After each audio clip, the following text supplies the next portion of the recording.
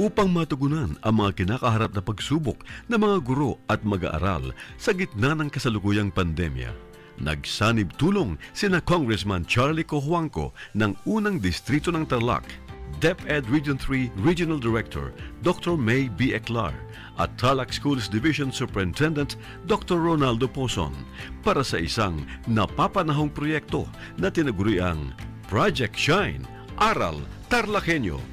Ang mga mag-aaral ng Grade 4 at Grade 5, ganon din ang Grades 8 and 9 sa buong probinsya ng Tarlac, kasalukuyang sumasailalim sa radio-based instruction. Katuwang ang himpilang DZTZ 828 kHz AM at RTV Tarlac, Channel 26. Ang Tarlac po nangunguna po ngayon pagdating po sa radio-based instruction.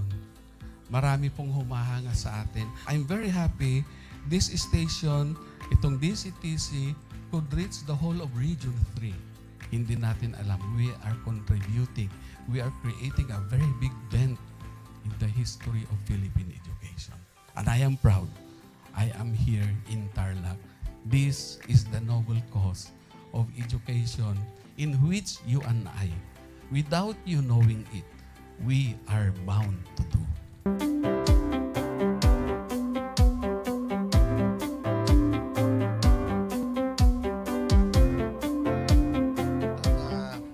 Project natin na Project Shine is a natural consequence dahil sa nangyari sa buong mundo. Let's continue to work together.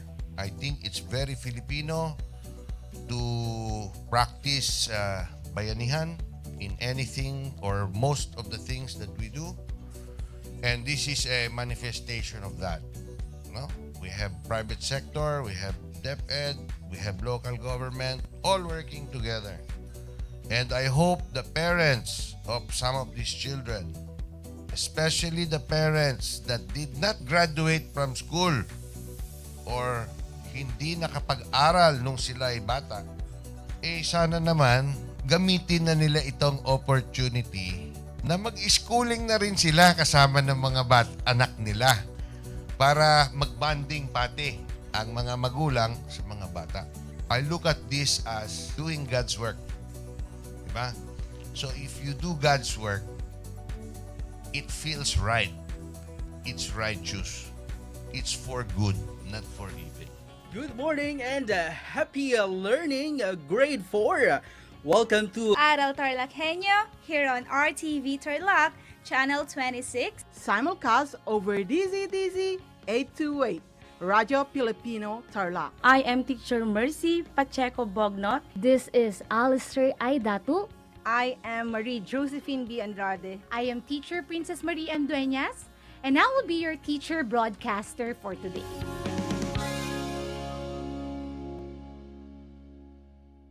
The word boondocks, which is now part of the English Language Dictionary and Vocabulary, comes from the Tagalog word bundok, meaning mountain.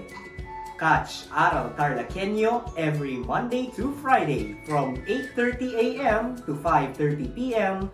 over Radio Filipino DCTC 828 and streamed live on Facebook page and YouTube channel of RTV Tarlac, Channel 26. I am Jeremiah Gahutan, your English teacher broadcaster. Let's learn English together only here on Aral TarlakHenyo.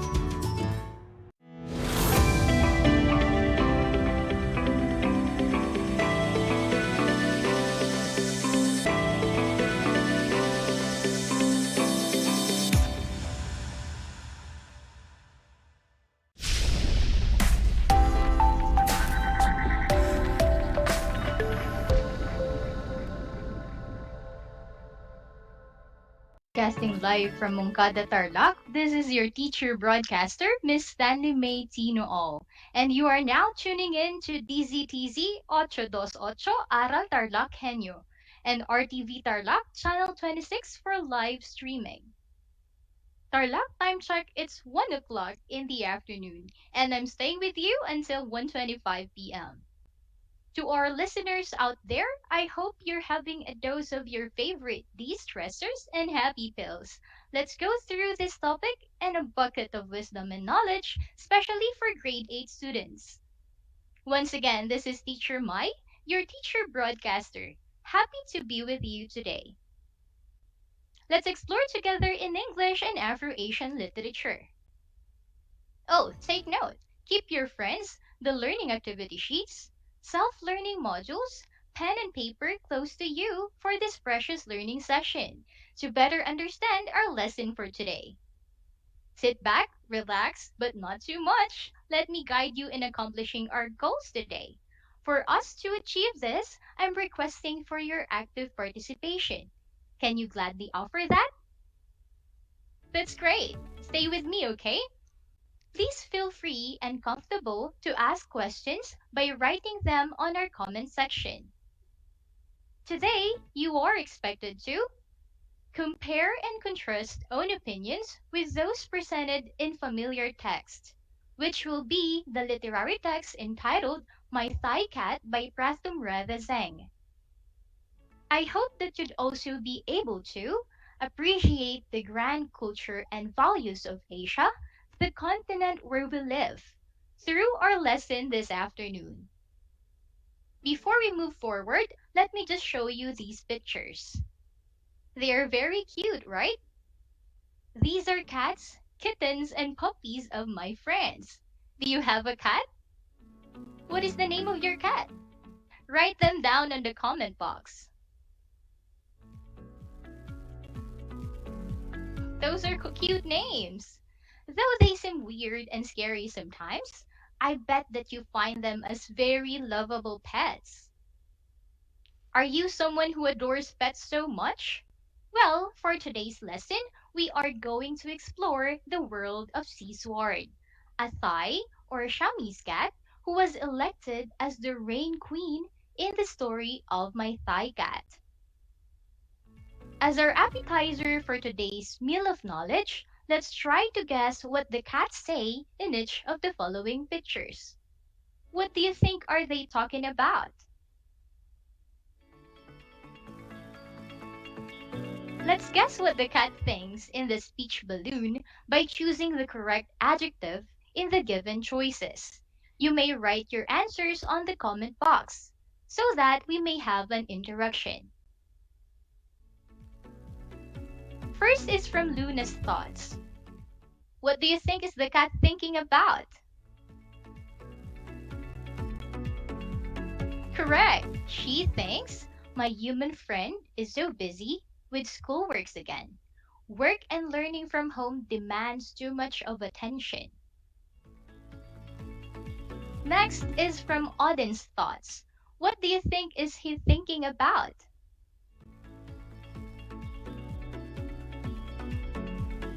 Great, that's right. He wanted to say, I'm so bored. This happens when my human friend has the same routine of online class and does not focus on me anymore. Okay, there you have it. For the last lesson, we learned that multimodal texts include picture books, textbooks, graphic novels, comics, and posters. We see this every day and will get to encounter meaningful information and presentation of topics or subjects in either visual, linguistic, auditory, spatial, or even in gestures. Now, at this point, let us let your wit with a story from Thailand. The vocabulary words in your clever box for today are the following. Since time immemorial, drought, chant, peasants, and grave sin. You will encounter these words in the story, so let's try to find their meanings. Number 1. These refer to laborers or farm workers whose work is of the greatest importance. Correct. Peasant is the answer. Number 2. A prolonged dry period in the natural climate cycle that might have a slow onset disaster characterized by the lack of precipitation resulting in lack of water.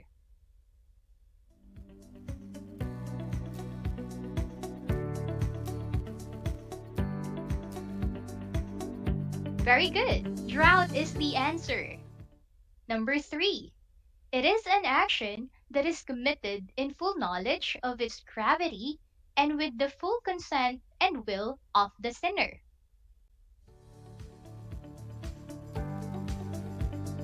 Nice! You also call that a grave sin.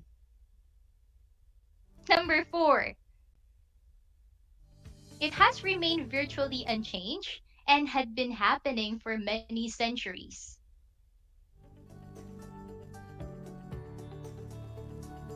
Write your answers in the comment box. Excellent! The phrase is since time immemorial. Number 5. It is a repeated rhythmic phrase, typically one shouted or sung in unison by a crowd.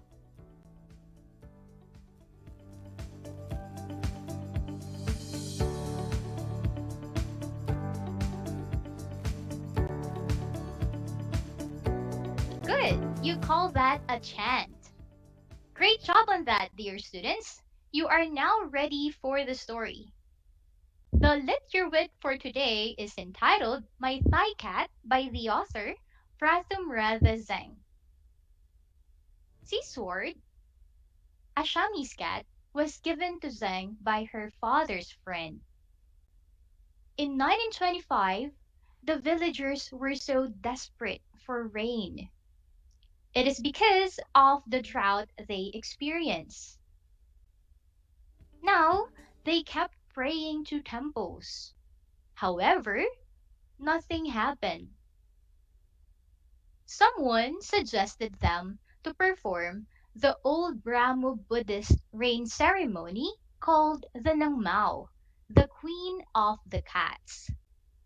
This ceremony had been performed by the peasants since time immemorial. And this is where Seasword comes in.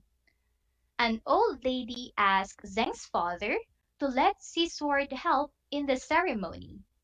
At first, Zheng was afraid that Seasword might be killed for an offering.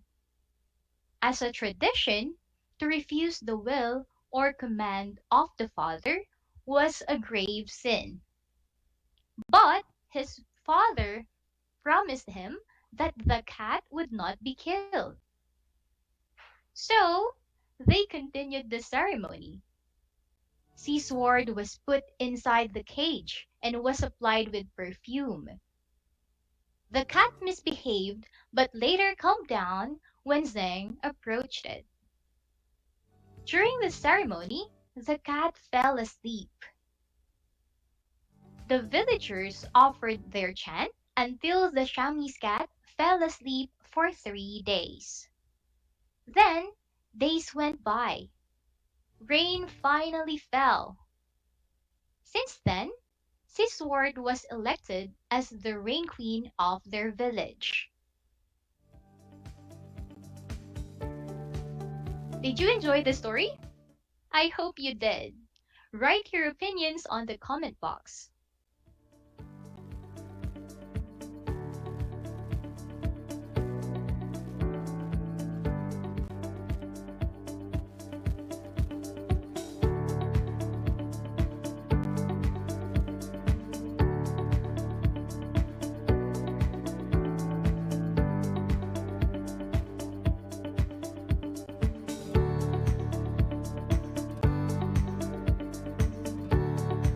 Now, let me show you a list of transition words you may use in comparing or contrasting your own opinions to the literary text we read today. Transition words that compare show similarities. When there is something similar with regards to the characteristics or qualities of someone or something as compared to you, these transition words should be used.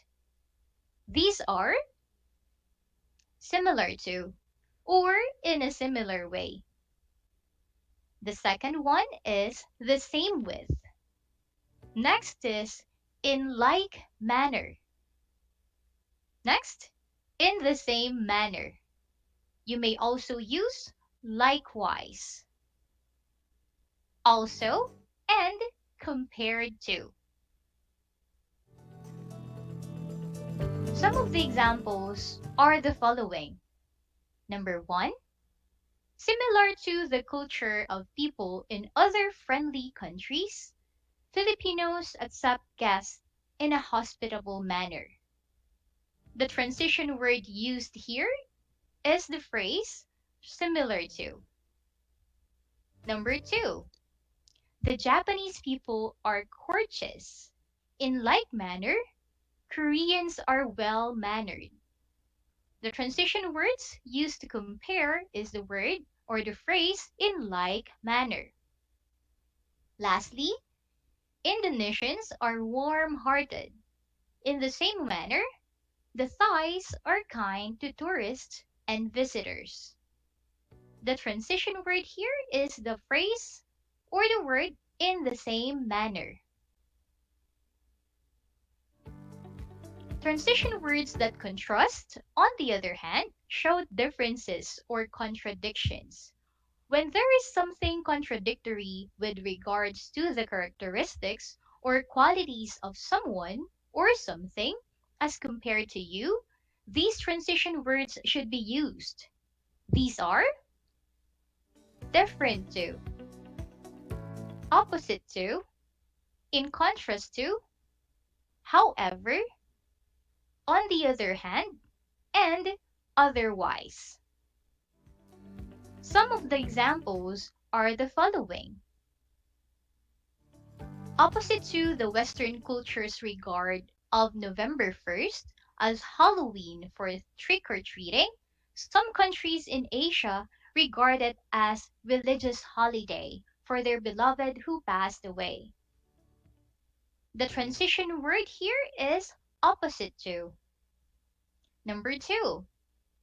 In contrast to the practice of worship in Thailand, cats are regarded here as friends instead of queens. The transition phrase or word here is in contrast to. And last, pets are adorable and cuddly. In contrast, wild animals are scary. Okay, so the phrase that contrasts here is the phrase in contrast. Now let's proceed to the activity. Based on the list in the presentation, fill the blank in each item with the most appropriate transition word to use that shows comparison or contrast. Number 1, do we have the same practice of worshiping here in the Philippines?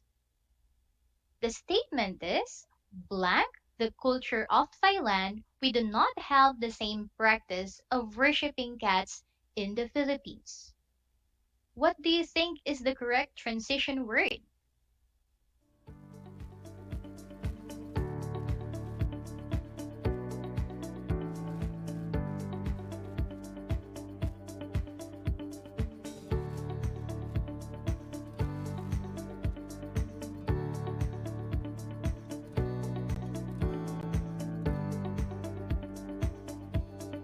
The answer is in contrast to, or you can also use unlike, though that's not on the list. Number 2, how do we Filipinos and Thais regard cats? Filipinos adore cats so much, blank, how Thais even praise them for drought. So the answer is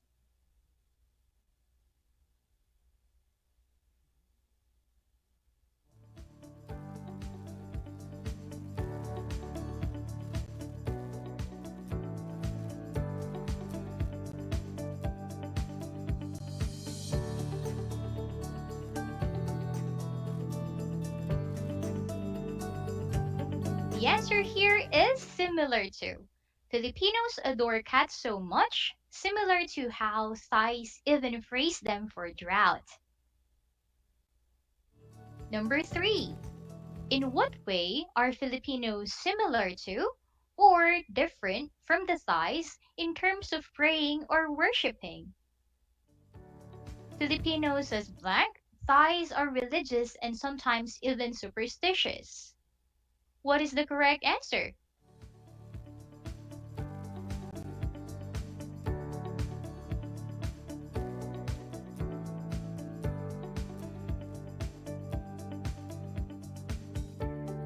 You should write here compared to.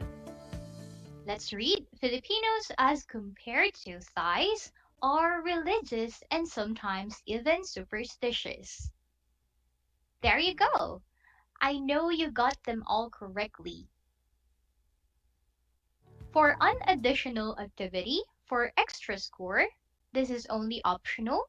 Answer one of the questions in sentence form using any of the transition words listed above. You may ask your teachers, parents, or guardians to check the sentence for you. You may also comment. Do we have the same practice of worshiping here in the Philippines? How do we Filipinos and Thais regard cats? In what way are Filipinos similar to or different from the Thais in terms of praying or worshiping? This time, let's move forward to discussing the reasons why we need to compare and contrast when we read text. We need to compare or contrast to identify the similarities and differences between ideas. Because, number 1, comparing and contrasting will also help us better comprehend the issues raised or points made in any reading passage. Number 2, these skills are most especially useful when making a stand or giving opinions.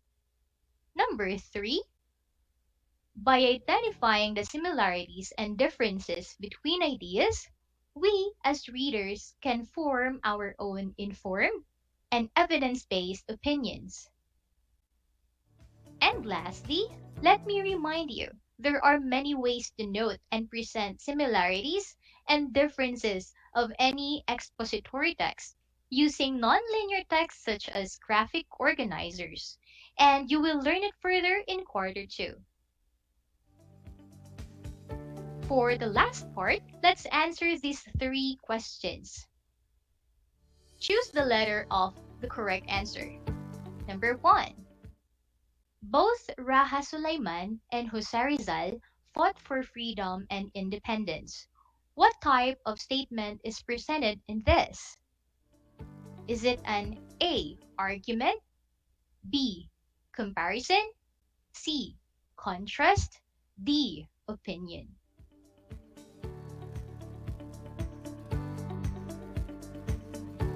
The correct answer is B, comparison.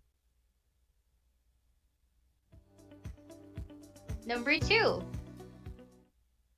Choose which does not belong to the group. We need to compare and contrast persons, things, and ideas in order to A. Draw out information from a text, B. Give an opinion about certain issue, C. Picture similarities, D. Make a Venn diagram. So what is the correct answer?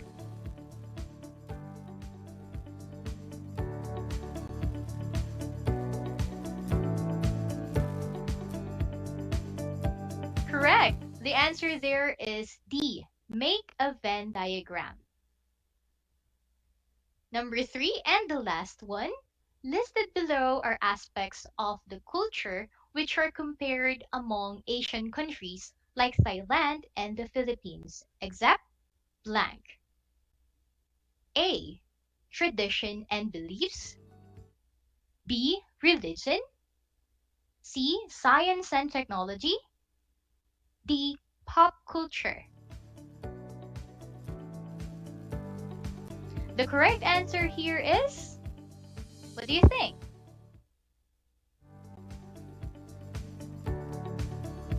The answer is C, science and technology. Okay, I hope you got them all correctly.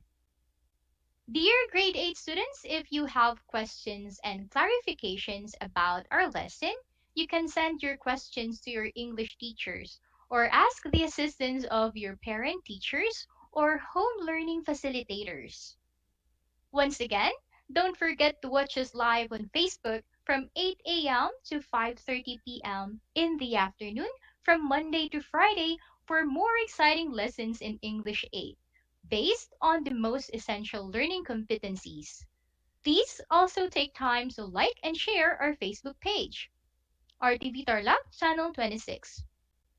I hope you learned a lot today and enjoyed the platter of this afternoon's meal of knowledge. This is Stanley Maynool, your grade 8 teacher broadcaster. I hope I indeed lit your wit and updated your clever boxes. Stay safe and God blesses everyone. Again, this is Teacher Mai greeting you a happy day. Until next time, dear students, goodbye!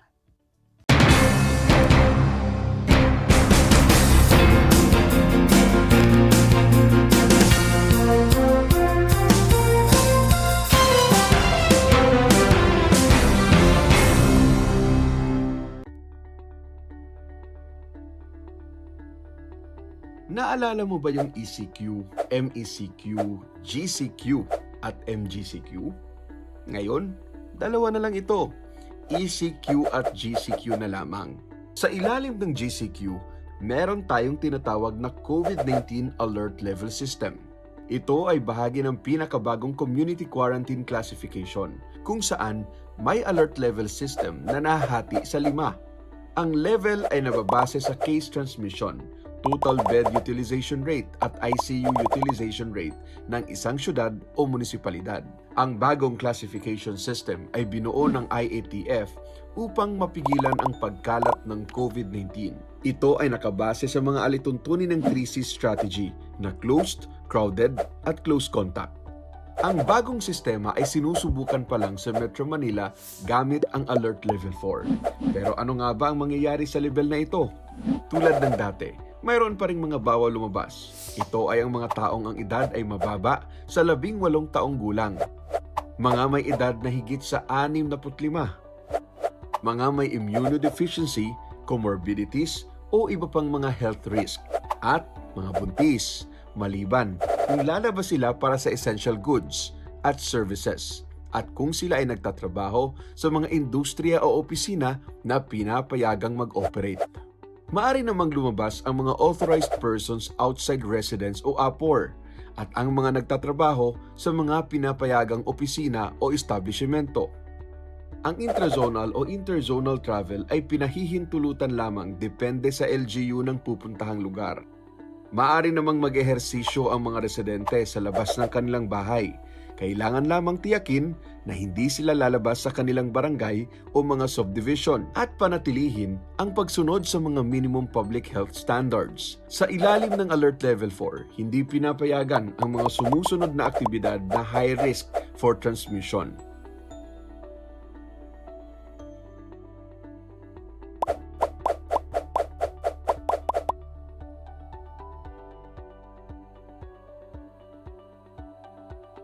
Pinapayagan pa rin namang mag-operate ang ilang essential stores tulad ng grocery at butika.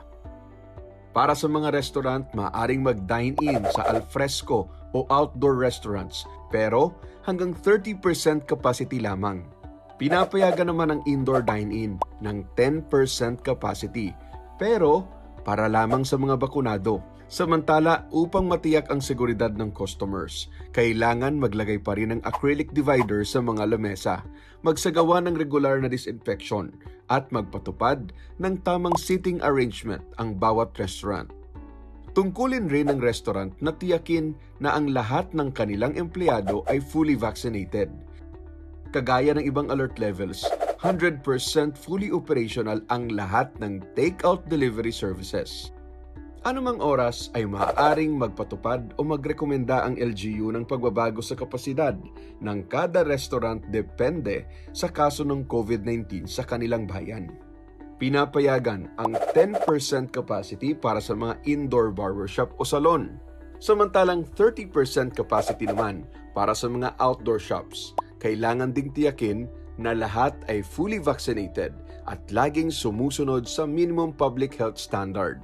Maaari pa ring magsagawa ng lamay, misa, at iba pang religious at necrological activities sa ilalim ng Alert Level 4. Tiyakin lamang na sundin ang 30% capacity para sa outdoor na pwedeng itaas hanggang 40% capacity para sa mga bakunado. Samantalang ang mga pari, pastor, imam o sino mang mag-assist sa simbahan ay kinakailangang fully vaccinated at ang mga lamay ay limitado lamang sa mga immediate family members. Patuloy ding hinihikayat ang mga kumpanya na ipatupad ang work from home arrangement. Habang nananatiling fully operational naman ang mga government agencies, ngunit papayagan lamang ito hanggang 20% on-site capacity. Tandaan, ang mga granular lockdown o alert levels ay pansamantala lamang. Laging sundin ang minimum public health standards para maiwasan ang pagkalat ng virus. Magpabakuna rin tayo kapag nabigyan ng pagkakataon. Makipagtulungan tayo sa ating pamahalaan upang magtagumpay sa ating laban sa pandemyang COVID-19. Stay safe, stay at home. Para sa mga karagdagang impormasyon, i-follow ang mga social media platform ng gobyerno tulad ng DOH, NTF COVID-19 at PCOO.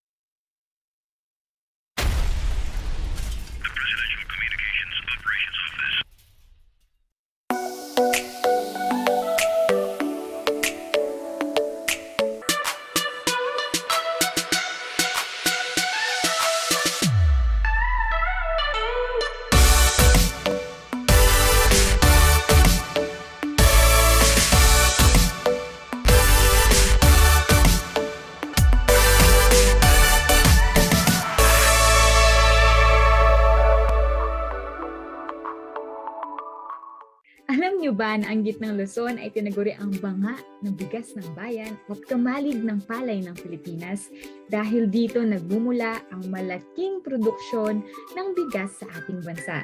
Ito ay binubuo ng mga lalawigan ng Aurora, Bataan, Pampanga, Nueva Ecija, Zambales at Tarlac. Ugaliin nating manood ng Aral TarlakHenyo Lunes hanggang Biyernes alas 8:30 ng umaga hanggang alas 5:30 ng hapon. Ako si Binibining Pia Isrin Capiral, ang inyong teacher broadcaster sa Araling Panlipunan dito sa Project Shine Aral TarlakHenyo. Lagi nating tandaan ang pag-aaral ng Araling Panlipunan ay tungo sa daan ng pagiging makadiyos, makakalikasan, makatao at makabansa.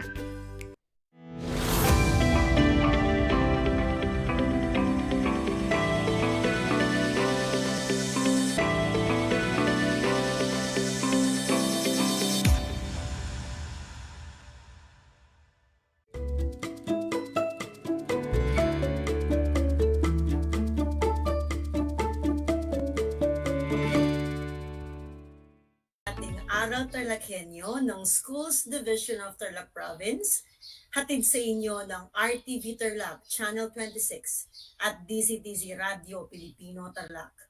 At ngayong araw ay matutunghayan ninyo ang remote live broadcast para sa pag-aaral ng isang leksyon sa Grade 8 Araling Panlipunan, Kasaysayan ng Daigdig dito lamang sa Barangay Tibag. Kumusta na kayo mga ginigiliw kong mag-aaral? Ang aking pagbati at masidhing paghanga sa inyong patuloy na pagpupunyagi at pag-aaral sa himpapawid sa kabila ng hamon ng pagkakataon ang COVID-19 pandemic. Ako nga pala ang inyong guro sa Araling Panlipunan Grade 8, Ginang Christy L. Castillo, at naririto akong muli upang samahan at gabayan kayo para matutunan ang nilalaman ng paksang aralin sa araw na ito.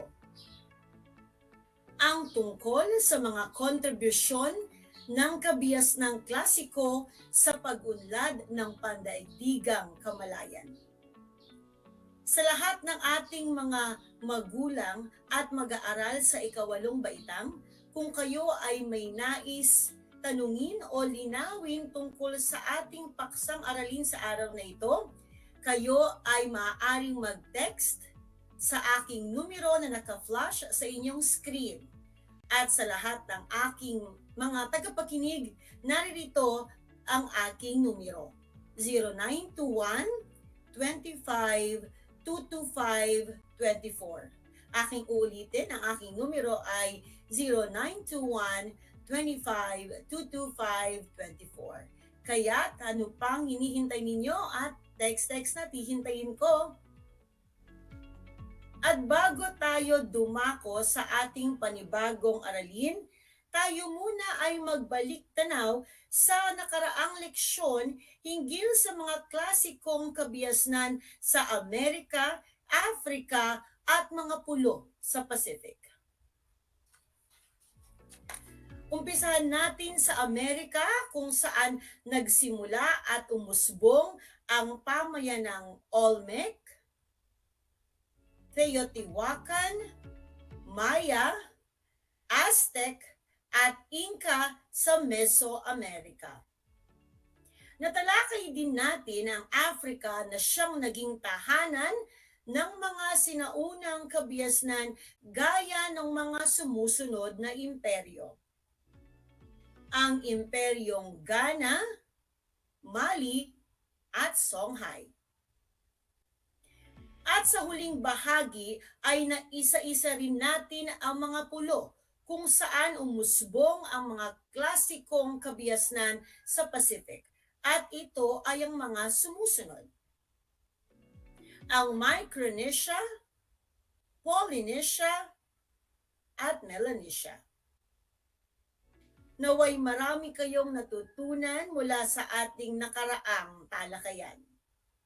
At ngayon naman ay ating pag-uusapan ang mga kontribusyon o ambag ng bawat kabihas ng klasikong maging ang kahalagahan ng mga ito. Inaasahan natin na sa pagtatapos ng leksyong ito na maipapahayag ang pagpapahalaga sa mga kontribusyon ng kabihas ng klasiko sa pagunlad ng pandaigdigang kamalayan.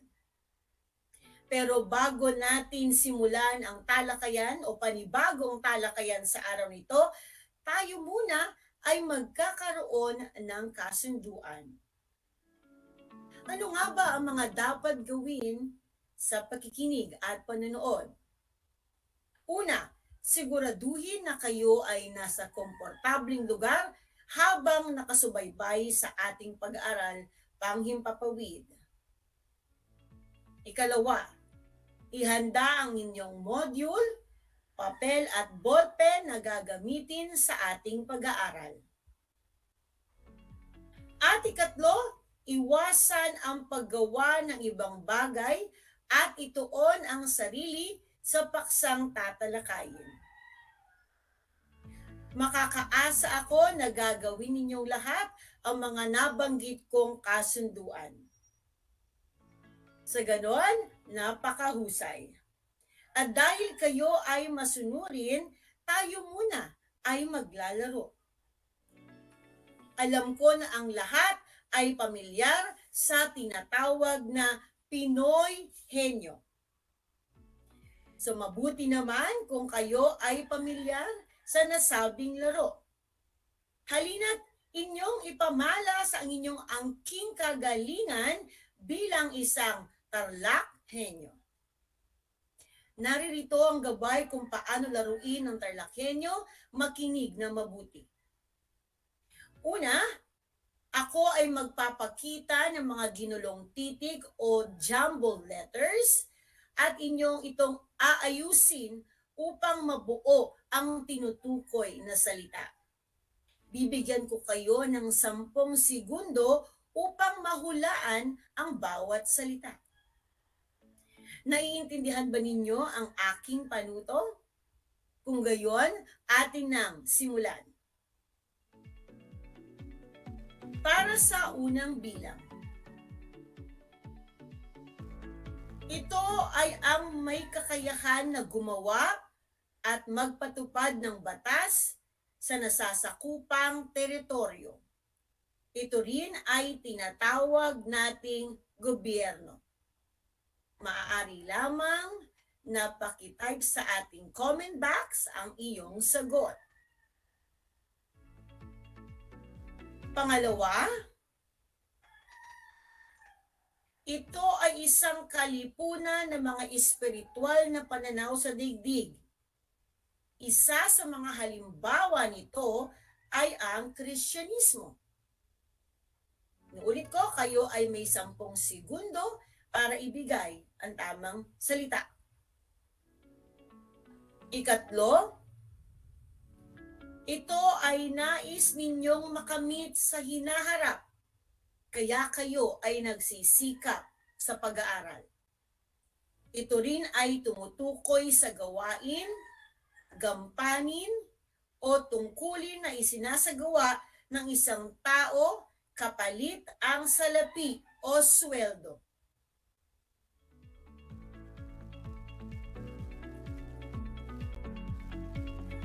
Para sa ika-4 na bilang, ito ay tumutukoy sa koleksyon ng mga kaugalian, kasanayan, paniniwala, tradisyon, at iba pa.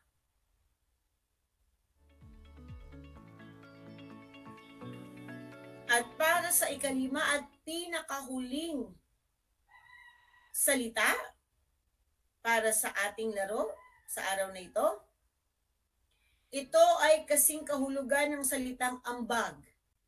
Ito rin ay tumutukoy sa bagay na naibabahagi ng isang tao sa kanyang pamayanan. Naibigay ko na ang 5 bilang para makabuo kayo ng 5 makabuluhang salita. Nakuha ba ninyo ang mga salitang tinutukoy? Kung gayon ay atin nang iwasto ang inyong mga sagot. Paalaala, sa pagwawasto ng inyong mga sagot ay kinakailangan na kayo'y maging tapat, na lagi naming itinuturo sa inyo bilang inyong mga guro. Maasahan ko ba ang inyong katapatan sa pagwawasto ng ating gawain sa araw nito? Kung gayon, atin nang alamin ang mga tamang sagot. Ang unang salita ay pamahalaan. Kung ang sagot ninyo ay pamahalaan, kayo ay tama. Ang pamahalaan ay ang gumagawa at nagpapatupad ng batas at mga alituntunin sa pagpapanatili ng kaayusan ng mga mamamayan nito. Ang pangalawa ay magaling, relihiyon. Ito ay tumutukoy naman sa isang espiritual na pananaw o pagpapahalaga sa mga bagay o bagay-bagay sa daigdig. Ano naman ang pangatlo? Tama, ang sagot ay kabuhayan, na isa sa mga pinakakailangan ng bawat mamamayan upang mapunan ang kanilang mga pangangailangan. Para sa ika-4 na salita, mahusay, kultura ang tamang sagot, na sumasalamin sa ating pagkakakilanlan. Ang panlimang salita, wow, nakuha niyo ang tamang sagot, kontribusyon, na maaring sa uri ng bagay o kaisipan. Nakuha ba ninyo ang lahat ng mga salita? Ako ay napahanga ninyo dahilan sa nakuha ninyo ang mga tamang sagot. High five tayo dyan.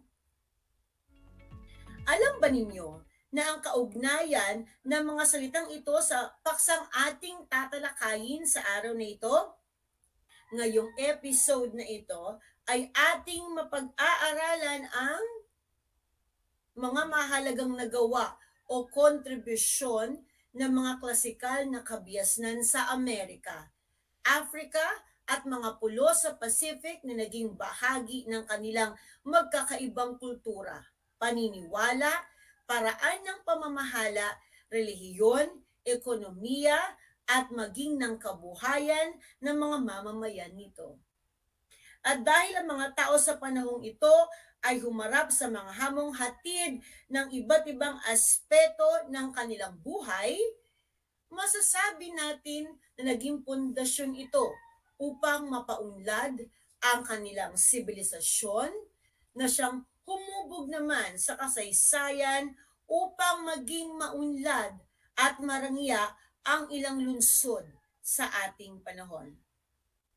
Atin na ngayong simulan ang ating pag-aaral sa kontribusyon ng mga kabihasnan sa Mesoamerica. Noong 13 siglo before Common Era o BCE ay umusbong ang pinakaunang kabihasnan sa Amerika. At ito ay ang Olmec sa kasalukuyang Mexico. Sa pagtatapos ng Ice Age, tinakpan ng mga glacier ang malalaking bahagi ng North America at Europe. Dahil dito, ang isang dating tuyot na lupain na nagsisilbing tulay sa dalawang kontinente ay nawala at tinatawag itong Bering Strait. Sa pagkatunaw ng mga glacier at pagkawala ng mga tulay na lupa mula sa Asya, ay naputol ang ugnayan ng mga tao sa Amerika patungo sa iba pang mga kabihasnan sa ibang panig ng daigdig. Ang mga sinaunang tao sa Mesoamerica ay nakapagtatag ng lipunan at isa sa mga ito ay ang Olmec. Ang salitang Olmec ay nangangahulugang rubber people dahil sila ang kauna-unahang gumamit ng dagta ng mga puno ng rubber o goma. Ang mga kontribusyon ng kabias ng Olmec ay ang mga sumusunod. Una ay ang sistema ng irigasyon. Dahil ang Olmec ay isang pamahalaang o pamayanang agrikultural, kinailangan nilang gumawa ng isang sistemang patubig upang masaka ang kanilang mga lupain na bahagi ng Valley, Mexico.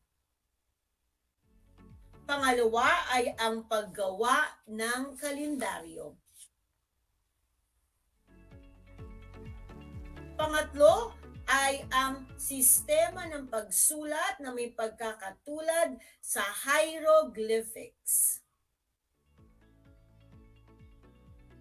Pang-apat ay ang kanilang pangritual na laro na tinatawag na pok-atok, na may pagkakatulad sa larong basketball, subalit ang manlalaro ay hindi maaaring gumamit ng kamay upang hawakan ang bola na yari sa goma.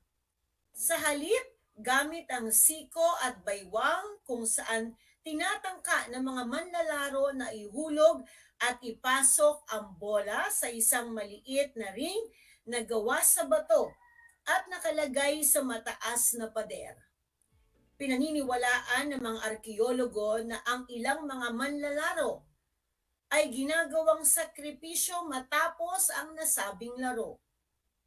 Nang lumaon, ito ay nilaro na rin sa iba't ibang sentro ng buong Mesoamerica. Yan ay ang larong pok-atok. Panlima ay ang paglililok ng mga anyong ulo gamit ang mga malalaking bato na may tonelada at may taas na 14 na talampakan. Karaniwang ang mga nililok na ito ay hango sa anyo ng kanilang mga ninuno. Pang-anim ay ang kanilang mga pyramid na nagsisilbi nilang lugar sambahan ng kanilang mga Diyos. Pampito, ang pakikipagkalakalan ng mga produkto tulad ng jade o batong pampalamuti, obsidian o isang napakagandang uri ng bato, at serpentine o uri ng batong ginagamit pang-arkitektura. Ang San Lorenzo at La Venta ay ang dalawang sentro ng kalakalang Olmec.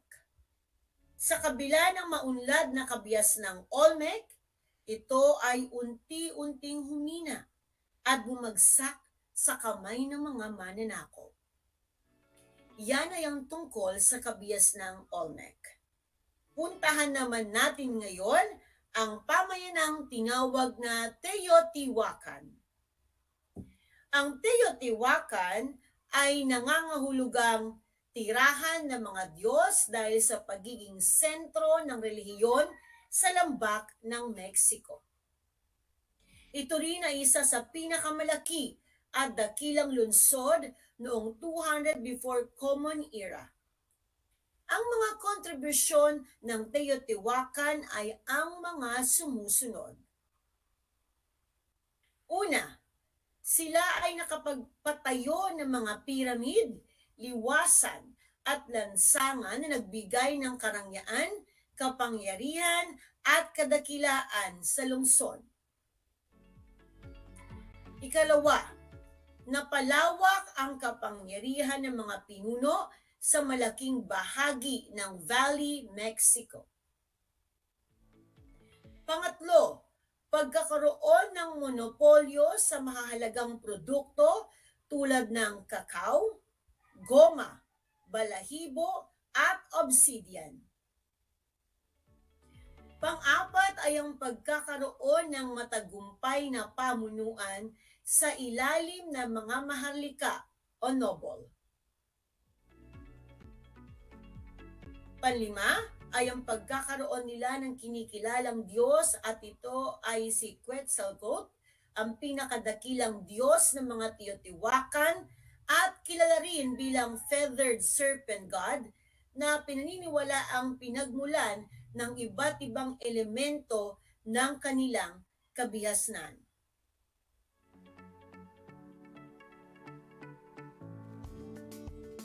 At noong 600 Common Era, ang ilang mga tribo sa Hilaga ay sumalakay sa lungsod at sinunog ang Teotihuacan. Pagsapit ng 650 Common Era, mabilis na bumagsak at humina ang lungsod, dulot ng mga banta sa karatig lugar, tagtuyot, at pagkasira ng kalikasan. Yan ay ang kwento tungkol sa kabias ng Teotihuacan. Isa-isahin naman natin ngayon ang kontribusyon ng susunod na kabihasnan at ito ay tinawag na kabias ng Maya o Maya Civilization, na nakapagtayo naman ng sentrong panrelihiyon sa Yucatan Peninsula. Narito ang kontribusyon ng Maya Civilization. Una, pinasimulan nila ang sistemang agrikultural at pagkakaingin. Ang mga pangunahing pananim nila ay mais, patani, kalabasa, avocado, chili pepper, pinya, papaya, at kakao. Pangalawa, ang Mayan calendar na isang sopistikadong kalendaryo na base sa mga obserbasyon nila sa mga tala. Pangatlo, ang unang paggamit nila sa konsepto ng zero. Pang-apat, ang paggawa ng goma sa pamamagitan ng proseso na tinatawag nating vulcanization. Panglima, ang pagkakatatag ng halak unit na nangangahulugang tunay na lalaki na tumutukoy sa kanilang mga pinuno na nagpalawig ng sentrong panrelihiyon sa lungsod, estado. Taong 600 Common Era ay nakamit ng mga Mayan ang tugatog ng kabiasnan. Subalit, dahil sa pagbagsak ng mga istrukturang panrelihiyon at estado, ay nagwakas ang lipunang Maya o Maya Civilization. Yan ay ang tungkol sa Maya Civilization. Ngayon ay dumako naman tayo sa tinatawag nating kabihas ng Aztec. Ang salitang Aztec ay nangangahulugang isang nagmula sa Aztlan. Isa itong mitikong lugar sa Hilagang Mexico. Ang mga Aztec ay nomadikong tribo na nagmula sa tuyong lupain ng Hilaga at kalaunan ay nagtungo patungo sa timog sa Lambak, Mexico. Noong ika-12 siglo ng Common Era ay dumating ang mga Aztec sa Lambak ng Mexico at nagtatag ng lungsod ng Teotihuacan. Noong 1325, itinatag nila ang pamayanan ng Tenochtitlan na malapit sa pampang ng Lake Texcoco na nagbunga ng paglakas ng kanilang puwersa at pagkakaluklok kay Montezuma bilang hari. At ngayon, narito naman ang mga kontribusyon ng kabihas ng Aztec. Una, ang chinampas na mga artificial na pulo na kung tawagin ay floating garden na nasa gitna ng lawa. Ito ay nakatulong sa kanila upang madagdagan ang lupang kanilang tinamnan. Pangalawa ay ang kasanayan sa pagtatanim. Ang kanilang mga pananim ay mais, patani, kalabasa, avocado, chili pepper, at kamatis. Pangatlong kontribusyon ay ang pagkakaroon nila ng mga Diyos na tinawag nilang Diyos ng araw at Diyos ng ulan.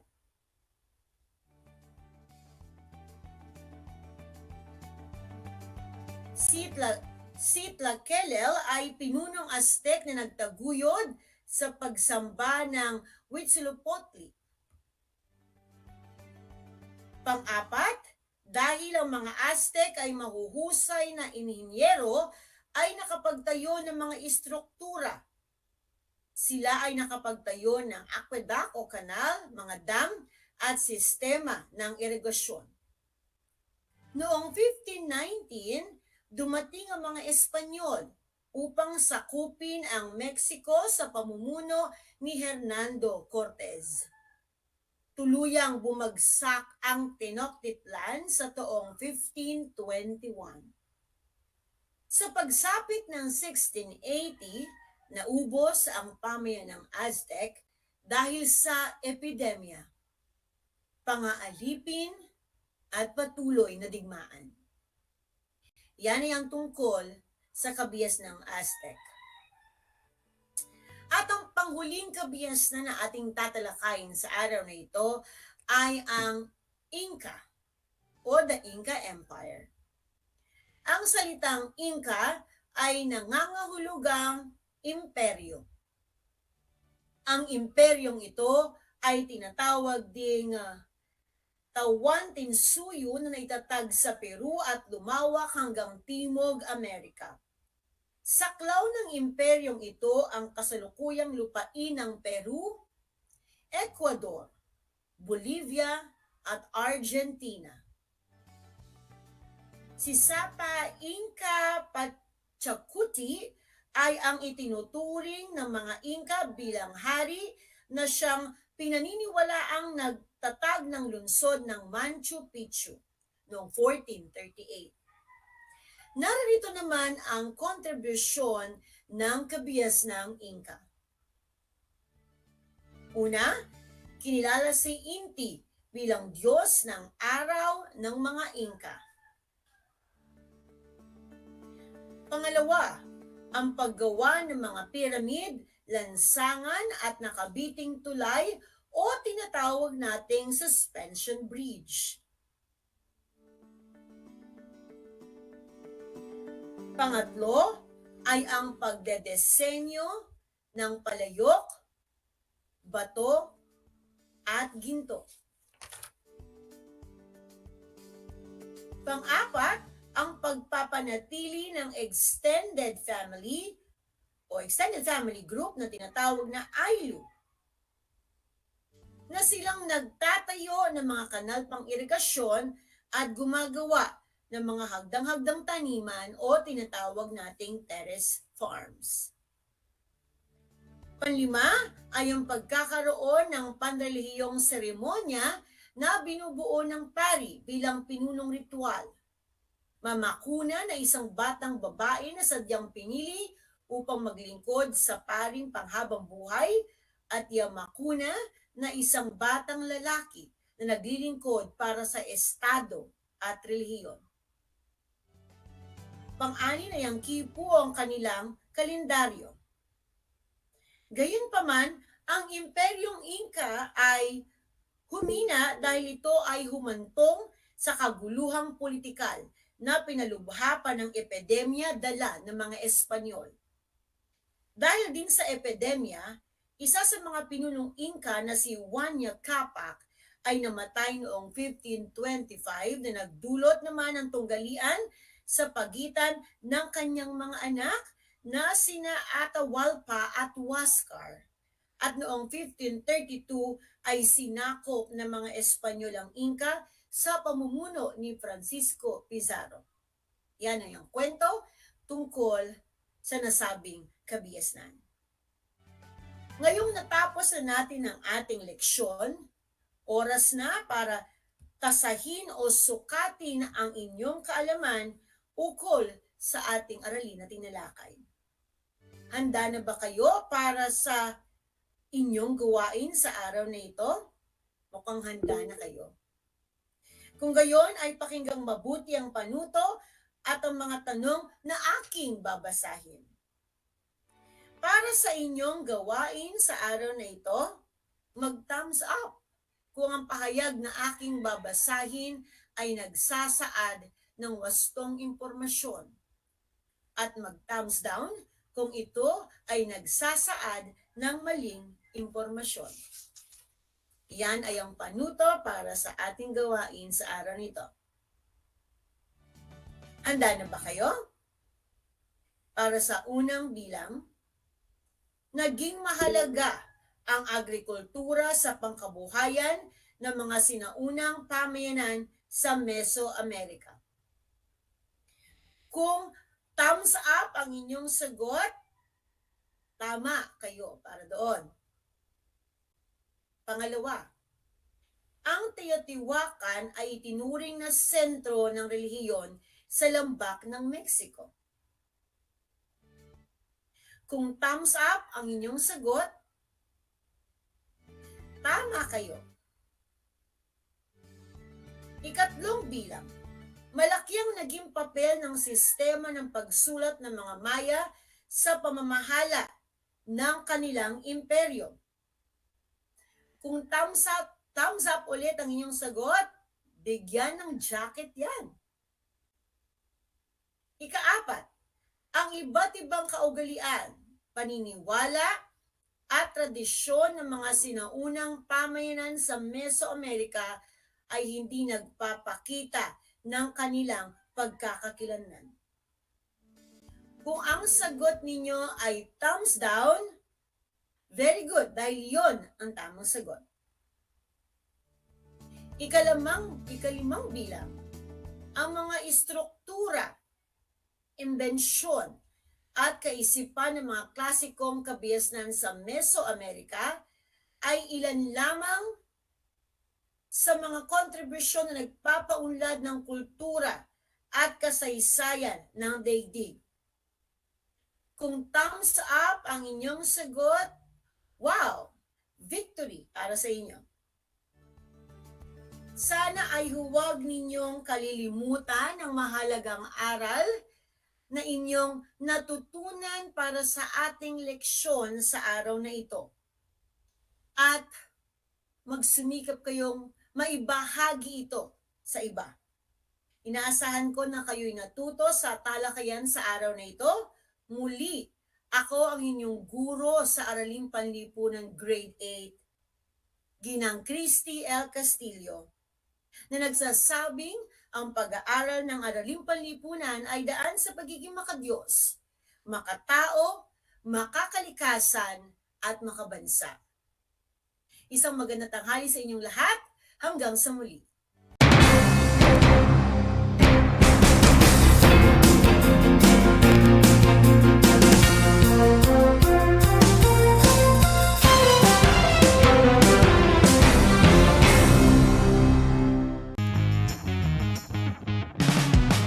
I'm back. This is Sorzi, your teacher broadcaster. Magandang araw mga kapantas!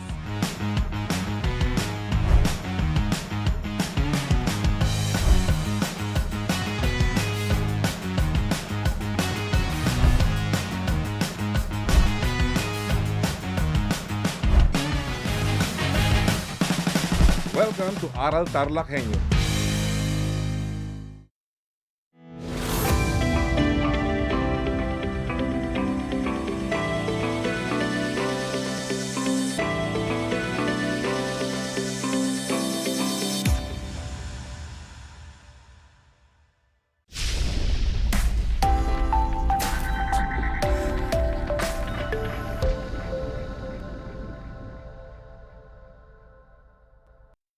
Good afternoon, our dear students, especially grade 8 learners, taking up furniture and cabinet making.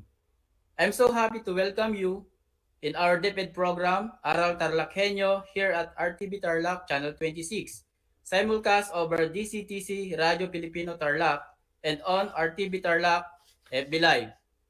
I am Emmanuel Eligaspi, your teacher broadcaster for this day, broadcasting live here at Kamiling Tarlac. I am glad to invite you to join us in our 25-minute virtual learning experience. School on the air, through radio and television, this project shine Aral TarlakHenyo. How are you, my dear listeners and viewers? I hope you are in good health and doing well. All you need to do is sit back, relax, and let's have fun while learning. And to our dear parents and guardians, we would like to thank you for your unending support to your children. Dear learners, are you ready and excited to enjoy and learn our new lesson? Make sure that you are in a comfortable place. Free from noise, prepare your ball pen and study notebook to take note of the important e-notes about our lesson and to write your answers on your short quiz after the discussion of the lesson. Today, we will focus our discussion on furniture and cabinet making under Industrial Arts Grade 8 level. Don't forget to prepare your compendium of notes or self-learning module in furniture and cabinet making. Are you ready, learners? First, let us have a review to see if you still remember our previous lesson. You may use your cell phones in giving your correct answers.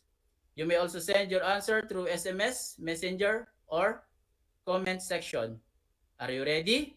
Let us start. Arrange the jumbled letters to form the correct name of the woodworking tool being presented. I will be giving you 5 seconds to give your correct answer. You may send your answer through SMS, Messenger, or comment section. This is my number, 0997 56 88 103. Here we go. Number 1, what is the first jumbled letter? In 3, 2, 1. If your answer is Hanso, then you are correct. Next, what is the next jumbled letter? In 3, 2, 1. Yes, James Oriendo of Malacampan National High School. Clawhammer is correct. How about number 3?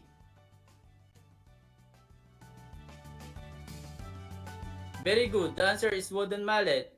I am glad that you still remember our previous lesson. What is the next jumbled letter? Time's up, and that's right. The answer is spoke shave. How about these jumbled letters? Can you guess what the word is? Yes. Very good. Very good. Learners. The correct answer is ogre bit. I am very glad that you can still remember our previous lesson. Are you ready for our today's lesson, my dear learners? But before we proceed to our topic, I prepared a short activity for you that will surely prompt your alertness and ability to read measurements. Here we go. Give the correct measurements of the gray line next to each ruler. You may send your answer through SMS, Messenger, or comment section. What is the measurement of the gray line on the ruler? Yes, you got the correct answer, Miss Ravenly Balmores of Malacampa National High School. The gray line measures 5 and 5 over 10 centimeter or 5 and a half centimeter or 5.5 centimeter. How about this ruler?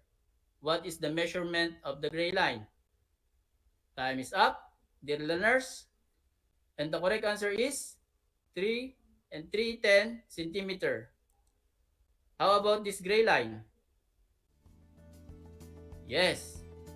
Very good learners. The correct answer is 8 over 16 inch or 1/2 inch. Can you name the correct measurement of the gray line this time? Correct. The answer is 4/16 inch or 1/4 inch. Good job, everyone. It seems that most of you, my dear grade 8 learners, got the correct answers. Why did I ask you to answer this activity? It's because our lesson for today is measuring in layout process. Before we proceed, I wanted to share an interesting fact about cabinet making. Did you know that the highest demand for cabinet makers was during the colonization of America, when there was a high demand for furniture to complete the homes that were being built in the new continent at the time? And today, we will discuss the measurement and layout processes, which are considered as important skills that should be developed in working with woods. Bear in mind that the development of the skill in measuring starts with the ability to read measurements. One should be able to read the different segments of the rule. For you to easily understand our lesson, let us first discuss the two systems of measurements. There are two systems of measurements. The English system, which originated in England, and the unit of measurement of the English system is the foot. The metric system, on the other hand, originated in France, and the unit measurement is the meter. The foot, which is abbreviated FT or written in symbol prime, is divided into segment or graduation. Learners, do you know how to read the graduation of an inch? There are 12 inches in 1 foot. There are 16 small graduation in 1 inch. One segment is called 1/16 inch. Two small segments or 2/16 inch is read as 1/8 inch. 2/16 is fraction that can still be reduced to its lowest term. 4 segments or 4/16 inch is read 1/4 inch. Whenever possible, the reading should be reduced to lowest terms. The term inch is abbreviated IN and the symbol used is double prime. The English system of measurement is generally used in cabinet making.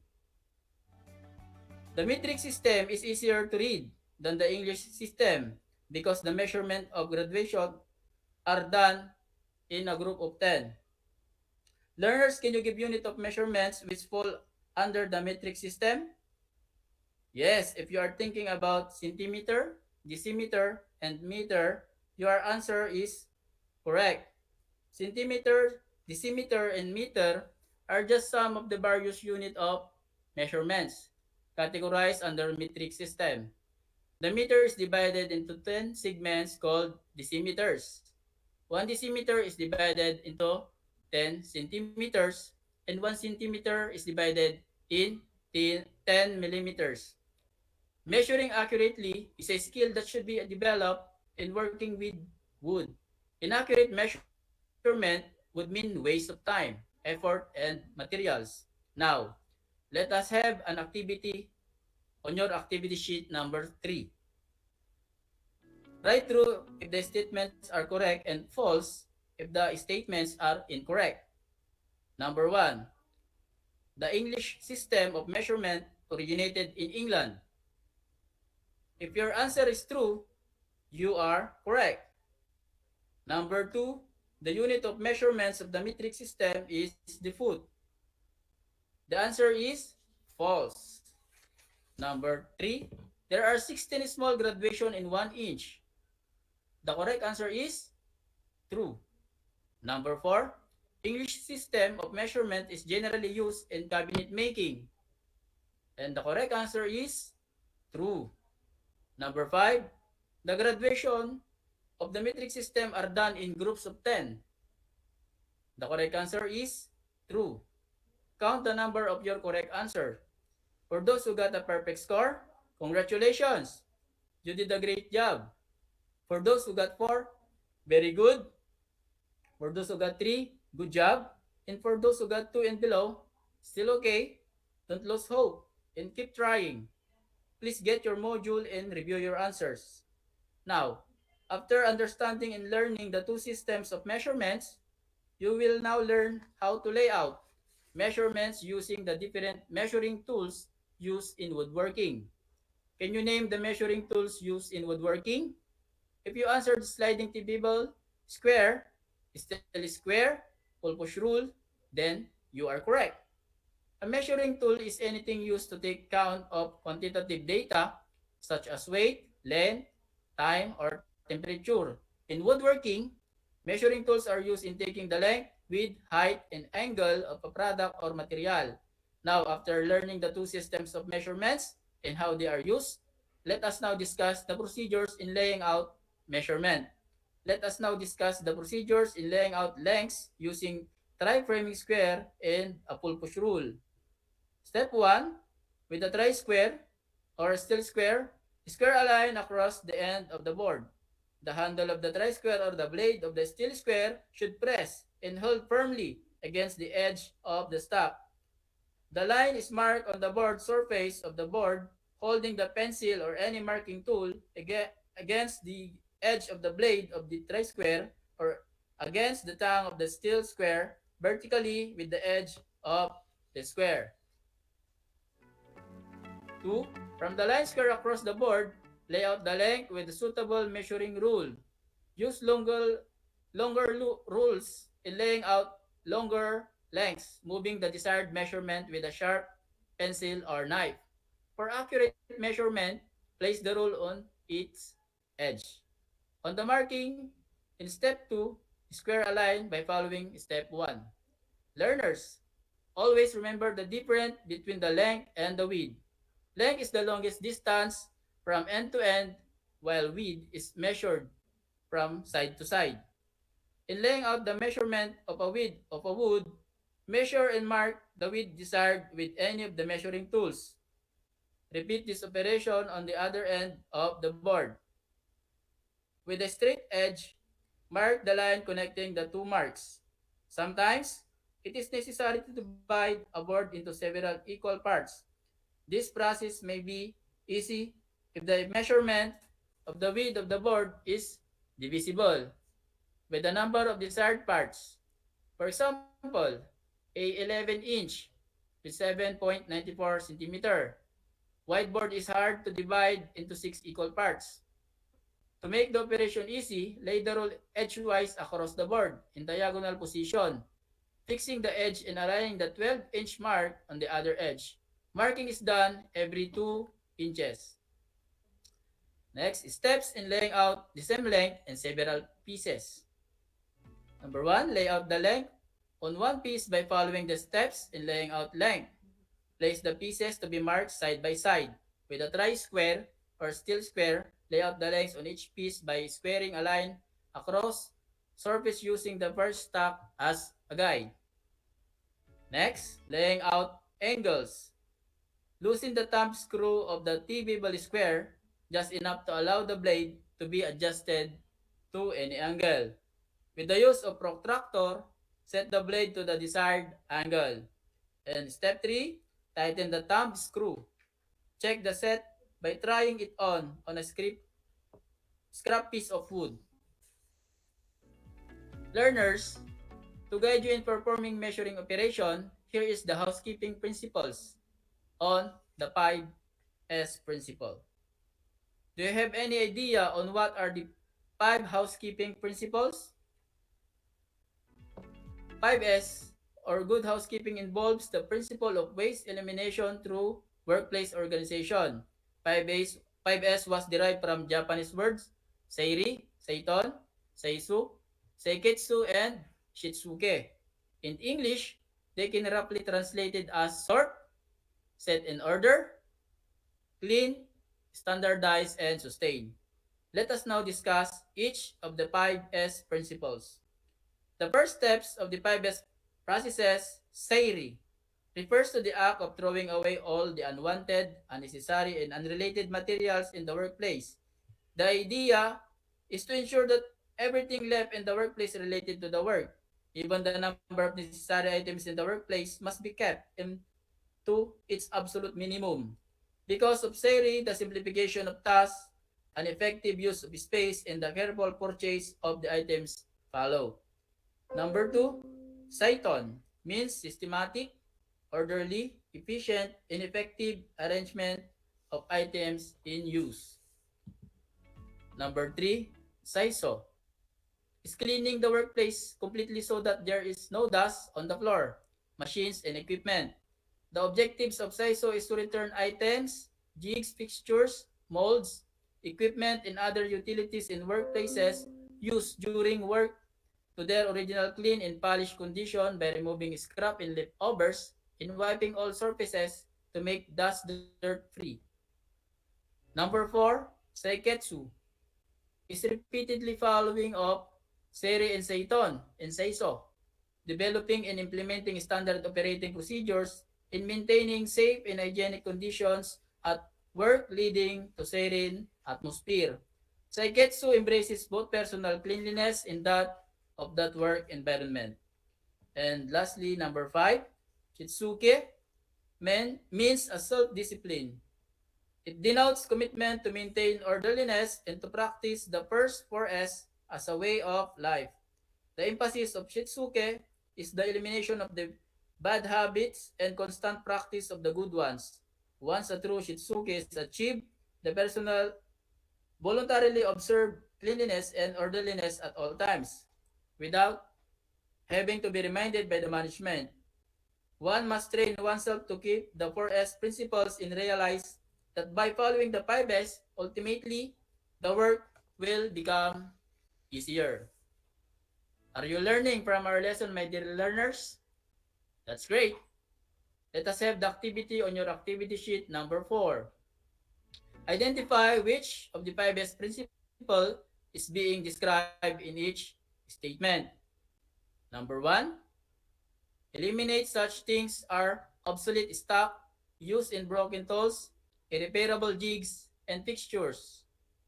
Number 2, cleaning is not one-time activity.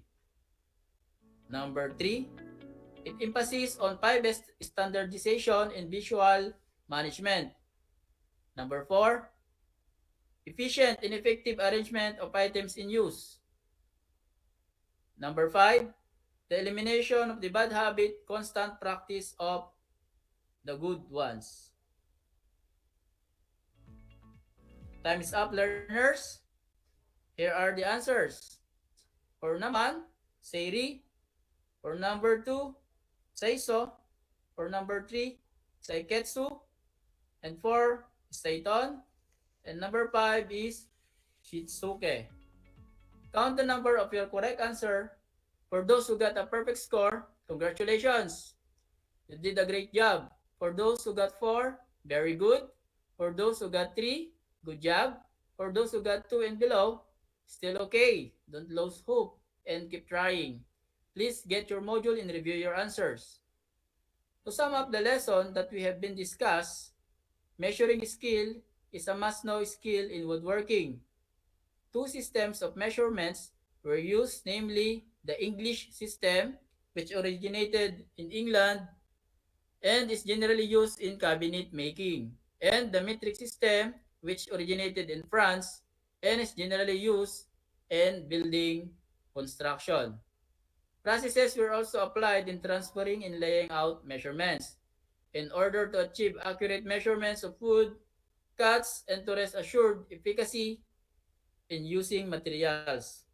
Lastly, the 5S processes, which is a very simple methodical, team-based approach to organizing your work space to ensure that it is tidy, arranged ergonomically, efficient, and capable of repeatable quality output. Now, my dear learners, we have a short quiz. Our quiz is multiple choice. Select the correct answer by writing the letter of your choice on your answer sheet. I will read each question twice. Are you ready? First question. A system of measurement generally used in the woodworking industry. It is a system of measurement generally used in the woodworking industry. A. English system, B. metric system, or C. inches. Number 2. A system of measurement generally used in the woodworking industry. Letter A. English system. Letter B. metric system. Or letter C. inches. Number 3. What is the graduation of the 8 small segment found in 1 inch? Again, what is the graduation of the 8 small segments found in 1 inch? A. 8/10, B. 1/2, or C. 9/16. Number 4. Which of the following is the first step in layouting angles on a wood stock? Which of the following is the first step in layouting angles on a wood stock? Set the blade to the desired angle. Letter A. Letter B. Tighten the thumb screw. Letter C. Loosen the thumb screw of the T-bevel. And number 5. Which of the following classification of tools is used to take account of quantitative Which of the following classification of tools is used to take account of quantitative data such as length and width? A. Boring tools, B. Edge cutting tools, or C. Measuring tools. Are you ready to check your answers, learners? Here we go. Here are the answers. For number 1, letter A, English system. For number 2, letter C, meter. For number 3, letter B, 1/2. For number 4, letter C, loosen the thumb screw of the T-bevel square. And number 5, letter C, measuring tools. Count the number of your correct answers. For those who got a perfect score, congratulations, you did a great job. For those who got 4, very good. For those who got 3, good job. And for those who got 2 and below, still okay. Don't lose hope and keep trying. Please get your module and review your answer. Learners, it's time for your performance task, the layouting processes. You are to perform the processes involved in layouting measurements on a piece of wood or stock. Required measurements. A. The length, which is 2 feet. B. The width, which is 5 inches. For you to follow the step properly and accurately, the procedure are in your learning activity sheet for week 7. You must read the first criteria in assessing your performance. You can also find it in your learning activity sheet for week 7. Be guided by the rubrics. Your parents or guardians will help you rate your practicum. This is the rubrics that we shall follow. Please be guided by the following criteria. 5 points if you can follow the procedure with no supervision. 3 points if you can follow the procedure with minimal supervision.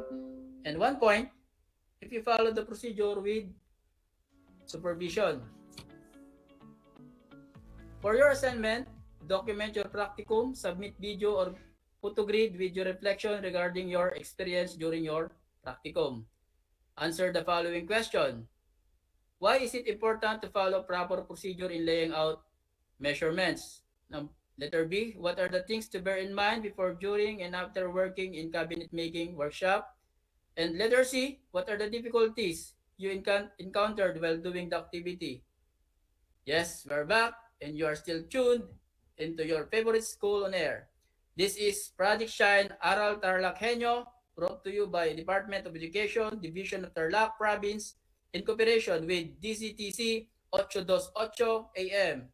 Station is sponsored by our ever-supportive Congressman Charlie Cuanco, our first district representative. Let us remember, in TLE, we have skills, knowledge, and progress. Thank you very much and keep safe, everyone. This is Teacher Emmanuel, signing off.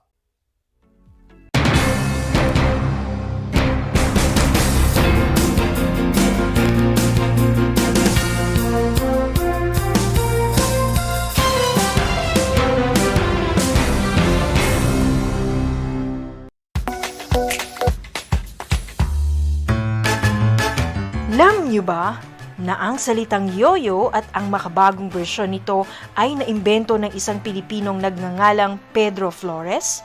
Taong 1920s nang dinala ni Flores ang laruang ito sa Estados Unidos. Sinimulan niya ang paggawa nito sa kanyang maliit na pabrika sa California at ipinakita sa mga tao ang iba't ibang tricks ng paggamit nito. Alam mo na, yan ang yoyo! Good morning, grade 5 learners. How are you today? Welcome to Aral TarlakHenyo here on RTV Tarlac, Channel 26.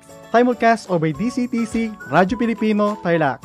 I am Sir Joshua Evaristo, your teacher broadcaster, aiming to give you another fun-filled learning experience, serving you with the different skills learn and have fun together.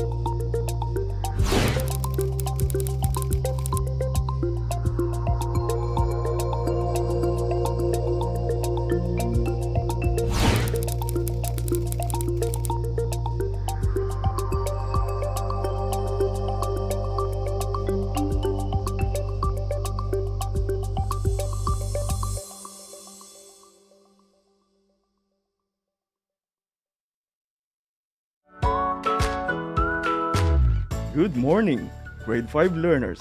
How are you today? Welcome to Aral TarlakHenyo here on RTV Tarlac, Channel 26.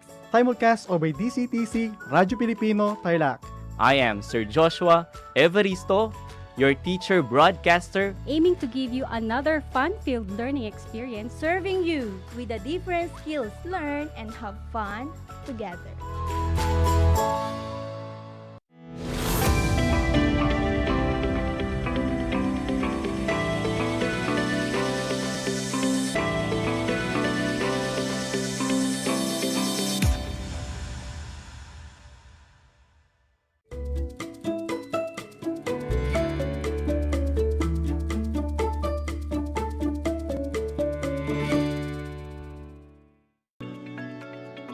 Good afternoon, everyone. Welcome to Aral TarlakHenyo here on RTV Tarlac, Channel 26, simulcast over DZTZ 8 to 8 AM station, Radyo Pilipino, Tarlac. I am Mervin Hipolito Artillero, your teacher broadcaster, your coach in physical education aid, live broadcasting here at Bumban, Tarlac.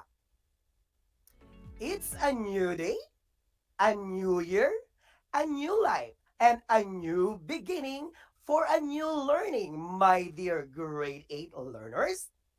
Join me as we explore and experience school on air through radio and television. This is Project Shine Aral TarlakHenyo. And to make our learning more meaningful, fun, and exciting, dear grade 8 learners, let's be reminded with the following. First, make sure that you are in a comfortable and quiet area of your house, free from noise or any distractions. Second, you should have your learning activity sheet, your module or compendium of notes, pen and paper, or study notebook. And last but definitely not the least, I want you to pay attention, focus, and enjoy while listening and learning to our discussion. You can actively participate by typing your comments in our chat box. So, grade 8 learners, are you ready? Aba, syempre, handang-handa na. So let's get it started. But before we move on to our main topic for this afternoon, let us have a look back activity. Let's have a recap of the previous topic discussed by Mom Rowena. And what is this team sport discussed by Mom Rowena? If your answer is a baseball, you are correct. And can you still remember the meaning of this game? Baseball, based on our previous discussion, is a bat and ball game played between two opposing teams, typically of 9 players each, that take turns batting and fielding. Now, what about the basic skills in playing the game? According to Akon from 8 Faraday, our grade 8 learner, the basic skills are pitching, batting, catching, fielding, and running. Very good, Akon. And what about the most important lesson you've learned? According to Guine from 8STE, it is the word teamwork, which is an essential element in achieving the victory in any competition. And with collaboration, we can achieve our common goal. Good job, grade 8 learners. And this is just an indication that you are ready to learn new example of team sport. Let's begin. Open your competency-based learning material in physical education aid. And to check how ready you are in terms of familiarity to team sport, let us have an activity. This activity is word search. All you have to do is to encircle the words inside the puzzle box. Words appear straight across, backward straight across, up and down, and diagonally. You only have 20 seconds to accomplish the task. And your timer starts now.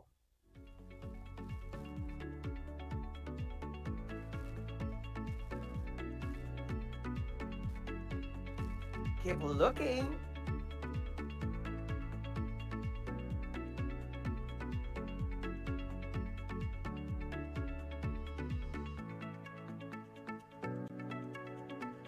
And time is up. Let's now check the words inside the puzzle box. What are the words found? If you encircle the words mesh ball, equipment, uniform, skills, And softball, that is an amazing job. You got all the words that we're looking for. And these are the keywords for this afternoon discussion. And our topic for this afternoon class is all about softball. We will discuss the history and its background, identify the equipment used, and familiarize the skills needed in playing the game. Are you excited to know more about this game class? I'm sure you are. Let's start knowing and discovering this game. What is softball? Softball is a modified form of baseball played on a smaller field with a larger ball, 7 rather than 9 innings, and underarm pitching. Softball is an outdoor game that demands physical strength, speed, and stamina, in addition to good strategy or tactics. The game is played in which you need to hit the ball of the pitcher and run as fast as you can to return home safely. Similarly, the pitcher team tries to knock out the batting team as soon as possible. Now, where did this game come from? According to records, the first ever softball match was played in Chicago, Illinois. It was played on a Thanksgiving Day in the second last decade of 19th century around 1887. Who invented the game? Meshball or indoor baseball was invented by George Hancock, a reporter from the Chicago Board of Trade in 1887. The game actually began with a boxing glove tightened into a ball, a broom handle serving as a bat. Before, softball was initially called as indoor baseball because Hancock initially envisioned the game as a way for baseball players to maintain their skills during the off-season in the confines of an indoor facility. You heard it right.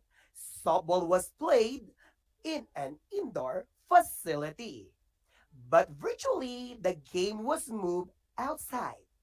And Lewis Rober is considered to be the founding father of the version of softball. And who is Lewis Rober? Lewis Rober is a Minneapolis fireman who introduced the sport as a recreational game for crews to play between fire runs. In fact, he named his first team as the Kittens, so the game softball then was known as the Kitten Ball. Until the name softball was given to the sport dates back to 1926. The name was coined by Walter Hackinson of the YMCA at a meeting of the National Recreation Congress. And don't you know that, class, the sport was previously only popular among males? And it wasn't until the founding of the ASA, or the Amateur Softball Association, that it became popular among women. Softball then grew a reputation across the United States. And as a result of its growth, it became a well-recognized sport across the world. And that is the history of softball, class. Did you enjoy that? Now, let us proceed with the softball equipment. Indeed, a number of equipment is required for playing the game. Let's now identify this equipment, is starting with the first one, which is the ball. As the name of the sport is softball, a ball is the center of the game. But despite its name, the ball which is used is not soft.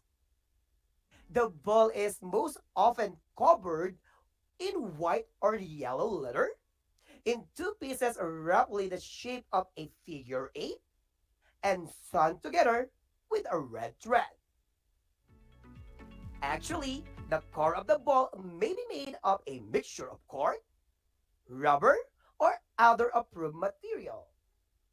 Another trivia class. Don't you know that before 1993, white balls were standard at all levels of play? In that year, a new optic yellow colored ball first appeared in the NCAA.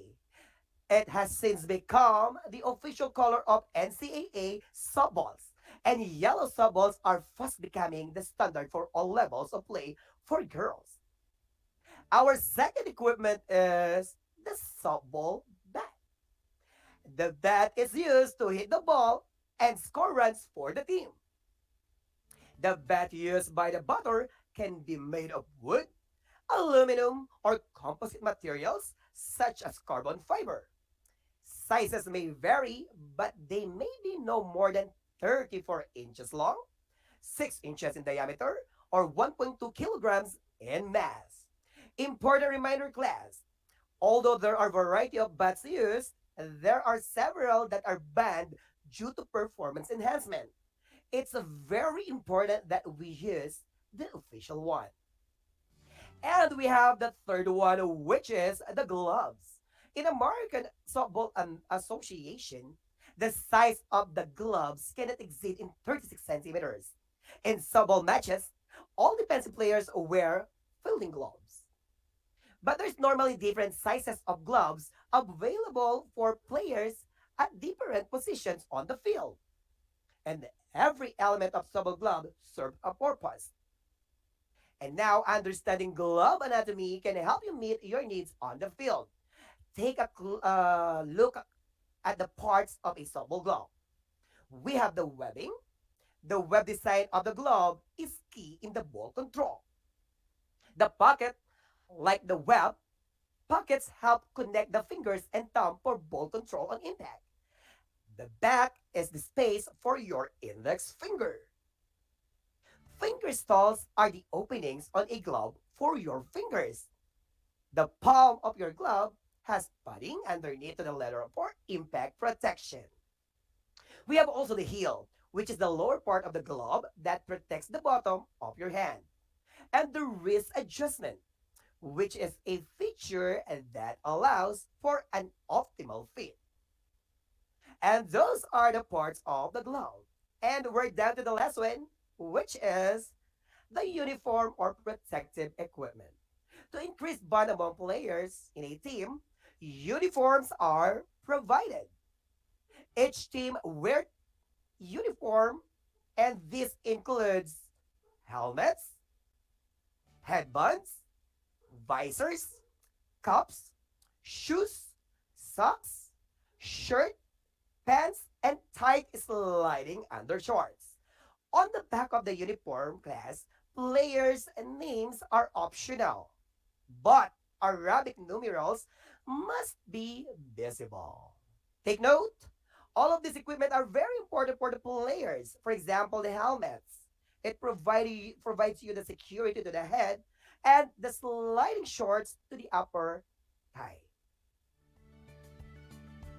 And those are the equipment of softball. And you are still listening and learning to Project Shine Aral TarlakHenyo. And we're down to the last part, which is the basic skills and softball. And to know more about this basic skills class, let's watch this.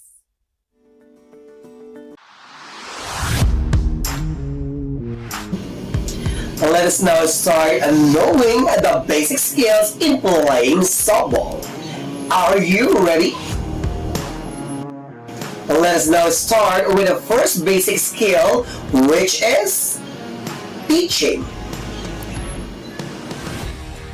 And pitching is the skill that puts the game into play. It is performed by a pitcher, one of the key players in softball who stay at the center of the playing field known as the diamond. The pitch is done with an underarm motion. The main aim of the pitcher should throw the ball in such a way that it must pass the batsman to the gloves of the catcher, who is standing behind the home plate. And while throwing the ball, the pitcher can vary the height of throwing the ball so that it may further make it harder to the batsman to strike the ball. The pitcher must try to throw the ball with utmost power. The second one is hitting or batting. Don't you know that the aspect of softball that draws so many young players to the game is the idea of hitting a softball squarely? In order to hit the ball consistently, a batter must take a solid stance in the batter's box. In order to hit a ball well, a batsman needs to have a good hand-eye coordination and be capable of responding quickly. Doing this skill, consider your grip, your stance, stride, and swing. Let's have the grip. Use your fingers in gripping the bat and tighten your grip as the ball approaches. Let's have the stance. Proper stance includes slightly bending your knees, feet parallel to the plates and shoulder width distance, and bat tilted at 45 degrees and not positioned over the shoulder. Stride. As the ball approaches, stride the right foot a little backward to gain momentum. The last one is the swing. After a little stride backward, transfer the strength generated by the body towards the arms to bat as it swings parallel to the ground, aiming at the ball and directing it to the intended destination.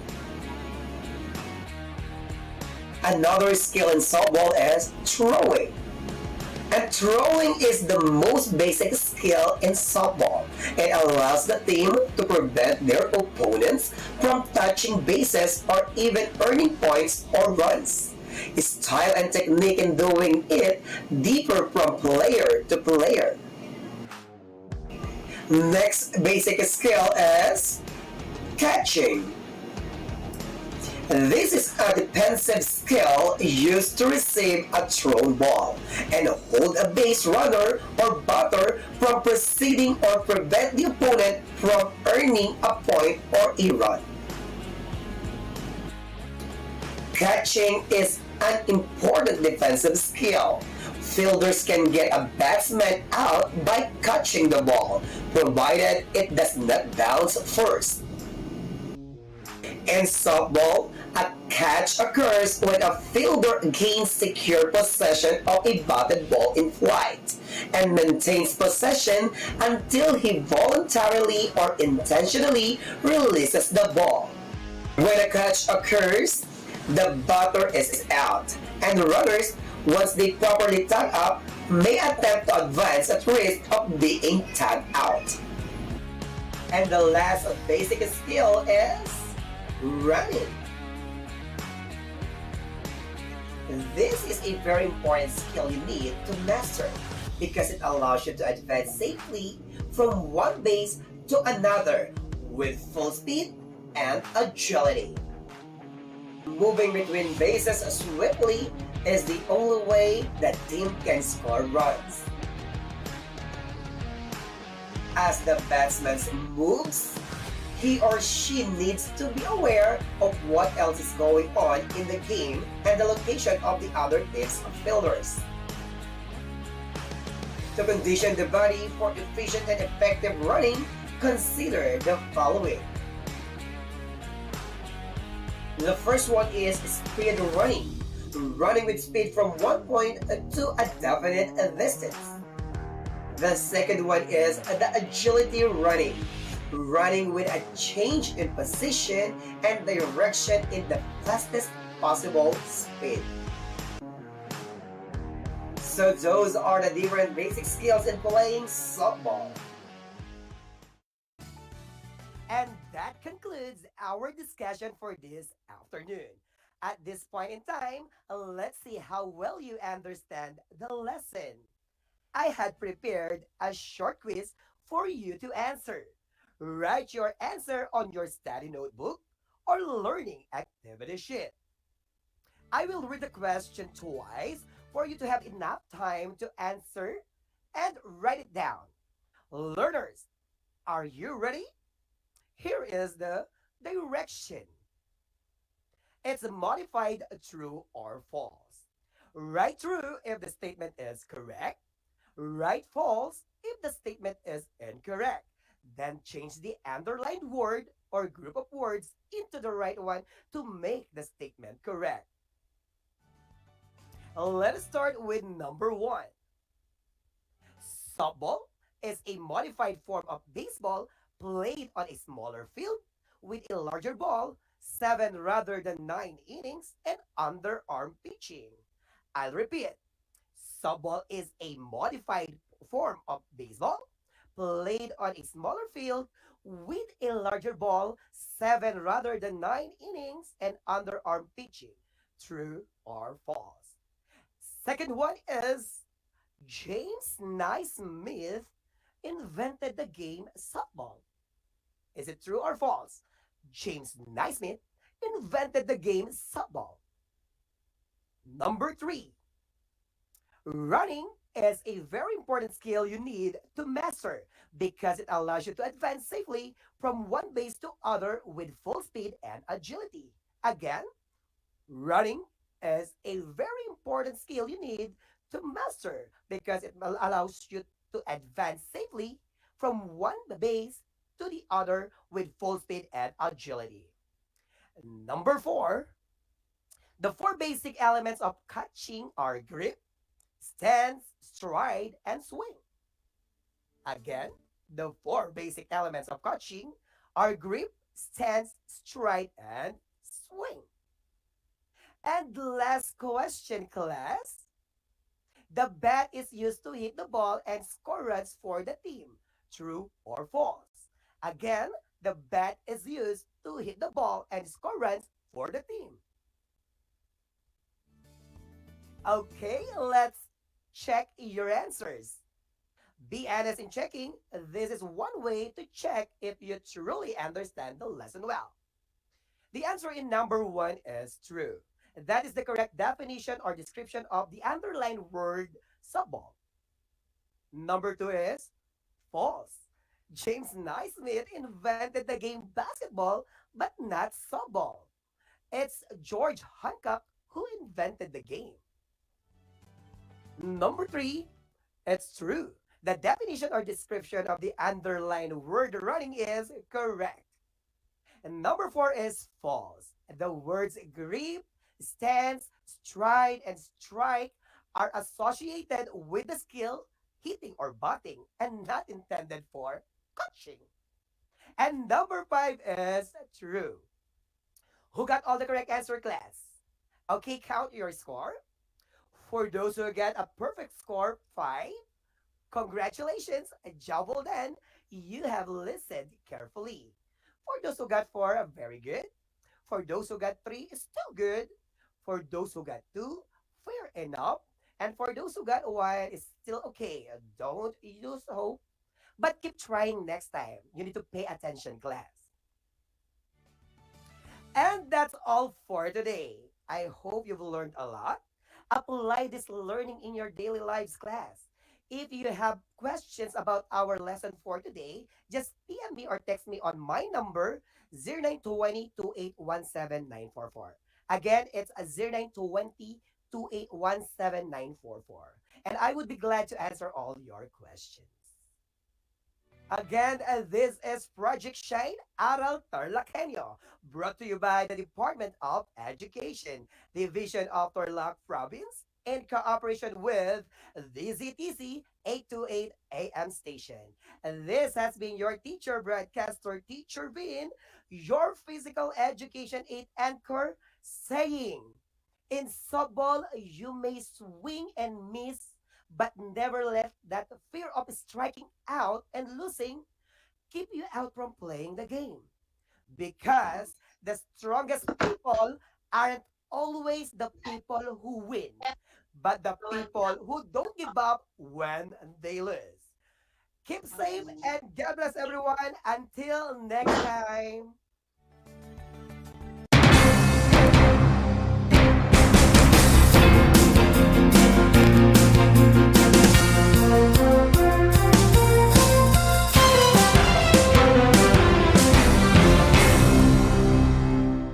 Bahagi mo Radyo Pilipino saan mang bahagi ng Pilipinas, saan mang bahagi ng mundo, anumang uri ng pamumuhay, kabahagi mo Radyo Pilipino. Radyo Pilipino sumasahim papawid sa DWPR 1296 Dagupan, DZTC 828 Tarlac, DZLT 1188 Lucena, DZYM 1539 Mindoro, DWRL 1080 Legazpi, DWRN 657 Naga, DYRB 540 Cebu, DYRL 1035 Bacolod, DYRN 1134 Dumaguete, DXCO 1044 Cagayan de Oro, DXGS 765 General Santos, DXOC 1494 Ozamis, DXOW 981 Davao at Radio Filipino Podcast Center Manila. Ito ang kabahagi mo Radyo Pilipino, napapakinggan on air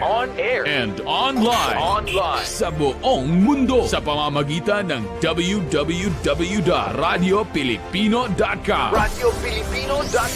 Impormasyong may kalidad at serbisyong may halaga, kasama katuwang kapinoy. Kabahagi mo Radyo Pilipino. Radyo Pilipino.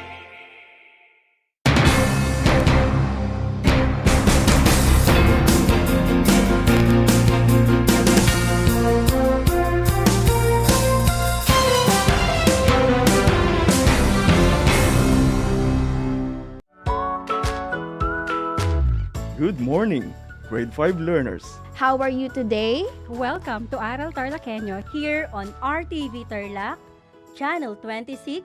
Simulcast over DCTC, Radyo Pilipino, Tarlac. I am Sir Joshua Evaristo, your teacher broadcaster, Aiming to give you another fun-filled learning experience, serving you with the different skills learned and have fun together.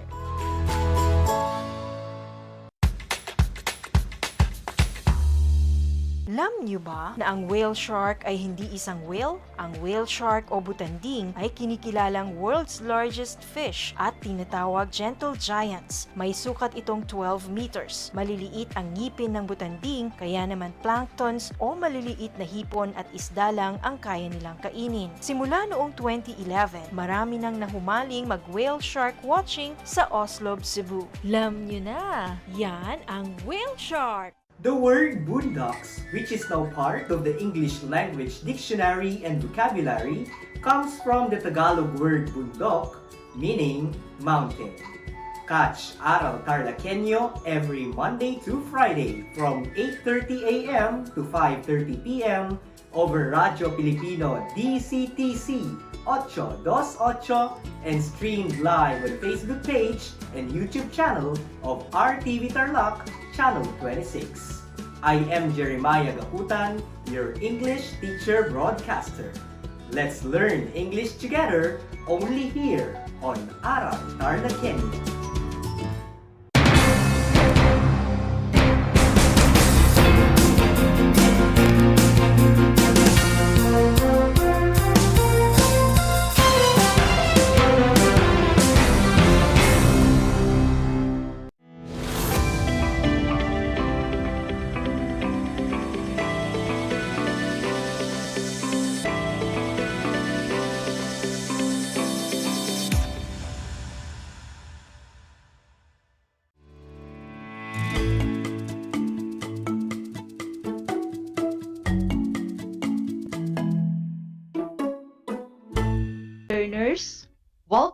another fun and exciting journey of learning in English 9.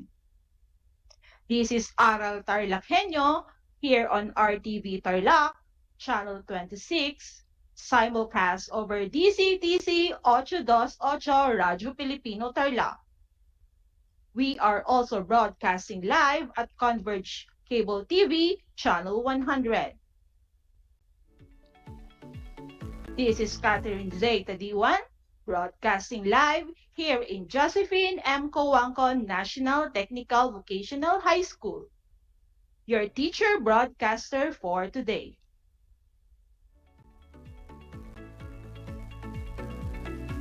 At this point, prepare yourself to an exciting journey in your English subject.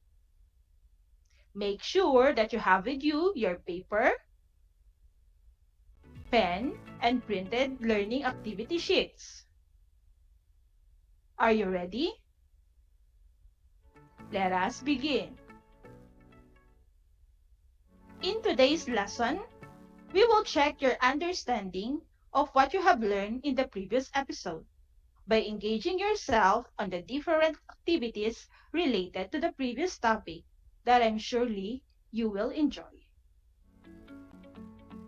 At the end of this lesson, you are expected to analyze literature as a means of understanding unchanging values in the VUCA world: volatile, uncertain, complex, and ambiguous.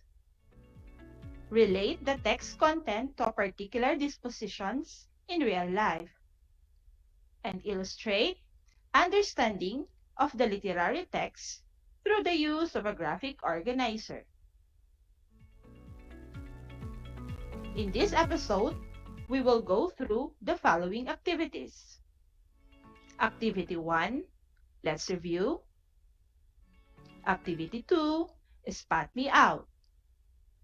Activity 3, fleshing out a character. Activity 4, are we the same? Activity 5, where the character. Now, let us recall our previous lesson by answering our Activity 1. Let's review. Activity 1, let's review. Determine if the situation given in each number shows volatility, uncertainty, complexity, or ambiguity. Number 1.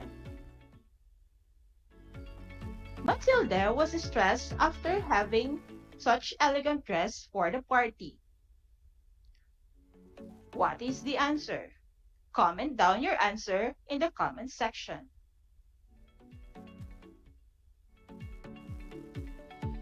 Very good. The answer is ambiguity, because Matilda is an ambitious woman who always wants to seek attention and impress other people.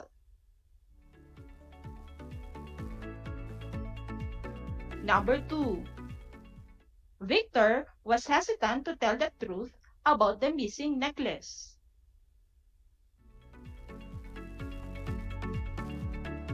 If your answer is uncertainty, you are right. Victor is hesitant because he thinks that the necklace is expensive. So he suggested to Matilda to make alibis to her friend while they are looking for the lost necklace. Number 3. Matilda was a gorgeous young-looking woman. She's beautiful and has a loving husband, but always ended up worrying about the things she doesn't have.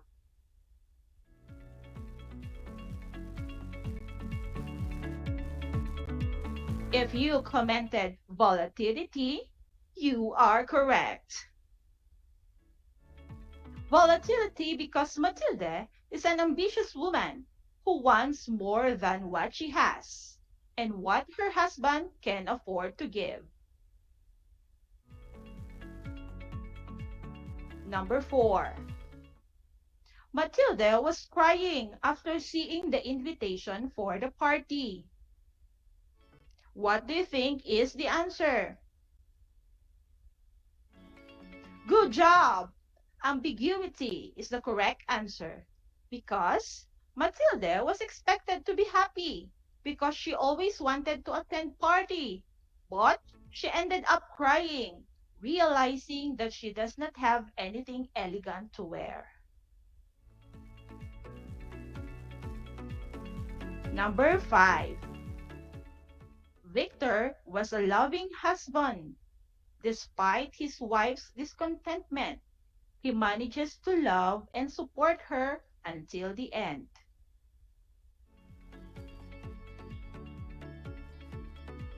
If you commented complexity, you are correct. Victor shows his love to his wife until the end despite of her flaws.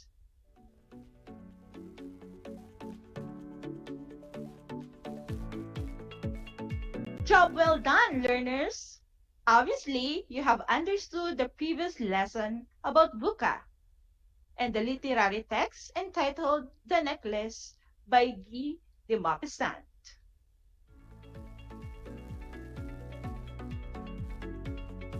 Now, let us proceed in activity 2, Spot Me Out. You are going to identify whether each dialogue depicts volatility, uncertainty, complexity, or ambiguity. Are you ready? Let us start. Number 1. The day of the party drew near, and Madame Loisel seemed sad, uneasy, and anxious. Her dress was ready. However, one evening her husband said to her, "What's the matter with you? You've been very odd for the last 3 days." "I'm utterly miserable and not having any jewels, not a single soul to wear," she replied. "I shall look absolutely to no one. I would rather not go to the party." What do you think is the answer? If your answer is complexity, you are right. Number 2.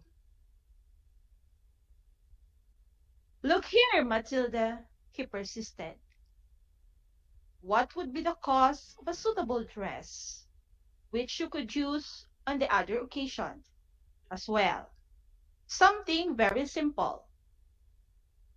She thought for several seconds, reckoning up prices, and also wondering for how large a sum she could ask without bringing upon herself an immediate refusal, and an exclamation of horror from the careful-minded clerk. At last she replied with some hesitation, "I don't exactly, but I think I could do it in 400 francs. Please comment down your answer in the comment section. If you commented uncertainty, you are correct.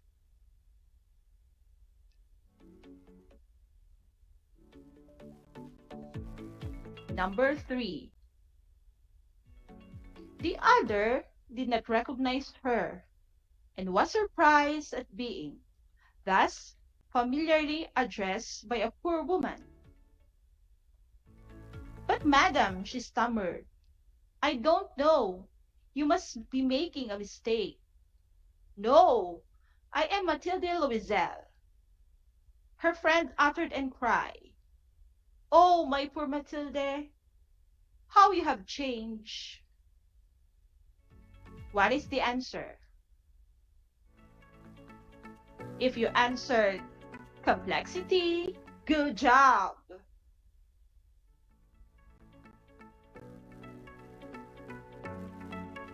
Number 4. Madame Forestier had halted. You say you bought a diamond necklace to replace mine? Yes, you hadn't noticed it? They were very much alike, and she smiled in proud and innocent happiness. Madame Forestier, deeply moved, took her two hands. Oh, my poor Matilda, but mine was imitation. It was worth at the very most 500 francs. What is the answer? If you commented ambiguity, you are right.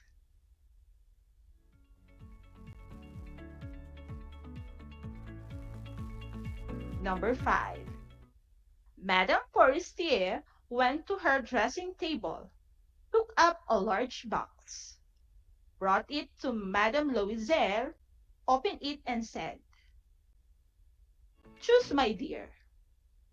First, she saw some bracelets, then a pearl necklace, then a Venetian cross in gold and gems of exquisite workmanship. She tried the effect of the jewels before the mirror, hesitating, unable to make up her mind to leave them, to give them up. She kept on asking, "Haven't you anything else?" "Yes, look for yourself." "I don't know what you would like best." What is the answer? Please type your answer on the comment section. If you answered ambiguity, you are correct.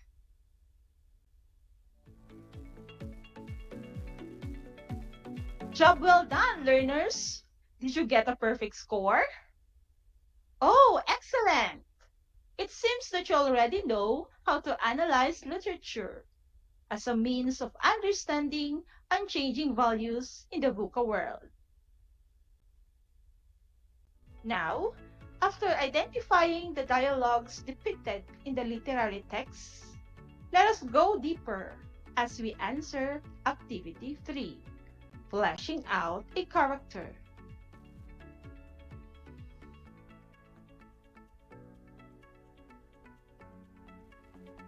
Activity 3, fleshing out a character. Answer the questions in the skeletal system graphic organizer using the selection entitled The Necklace by Guy de Maupassant. As you can see, there are questions in here. Number 1, what does this character think about the society she or he lives in?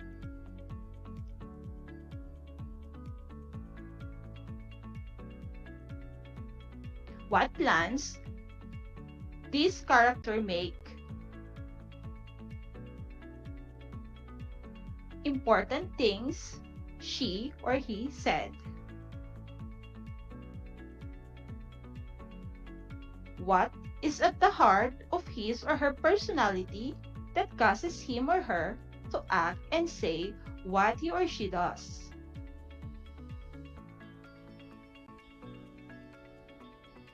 What she or he did. What she or he tried to do.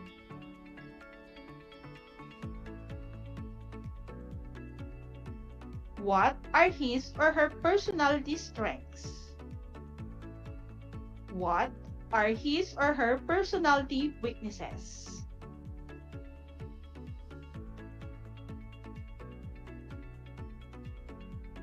I will give you 10 seconds to answer. And write down your answer in the comment section.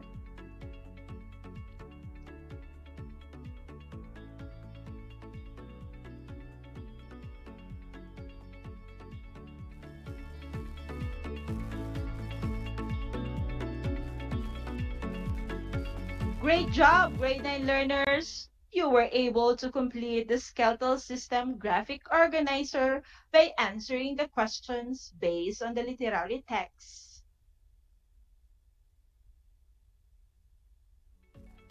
Are you excited with our next activity? All right, our next activity is called Are We the Same?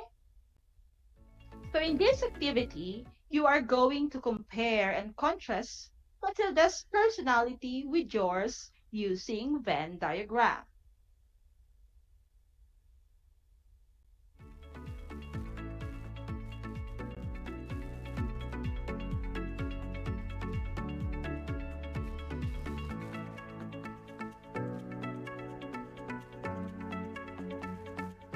Very good, learners!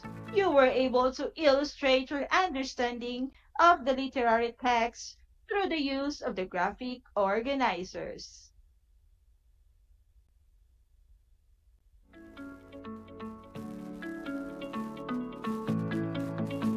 Now, to further check your understanding of the lesson, you will have another activity as your performance task. Activity 5, Wear the character. Make a skit out of the given situation. Record your video in not more than 5 minutes and upload it on your social media account. Be guided by the rubrics below. So this is the situation. In the present generation, where people judge the socio-economic status of a person, an individual tends to make a decision of wanting more than what he or she has, just to impress others. If you were Matilda, what would you do if you borrowed something from a friend and you lost it? To score your performance task, let me present to you the rubric. We have excellent, good, fair, and poor, and each of them has corresponding points. In order for you to get an excellent point under organization, your presentation was very organized and was very easy to follow. Under good, presentation was fairly organized. Under fair, presentation was not clearly organized. And under poor, presentation lacked organization. Now, in order for you to get an excellent point in the character development, you should have exemplary evidence of appropriate acting technique for character development. Under good, sufficient evidence of the appropriate acting technique for character development. Under poor, under fair, some evidence of appropriate acting technique for character development. And under poor, no evidence of appropriate acting technique for character development. For you to get an excellent point, under voice, voices were loud and clear. Words were easily understood. Under good, students spoke clearly, but it was difficult to understand some of the script. Could have been louder. Under fair, voice and language was not very clear, could have been much louder. And for poor, could not understand what was being said due to lack of clarity and low volume of speech.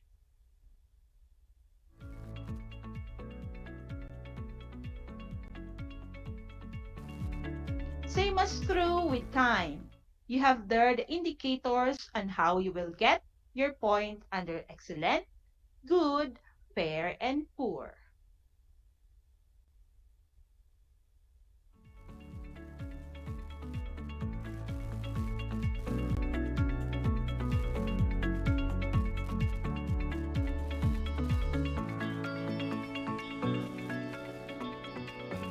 Congratulations, grade 9 learners. Indeed, you have a great job today. I hope you have learned a lot in today's episode. Until our next lesson in English line here in Aral TarlakHenyo on RTV Channel 26, simulcast over DCTC 828 Radyo Pilipino Tarlac. This has been your teacher broadcaster in English, Catherine Zita Tadiwan. Thank you and enjoy learning in the new normal. Until next time, stay safe and healthy. God bless everyone.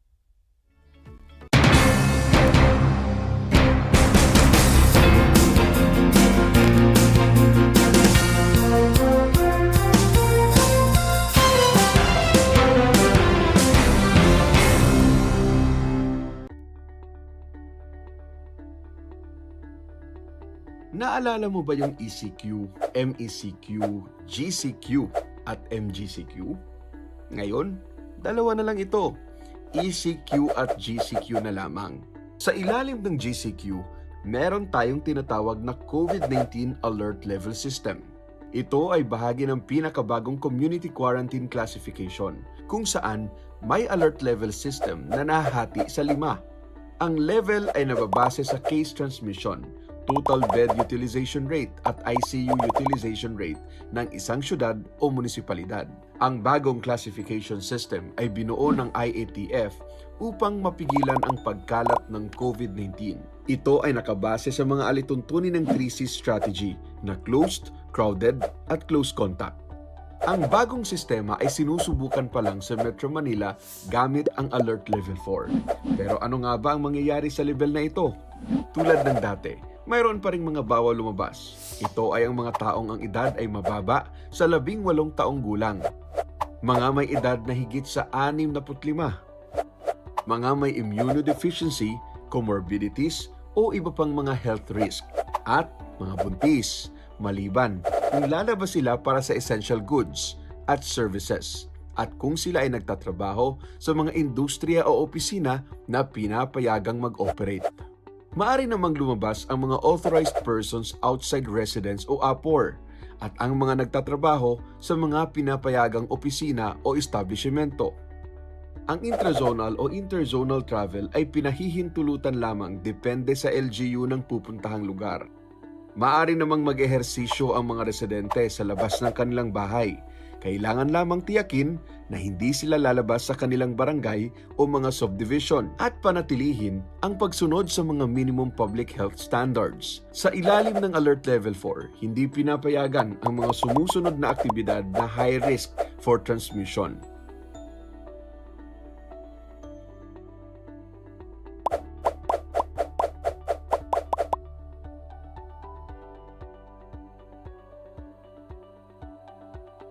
Pinapayagan pa rin namang mag-operate ang ilang essential stores tulad ng grocery at butika. Para sa mga restaurant, maaaring mag-dine-in sa alfresco o outdoor restaurants pero hanggang 30% capacity lamang. Pinapayagan naman ang indoor dine-in ng 10% capacity pero para lamang sa mga bakunado. Samantala, upang matiyak ang seguridad ng customers, kailangan maglagay pa rin ng acrylic divider sa mga lamesa, magsagawa ng regular na disinfection, at magpatupad ng tamang seating arrangement ang bawat restaurant. Tungkulin rin ng restaurant na tiyakin na ang lahat ng kanilang empleyado ay fully vaccinated. Kagaya ng ibang alert levels, 100% fully operational ang lahat ng take-out delivery services. Anumang oras ay maaaring magpatupad o magrekomenda ang LGU ng pagbabago sa kapasidad ng kada restaurant depende sa kaso ng COVID-19 sa kanilang bayan. Pinapayagan ang 10% capacity para sa mga indoor barbershop o salon, samantalang 30% capacity naman para sa mga outdoor shops. Kailangan ding tiyakin na lahat ay fully vaccinated at laging sumusunod sa minimum public health standard. Maaari pa ring magsagawa ng lamay, misa, at iba pang religious at necrological activities sa ilalim ng Alert Level 4. Tiyakin lamang na sundin ang 30% capacity para sa outdoor na pwedeng itaas hanggang 40% capacity para sa mga bakunado. Samantalang ang mga pari, pastor, imam o sino mang mag-assist sa simbahan ay kinakailangang fully vaccinated at ang mga lamay ay limitado lamang sa mga immediate family members. Patuloy ding hinihikayat ang mga kumpanya na ipatupad ang work from home arrangement. Habang nananatiling fully operational naman ang mga government agencies, ngunit papayagan lamang ito hanggang 20% on-site capacity. Tandaan, ang mga granular lockdown o alert levels ay pansamantala lamang. Laging sundin ang minimum public health standards para maiwasan ang pagkalat ng virus. Magpabakuna rin tayo kapag nabigyan ng pagkakataon. Makipagtulungan tayo sa ating pamahalaan upang magtagumpay sa ating laban sa pandemyang COVID-19. Stay safe, stay at home. Para sa mga karagdagang impormasyon, i-follow ang mga social media platform ng gobyerno tulad ng DOH, NTF COVID-19 at PCOO.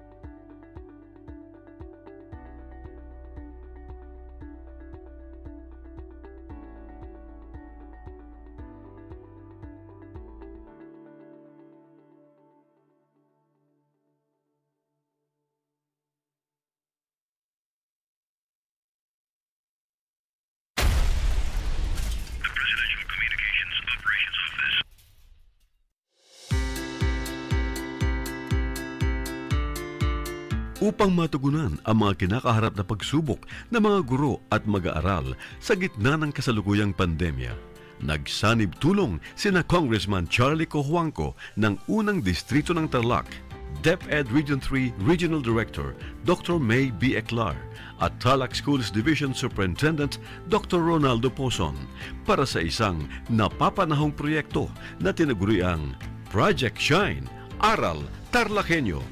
Ang mga mag-aaral ng Grade 4 at Grade 5, ganon din ang Grades 8 and 9 sa buong probinsya ng Tarlac, kasalukuyang sumasailalim sa radio-based instruction. Katuwang ang himpilang DZTZ 828 kHz AM at RTV Tarlac, Channel 26. Ang Tarlac po nangunguna po ngayon pagdating po sa radio-based instruction. Marami pong humahanga sa atin. I'm very happy this station, itong DCTC, could reach the whole of Region 3. Hindi natin alam, we are contributing. We are creating a very big dent in the history of Philippine education. And I am proud. I am here in Tarlac. This is the noble cause of education in which you and I, without you knowing it, we are bound to do.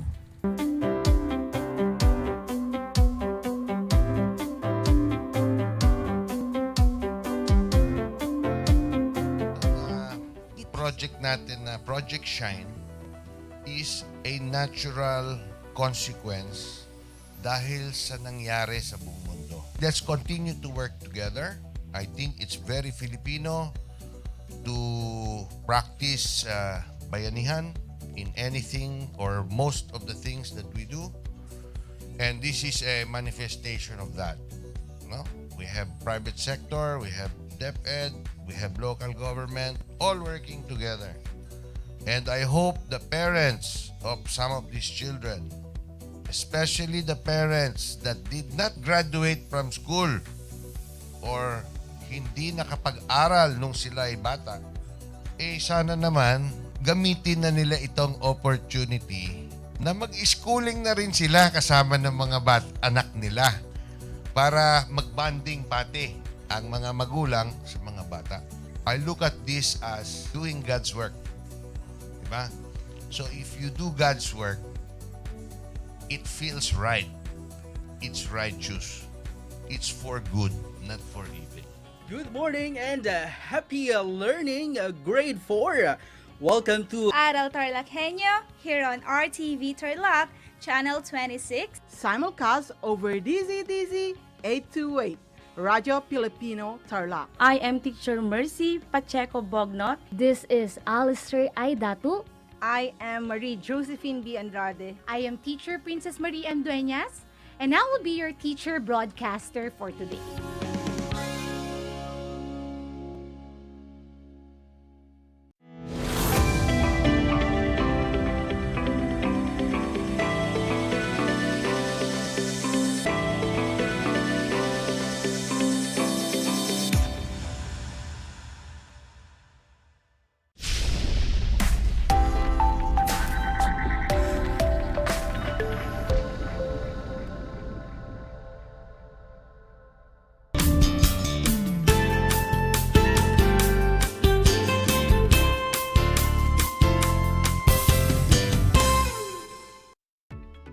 Welcome sa ating Aral TarlakHenyo ng Schools Division of Tarlac Province.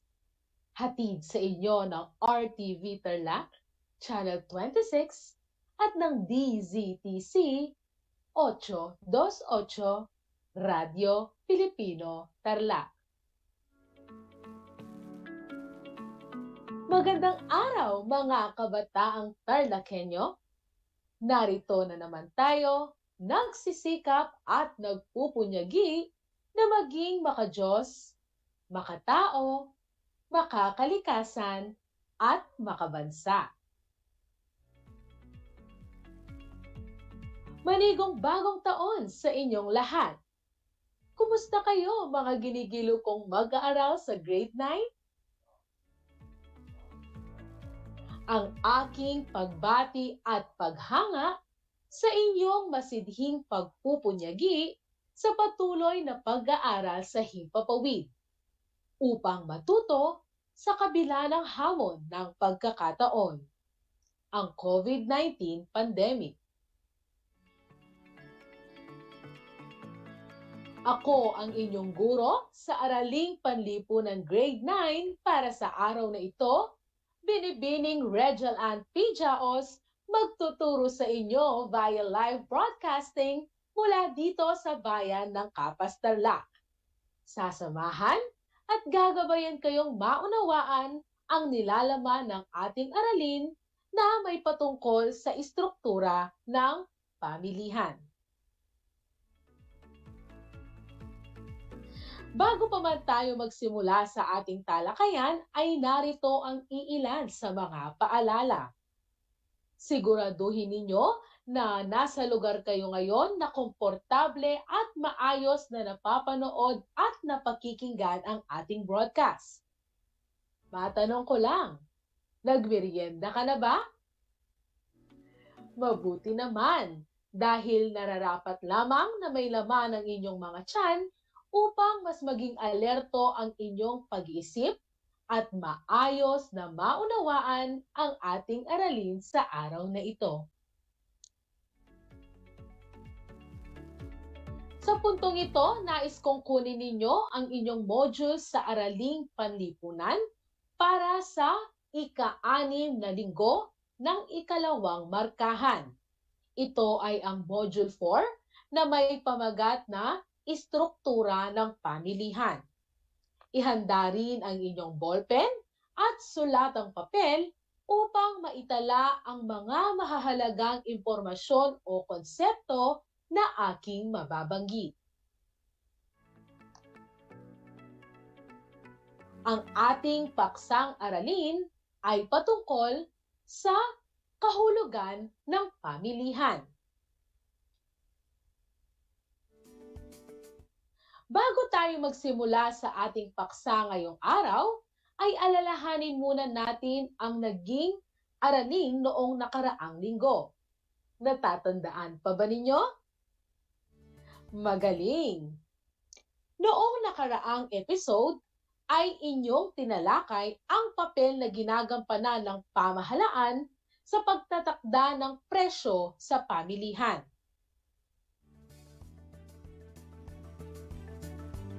Nagpapatupad ang pamahalaan ng price ceiling upang mapanatiling abot kaya para sa mga mamamayan ang presyo ng mga pangunahing produkto lalo na sa panahon ng krisis. Itinatakda ito kapag ang equilibrium price ay masyadong mataas sa pananaw ng mga consumer. Ang Department of Trade and Industry o DTI ang pangunahing ahensya na may tungkulin na ipatupad ito sa tulong ng lokal na pamahalaan upang masigurong ang galaw ng presyo ng mga produkto at serbisyo sa pamilihan ay naaayon sa batas. Samantala, ang price floor naman ay ipinatutupad upang matulungan ang mga producer. Kabilang dito ang pagkakaloob ng price support sa sektor ng agrikultura at ang batas na nauukol sa pagtatakda ng minimum wage. At ngayon, sa palagay ko ay handa ka na sa ating bagong paksa para sa araw na ito. Inaasahan na sa pagtatapos ng aralin na ito ay inyong mabibigyan ng malawak na kahulugan ang pamilihan. Sa lahat po ng mga magulang at mag-aaral sa ikasyam na baitang na nakikinig o nanonood sa ating broadcast, kung kayo po ay may mga katanungan o nais linawin ukol sa ating paksa ngayong araw, maaari kayong magbigay ng mensahe sa aking Facebook Messenger. I-type lamang po ang facebook.com/rehelia.ana. Tumawag o mag-text sa numerong naka-flash sa inyong screen. 0977-425-0552. Alam kong handa na kayo kaya't magsimula na tayo. Inuulit ko, ang paksa natin ay kahulugan ng pamilihan. At ating sisimulan ang ating talakayan sa pamamagitan ng isang gawain na may pamagat na ito ang bet ko. Sa ating panuto, napakasimple lamang, maglista ng tig-3 tatak ng produkto o serbisyo sa bawat kategorya at pumili ng isa bilang iyong pinaka-paborito. Ang ating unang kategorya ay sasakyan.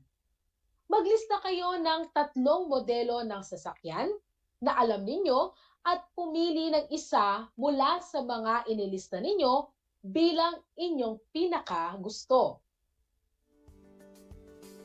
Maaari nyo bang sabihin ang inyong isinulat? Magaling! Halimbawa ng mga sasakyan ay ang Toyota Fortuner, Honda Civic, Ford Ranger, Mitsubishi Montero, at Hyundai Accent. May napili ka ba sa mga sasakyan na ito kung sakaling mabibigyan ka ng pagkakataon na magkaroon nito? Kung ako ang papipiliin, ang gusto ko ay Ford Ranger. Susunod na kategorya natin ay sabong panligo. Ayan, marami tayong mga iba't ibang brands ng sabong panligo na maisusulat nyo riyan. Ayan, tapos na ba kayo? Ano-ano ang mga brands ang naisulat ninyo? Hindi ba't meron tayong Dove, Safeguard, Palmolive, Silka at Cetaphil? At disclaimer lamang po, hindi po tayo nag-e-endorso ng anumang brand sa ating mga nabanggit at mababanggit. Ito po ay for academic purposes lamang. Ikatlong kategorya ay barberya o salon. Marami tayong iba't ibang salon na maaaring puntahan dito sa Tarlac City at maging sa inyong mga kanya-kanyang bayan. Kaya siguradong marami kayong maililista dito.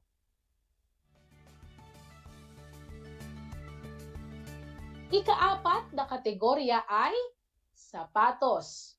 Napakarami ring brand ng sapatos ang ating mabibili sa iba't ibang malls dito sa Tarlac City. Maglista ng 3 at pumili ng isa bilang iyong pinaka-paborito. At ang huli nating kategorya ay fast food. Aminin na marami sa atin ang mahilig kumain sa mga fast foods. Ano-ano ang mga kilalang fast foods, no? At alin sa mga ito ang inyong pinaka-paboritong pinupuntahan? Natapos nyo ba? Mula sa mga nailista ninyong tatak o brand ng produkto o serbisyo sa sinagutang gawain, may napansin ba kayong partikular na hinahanap nyong katangian sa mga produktong paborito ninyo? Saan na nga ba mabibili ang mga ito? Kung ang sagot ninyo ay pamilihan, tama! Ang pamilihan o merkado ay tumutukoy sa mekanismo ng interaksyon ng mamimili o consumer at nagbibili o producer o tinatawag din na supplier upang magtakda ng presyo kapag nangyayari na ang palitan ng produkto at serbisyo. Hindi lamang ito isang lugar o tindahan na pinagdarausan ng bilihan ng mga kalakal. Ang pamilihan ay mahalagang bahagi na ng buhay ng consumer at producer. Ito ay ang nagsisilbing lugar kung saan nakakamit ng isang consumer ang sagot sa marami niyang pangangailangan at kagustuhan sa pamamagitan ng mga produkto at serbisyong handa at kaya niyang ikonsumo. Sa kabilang dako, ang mga producer ang siyang nagsisilbing tagapagtustos ng mga serbisyo at produkto upang ikonsumo ng mga tao. Sa pamilihan, tandaan ha, sa pamilihan itinatakda kung anong produkto at serbisyo ang gagawin at kung gaano ito karami o kalaki.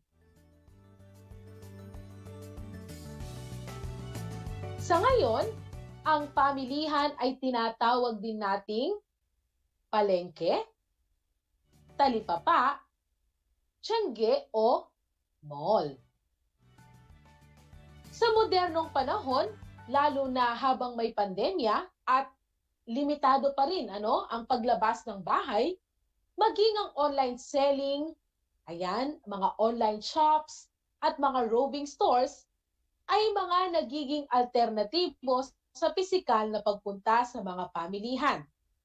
Tandaan natin na maituturing na pamilihan ang isang lugar kung ito ay nagkakaroon ng interaksyon sa pagitan ng bumibili at nagbibili at nagkakaroon ng bilihan ng produkto at serbisyo saan mang lugar. May dalawang pangunahing tauhan sa pamilihan.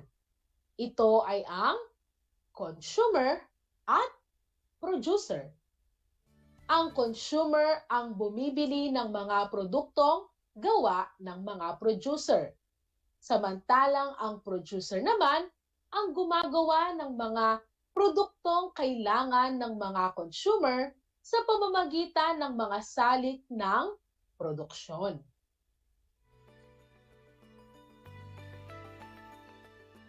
Sa lawak ng sistema ng pamilihan, ito ay maaaring lokal, panrehiyon, pambansa, at pandaigdig. Halimbawa, kapag ang isang produkto ay mabibili lamang sa isang pook, ito ay matatawag nating lokal na pamilihan. Gaya na lamang ng mga sari-sari stores na ating nakikita sa mga barangay. Maaari ba kayong magbigay ng halimbawa ng mga produktong mabibili natin sa mga sari-sari stores? Samantala, ang mga produktong abaka ng Bicol, dried fish ng Cebu, durian ng Davao, at iba pang mga natatanging produkto sa iba pang mga lalawigan ay bahagi naman ng panrehiyong pamilihan. Dito sa Tarlac, anong produkto ang kilala sa ating panrehiyong pamilihan? Mahusay! Ang anaw, aroma, na kung saan dito nalilikha ang pabango at sabon mula sa ilang-ilang.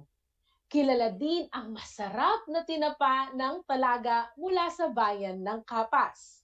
Ang bigas naman mula sa gitnang Luzon ay maaaring ipagbili sa mga taga-NCR o National Capital Region at maging sa iba pang rehiyon sa bansa.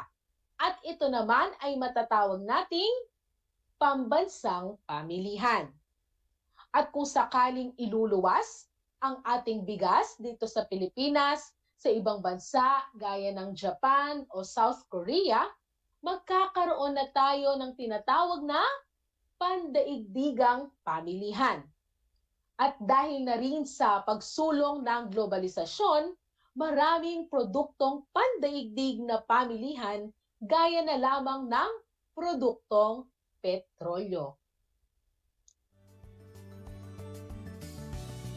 At ang mga nauusong online shops na patok ngayon, gaya na lamang ng Shopee at Lazada, sa internet ay mga halimbawa ng pamilihang maaaring maging lokal, panrehiyon, pambansa at pandaigdigan ang saklaw.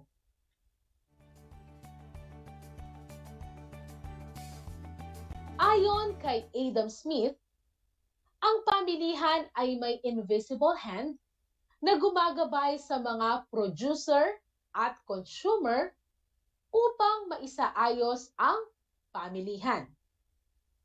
Ito ay walang iba kundi ang presyo o price. Senyales ang presyo ng kasunduan sa pagitan ng mga mamimili at nagbibili.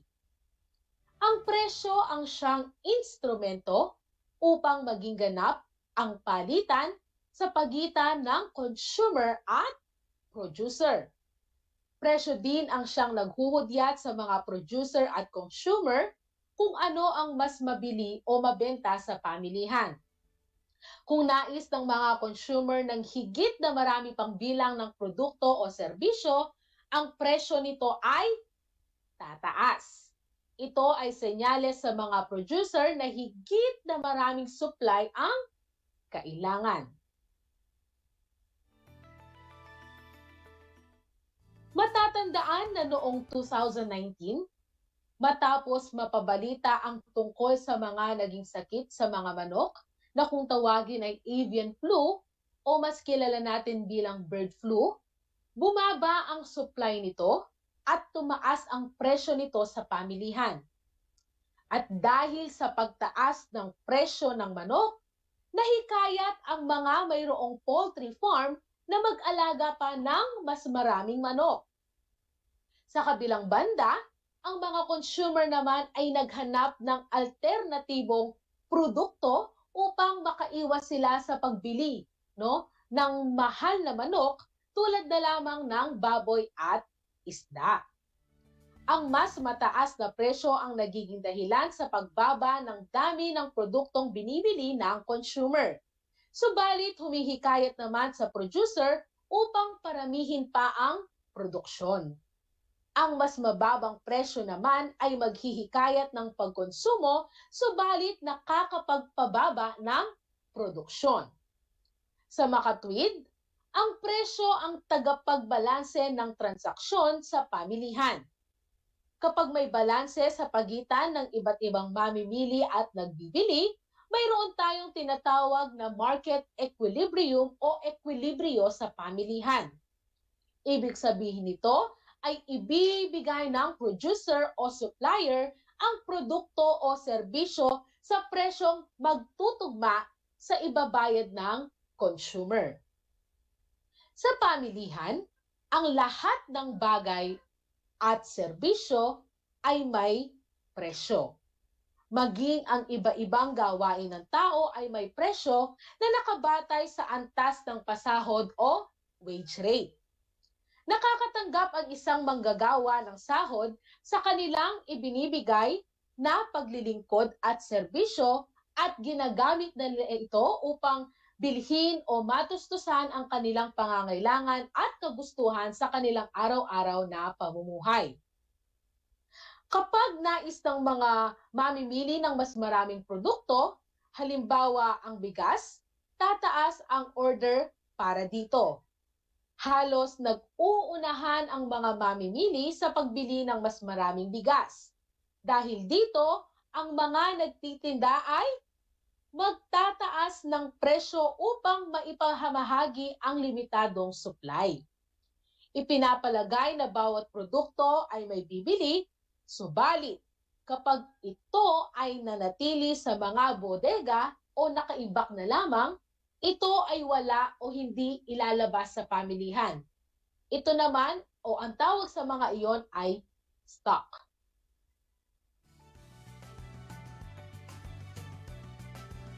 Ang pamilihan ay mahalagang bahagi na sa buhay ng consumer at producer.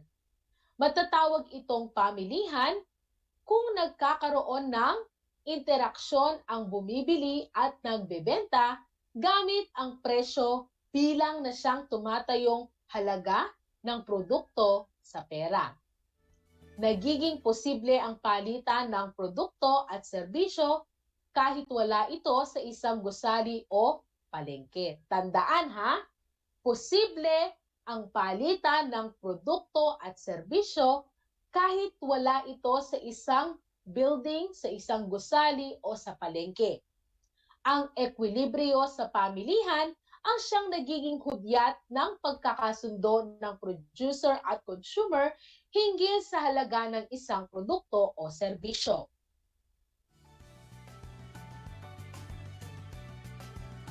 Sa ating susunod na talakayan, ay ating susuriin o pag-uusapan ang mga iba't ibang istruktura ng pamilihan at kung ano ang mga katangian ng mga ito. Ngunit bago iyon, sagutin ninyo muna ang gawain sa pahina 15 ng inyong self-learning module sa AP9. Simple lamang ang ating panuto, unawain, suriin at sagutin ang mga sumusunod na tanong patungkol sa larawan. Isulat ang inyong kumpletong sagot sa inyong notebook o pad paper.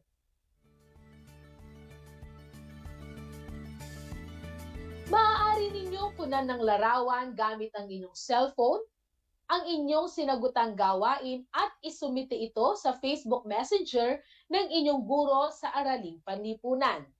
At para naman sa mga walang access sa internet, maaari ninyong ipasa ang inyong ginawang activity sa inyong mga barangay hall sa itatakdang pagsasauli at pagkuha ng panibagong module.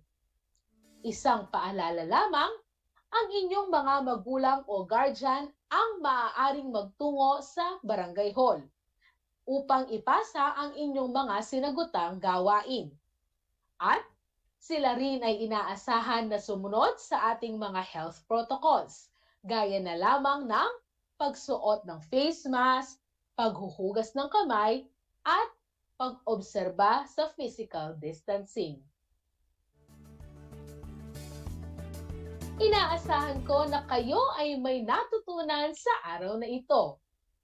Muli, ako ang inyong guro sa Araling Panlipunan Grade 9, Binibining Regelan P. Jaos, na nagsasabing ang pag-aaral sa Araling Panlipunan ay daan sa pagiging makadiyos, makatao, makakalikasan at makabansa. Hanggang sa muli!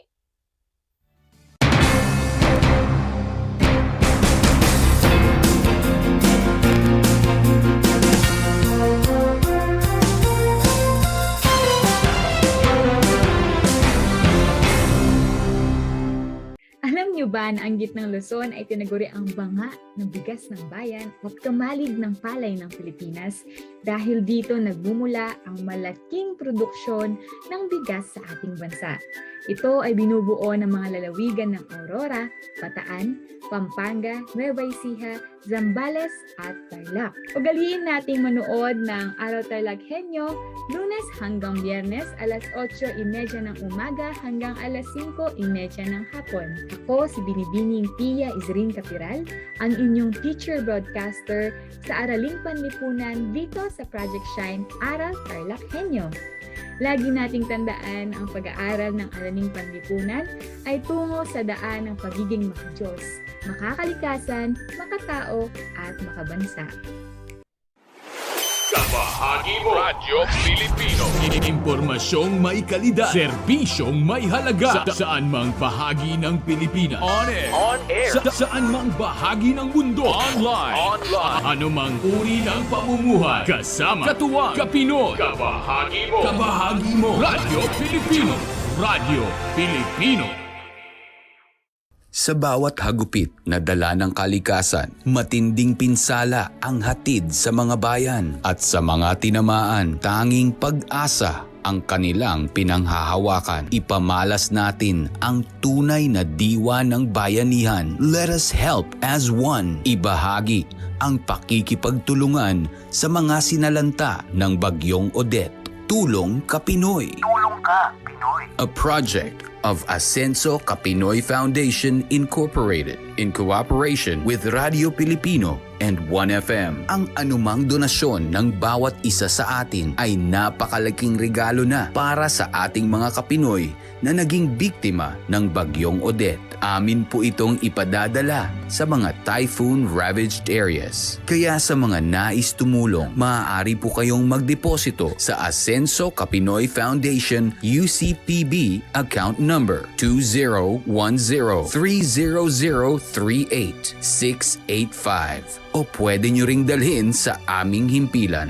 Tulong Ka Pinoy. Tulong Ka Pinoy. Tulong tayo Ka Pinoy. Para sa karagdagang impormasyon, bisitahin ang Radio Pilipino o 1FM Facebook page.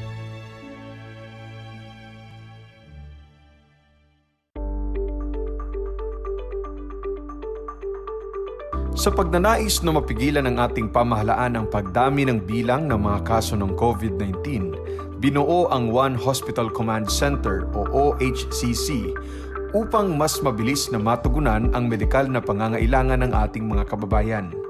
Bukas ang OHCC 24 oras araw-araw. Tumawag lamang sa mga hotline nito sa 0919-977-3333 o 0915-777-7777 o 02-886-50500. Maaari ring i-download ang Pure Force Citizens app sa Android o iOS upang mabilis na matugunan ang sinumang nangangailangan. Layon din ng OHCC na maiwasang mapuno ang kapasidad ng bawat ospital. Kaya't kung ikaw ay kinakailangang tumawag sa OHCC, mabibigyan ka ng libreng preliminary consultation. Para sa mga nangangailangan ng emergency quick response, makikipag-ugnayan ang OHCC sa DOH Bed Tracker at sa mga ospital upang makahanap agad ng pinakamalapit na bakanteng ospital. Ang transportasyon o ambulansya naman ng ospital na inirefer ng OHCC sa pasyente ang siyang susundo sa bahay nito. Kaya't kapag ikaw ay nakakaranas ng anumang sintomas ng COVID-19 o nangangailangan ng agarang tulong medikal, tumawag lamang sa OHCC at handa silang tumulong sa lahat ng oras.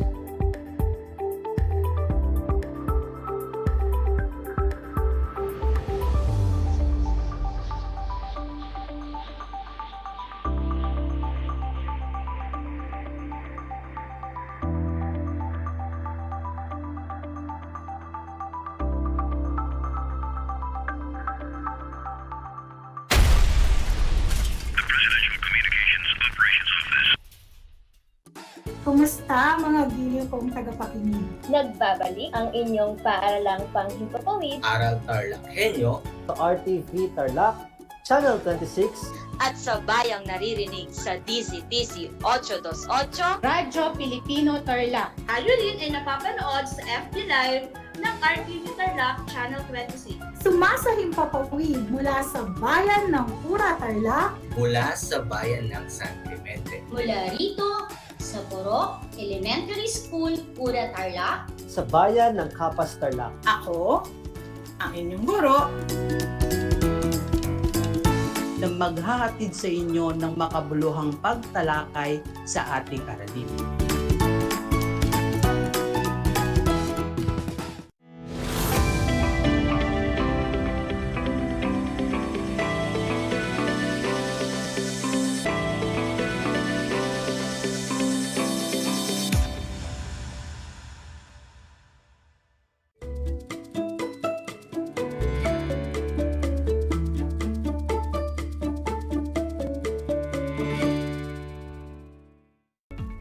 Good afternoon, young computer technologists of DEPED Tarlac province. Welcome to Aral TarlakHenyo here on RTV Tarlac, Channel 26.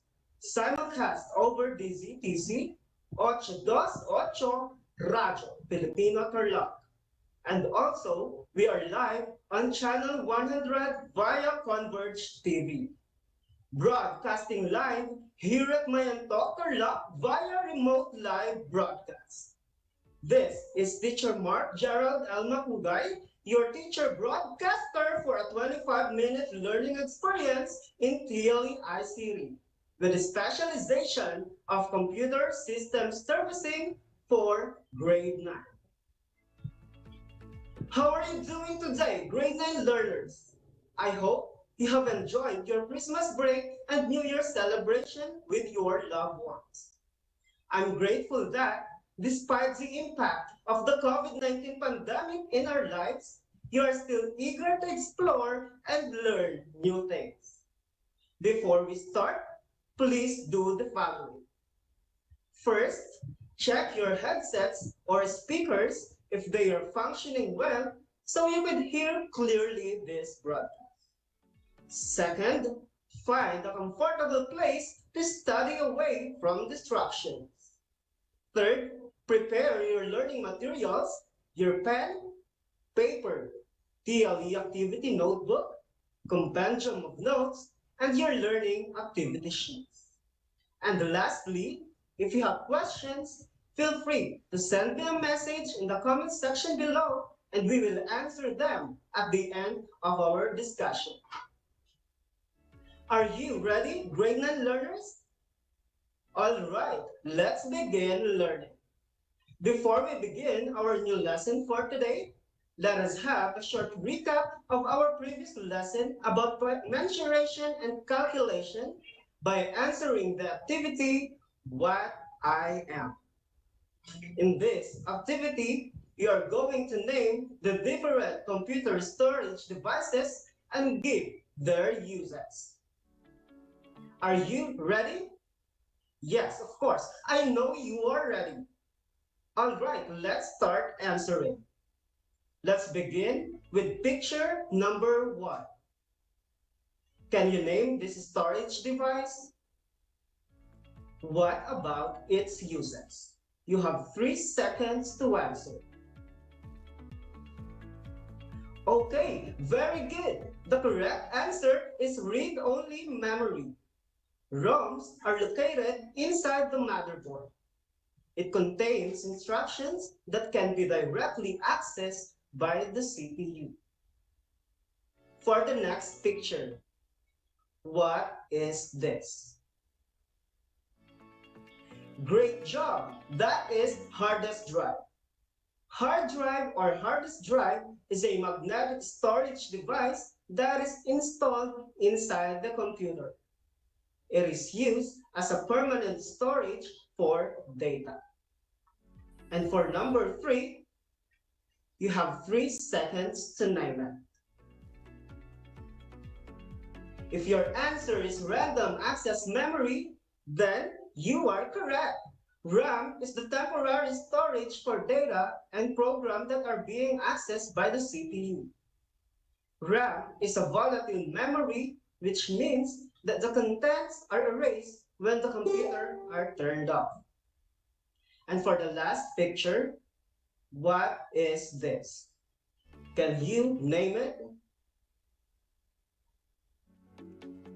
You got it right. The answer is external flash drive, also known as thumb drive or the pen drive. An external flash drive uses the same type of non-volatile memory chips as solid-state drives and does not require power to maintain the data. Did you get all the correct answers? Very good, grade 9 learners. Do not forget these lessons, for we will be needing them as we go through more adventures in this class. I believe you are now excited for today's lesson. To reveal our topic for today, we're going to play jumbled letters. All you need to do is to rearrange and analyze the pictures and jumbled letters. This will be served as one of your activity for today. Are you ready? Great.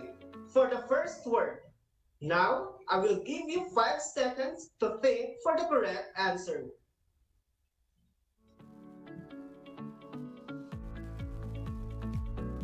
The correct answer is preparing. For the next word, again, 5 seconds to think for the correct answer.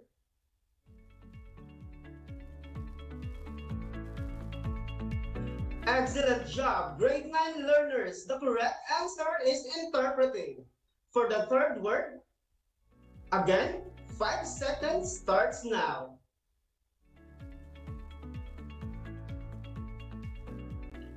Very good. The correct answer is technical. And for the last word, can you guess this word? Your 5 seconds starts now.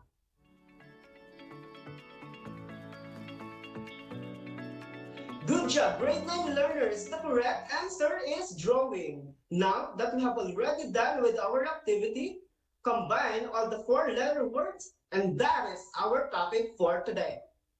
Our lesson for today is all about preparing and interpreting technical drawing.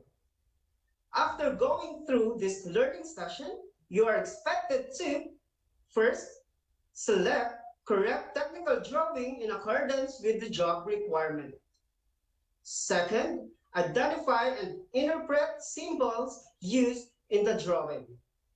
And last, check and validate drawing against job requirements or equipment in accordance with standard operating procedure. To formally start our lesson for today, let's first define what is technical drawing.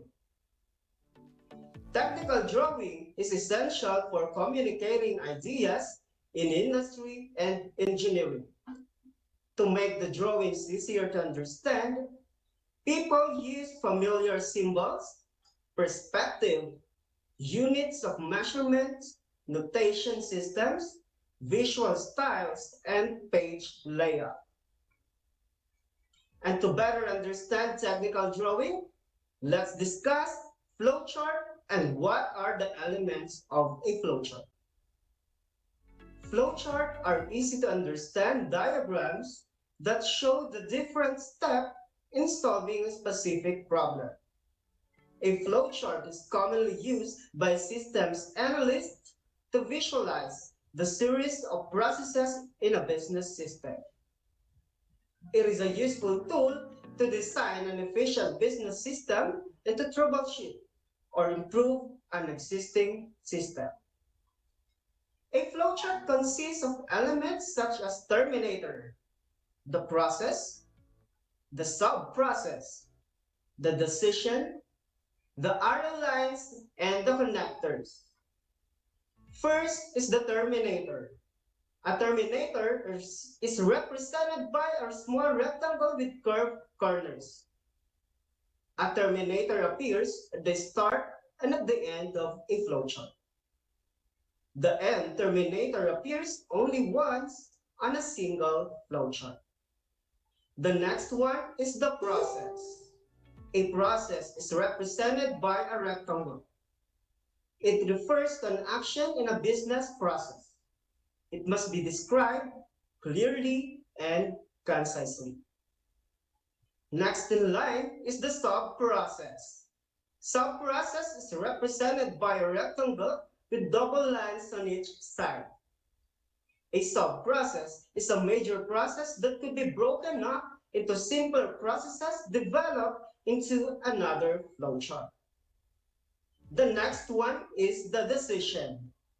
Decision is represented by a diamond, a process that can answer a decision of yes or no or requires a decision box. The parallelogram. Parallelogram features input and output, which cover such things as materials, services, and even individuals going into or exiting the process. Second to the last is the connector, A connector is represented by a small circle or a connector box and is labeled using letters. It ensures that the processes are connected logically and correctly on several pages. An arrow lines. An arrow lines drawn in one direction, preferably from top to bottom. It keeps a flowchart clear. Here are the benefits of using flowcharts. Promote understanding of a process. People may have different ideas about how a process works. A flowchart can help you gain agreement about the sequence of steps. Flowchart promote understanding in a way that written procedures cannot do. One good flowchart can replace pages of words. The second benefit is to provide a tool for training employees. Because of the way they visually lay out the sequence of process steps, flowchart can be very helpful in training employees to perform the process according to standardized procedures. And the last benefit is to identify problem areas and opportunities for process improvement. Because once you break down the process steps and diagram them, problem areas become more visible. It is easy to spot opportunities to simplifying and refining your process by analyzing decision points, redundant steps, and rework loops. To better understand how flowchart works, let's go over to the basic flowchart symbol and its function. Let's play Name That Shape. You may type in your answer on the comment section below. Are you ready? Let's get started. What shape is this? If your answer is oval, correct. It's an oval. Oval indicates both a starting point and the ending point of the process steps. How about this one? What shape is this? A box. A box represents an individual step or activity in the process. Try to guess this one. A diamond. A diamond shows a decision point such as yes, no, or go or no go. Each path emerging from the diamond must be labeled with one of the possible answers. For the next shape, yes, a circle. A circle indicates that a particular step is connected to another page or part of the flowchart. A letter placed in the circle clarifies continuation. And last, what symbol is this? You are correct. That's an arrow line. See, that's how you create a flowchart. Easy, right? This is an example of a simple flowchart. Once you already know the shapes, symbols, and its function, it is easier for you to understand and create a flowchart. Now, let's try to create a flowchart with scenario. With the scenario number 1, the flowchart must ask the user for the grade, or it is the input, and display failed if the grade is less than 75. Otherwise, display pass.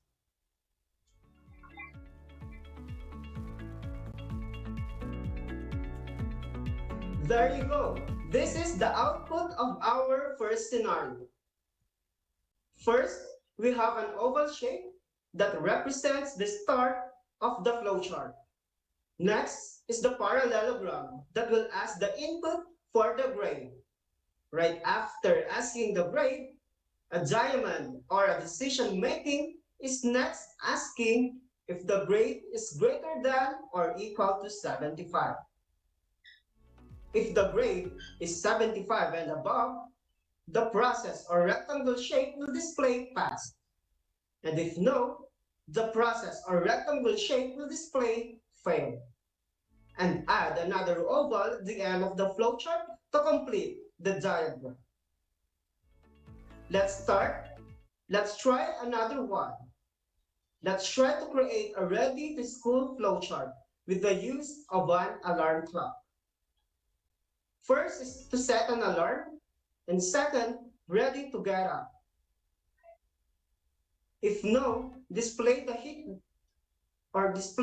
the snooze button and going to school late. And if yes, go to the bathroom and dress up for school.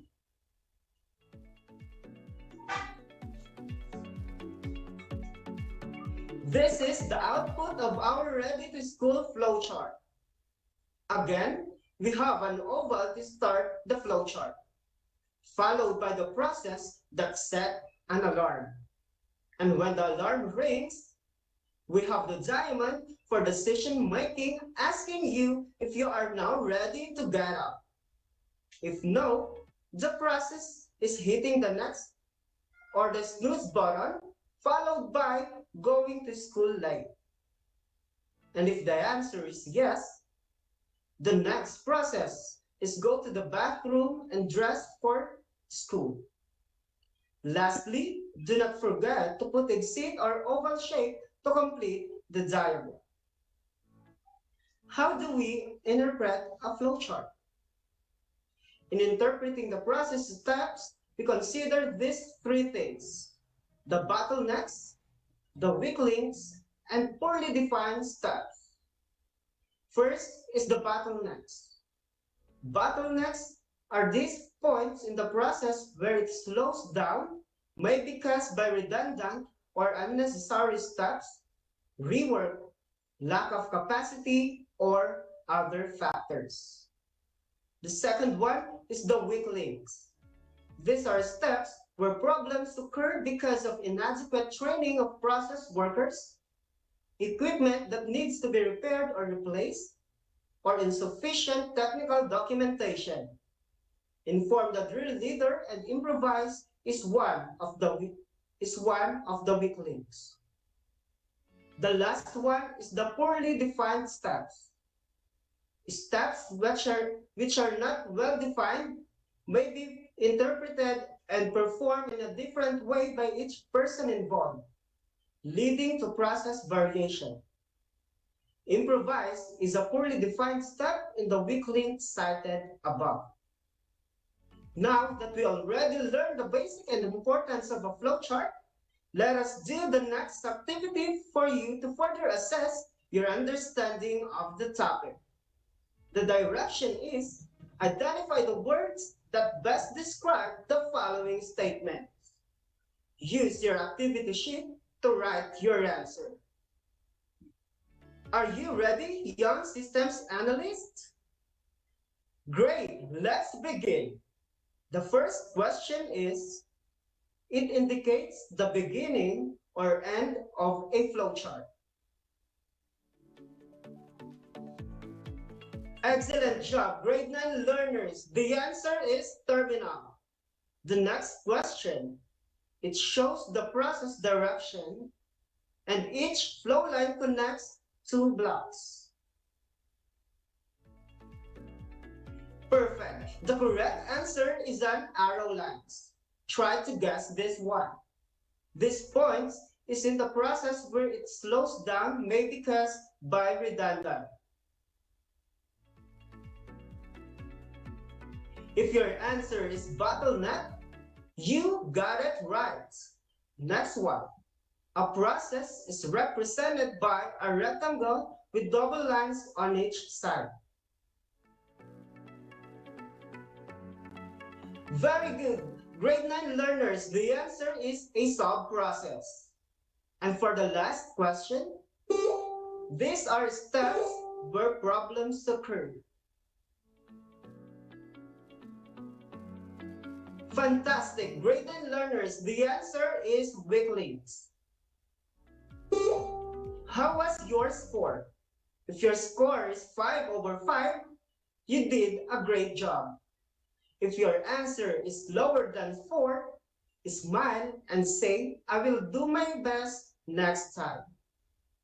Congratulations, dear grade 9 learners. I hope you enjoyed our lesson for today. Time flies really fast. You've come this far, grade 9 learners. Before we end this discussion, thank you to all the active participants and listeners.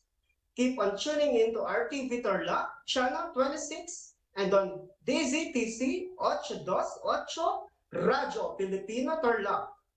Don't forget to like and subscribe the Facebook page and YouTube channel of RTV Tarlac, Channel 100.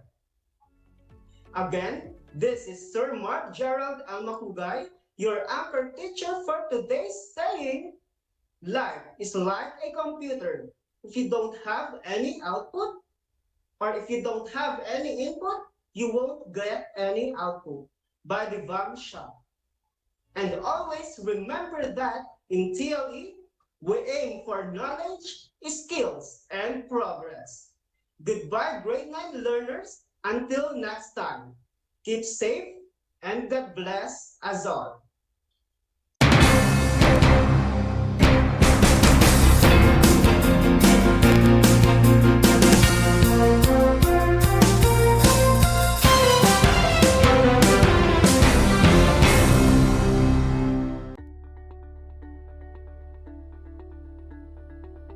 Naalala mo ba yung ECQ, MECQ, GCQ at MGCQ?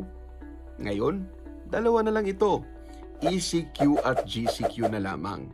Sa ilalim ng GCQ, meron tayong tinatawag na COVID-19 Alert Level System.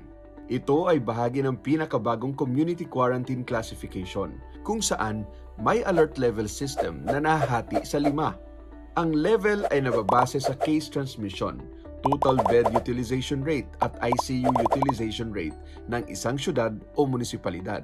Ang bagong classification system ay binuo ng IATF upang mapigilan ang pagkalat ng COVID-19. Ito ay nakabase sa mga alituntunin ng 3C strategy na closed, crowded at close contact. Ang bagong sistema ay sinusubukan pa lang sa Metro Manila gamit ang Alert Level 4. Pero ano nga ba ang mangyayari sa level na ito? Tulad ng dati, mayroon pa ring mga bawal lumabas. Ito ay ang mga taong ang edad ay mababa sa 18 taong gulang. Mga may edad na higit sa 65. Mga may immunodeficiency, comorbidities o iba pang mga health risk. At mga buntis, maliban kung lalabas sila para sa essential goods at services. At kung sila ay nagtatrabaho sa mga industriya o opisina na pinapayagang mag-operate. Maari namang lumabas ang mga authorized persons outside residence o APOR at ang mga nagtatrabaho sa mga pinapayagang opisina o establishmento. Ang intrazonal o interzonal travel ay pinahihintulutan lamang depende sa LGU ng pupuntahang lugar.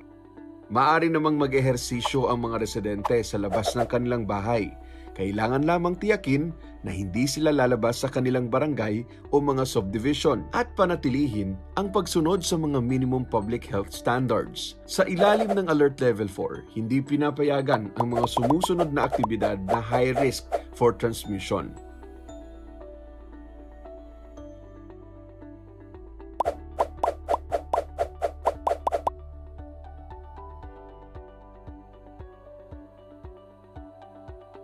Pinapayagan pa rin namang mag-operate ang ilang essential stores tulad ng grocery at butika. Para sa mga restaurant, maaaring mag-dine-in sa alfresco o outdoor restaurants pero hanggang 30% capacity lamang. Pinapayagan naman ang indoor dine-in ng 10% capacity pero para lamang sa mga bakunado. Samantala, upang matiyak ang seguridad ng customers, kailangan maglagay pa rin ng acrylic divider sa mga lamesa, magsagawa ng regular na disinfection, at magpatupad ng tamang seating arrangement ang bawat restaurant. Tungkulin rin ng restaurant na tiyakin na ang lahat ng kanilang empleyado ay fully vaccinated. Kagaya ng ibang alert levels, 100% fully operational ang lahat ng take-out delivery services. Anumang oras ay maaaring magpatupad o magrekomenda ang LGU ng pagbabago sa kapasidad ng kada restaurant depende sa kaso ng COVID-19 sa kanilang bayan. Pinapayagan ang 10% capacity para sa mga indoor barbershop o salon, samantalang 30% capacity naman para sa mga outdoor shops. Kailangan ding tiyakin na lahat ay fully vaccinated at laging sumusunod sa minimum public health standard.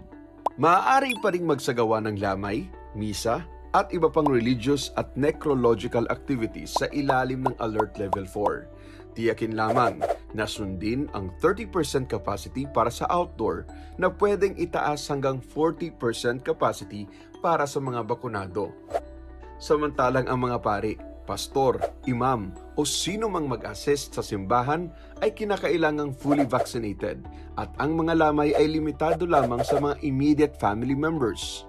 Patuloy ding hinihikayat ang mga kumpanya na ipatupad ang work from home arrangement. Habang nananatiling fully operational naman ang mga government agencies, ngunit papayagan lamang ito hanggang 20% on-site capacity. Tandaan, ang mga granular lockdown o alert levels ay pansamantala lamang. Laging sundin ang minimum public health standards para maiwasan ang pagkalat ng virus. Magpabakuna rin tayo kapag nabigyan ng pagkakataon. Makipagtulungan tayo sa ating pamahalaan upang magtagumpay sa ating laban sa pandemyang COVID-19. Stay safe, stay at home.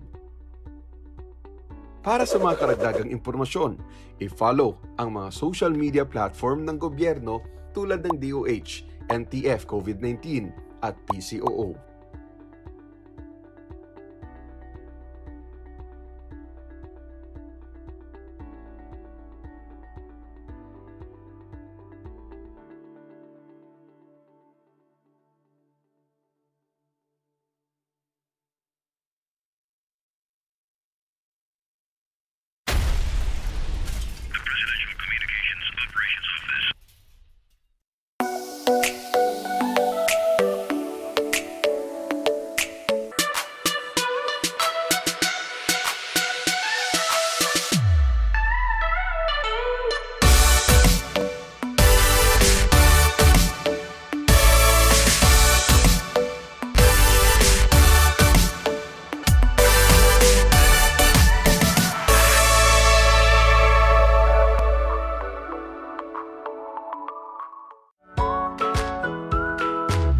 Good morning, grade 5 learners.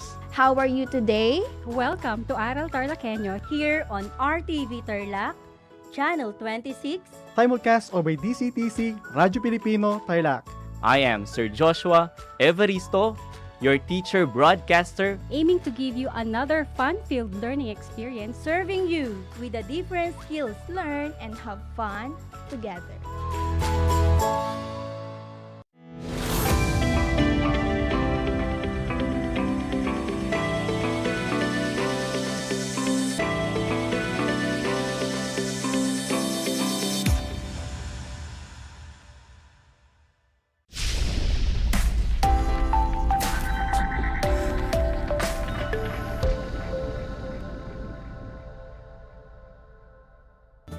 Broadcasting live here at Municipality of Victoria.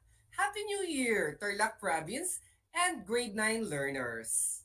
This is Aral TarlakHenyo, a school on-the-air program here on RTV Tarlac Channel 26, simulcast over DZTC, Radyo Pilipino 828. You can also watch us live via our Facebook page at RTV Tarlac Channel 26.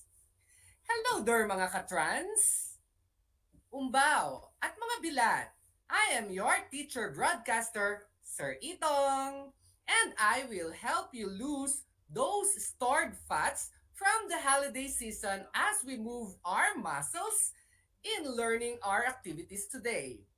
Before we start with our lesson for today, let me give you some reminders to have a wonderful and meaningful learning experience.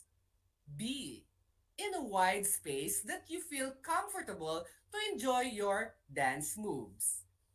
Bring with you your pen, a clean sheet of paper, and your activity sheet. Listen attentively and focus your attention during the dance demonstration. And if you have questions or clarifications, feel free to send us your message through the comment section in our FB Live, or you may ask your MAPE teacher. So, before we start, let's have a quick exercise to warm up our muscles to loosen those fats. So, watch and learn as you follow this video clip. Our second exercise or warm-up is the basic of cha-cha-cha. Backward right, forward left, double step, and forward left, and cha-cha-cha. Again, backward right, and left, double step, and forward left, and right, and cha-cha-cha. Backward right, rock, and double step, and forward left, and rock, and cha-cha-cha. 2 and 3 and 4 and 1. 2, 3, 4 and 1 and 2, 3, 4 and 1.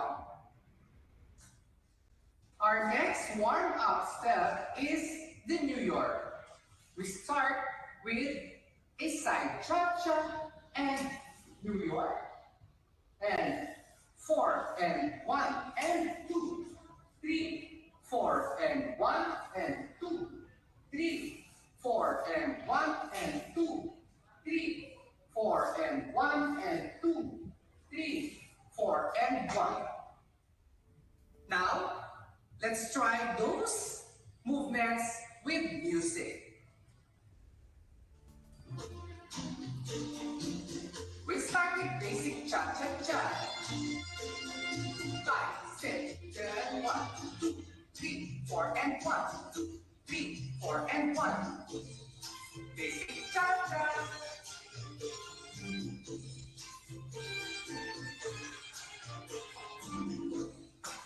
Let's try third and 4 and 1, 3, 4 and 1, 3, 4 and 1, 3, third and 2 and 3 and 4 and 1, 3, 4 and 1, 2, 3, 4 and 1, 2, 3, 4 and 1, third, 3, 4 and 1, 2, 3, 4 and 1, 2, 3, 4 and 1, side, side, jump, and over.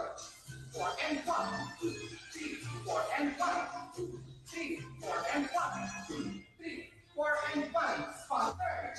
4 and 1, 2, 3, 4 and 1, 2, 3, 4 and 1, 2, 3, 4 and 1, New York.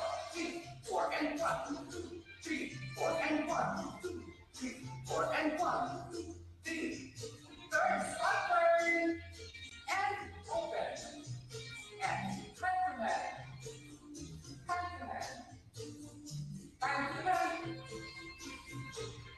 Start it again. Cha-cha-cha, basic. 2, 3, 4 and 1. 3, 4 and 1. 2, 3, 4 and 1. 3, 4 and third. 2, 3, 4 and 1. 3, 4 and third. 4 and 1. Side cha-cha and New York. 4 and 1. 2, 3, 4 and 1. 3, 4 and 1. And spot third. And recommend. 2, 3, 2, 3, 4 and 1. 2, 3, 4 and 1. 2, 3, third. So that's it. Enjoy. And try it with partner.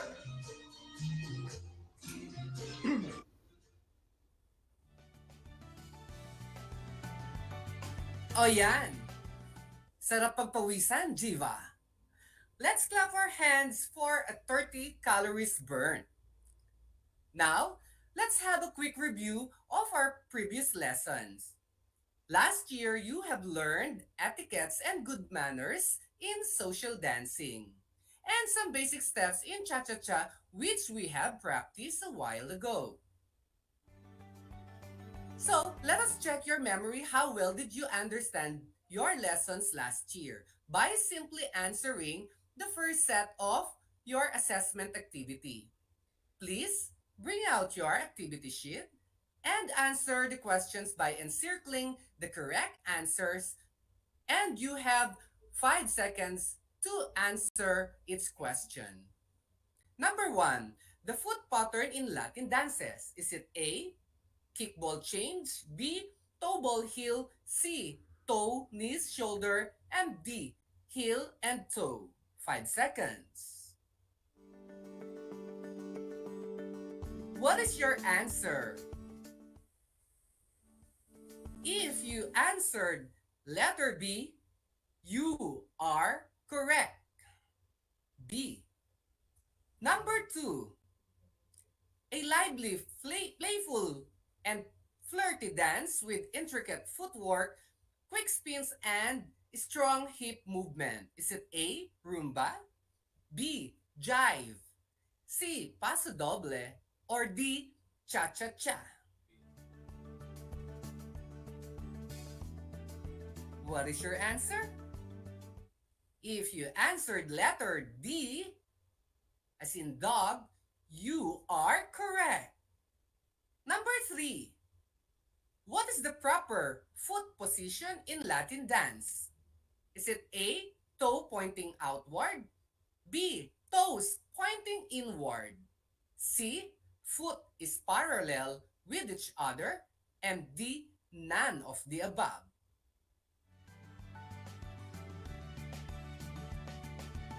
So what is your answer? If you answered letter A, you are correct. Number 4, it is known as dance of love and passion with distinctive hip movement. A, jive, B, samba, C, rumba, and D, all of the above.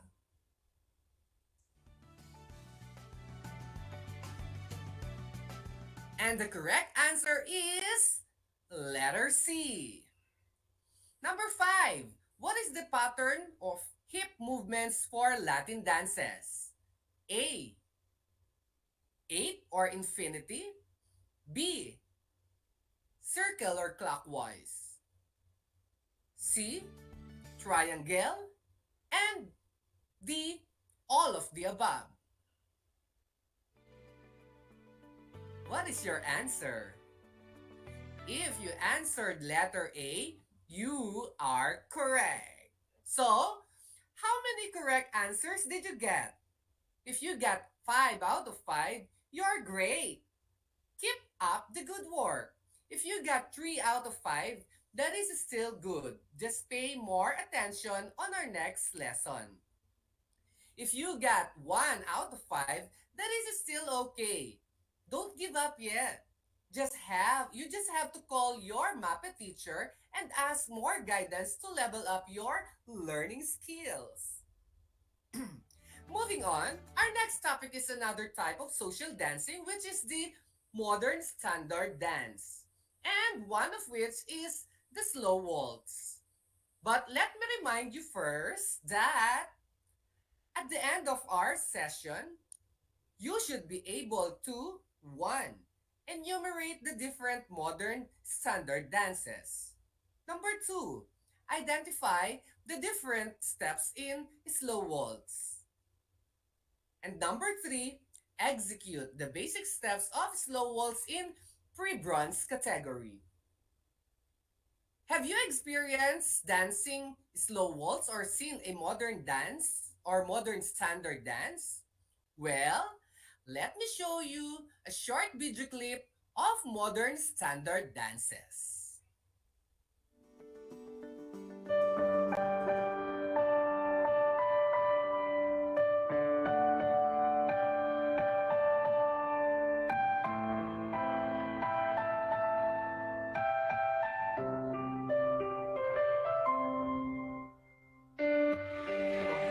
example of modern standard dance.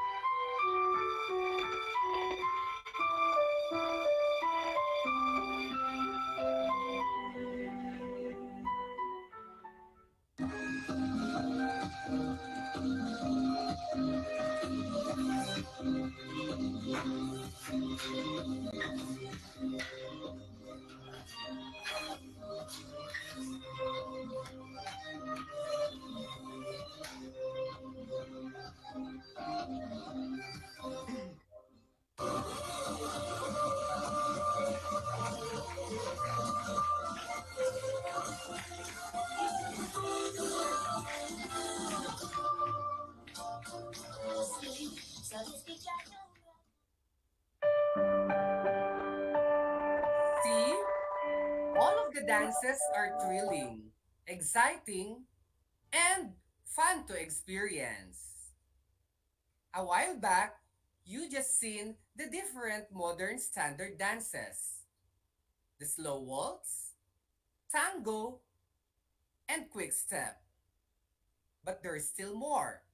Foxtrot and Venice waltz. Now, I'll be teaching you the basic steps of slow waltz. The first part of the videos are the steps for man and will immediately be followed by the ladies step. So, now let's start with our proper dance lesson. Our first basic step in waltz is a close change. Man step, starting with a left foot forward, right, and close, then right, left, and close. Other side, again, man start with a left foot forward, then right foot forward, and close, and right, left, and close. With counting, that is 1, 2, 3, 1, 2, 3. Again, 1, 2, 3, 1, 2, 3.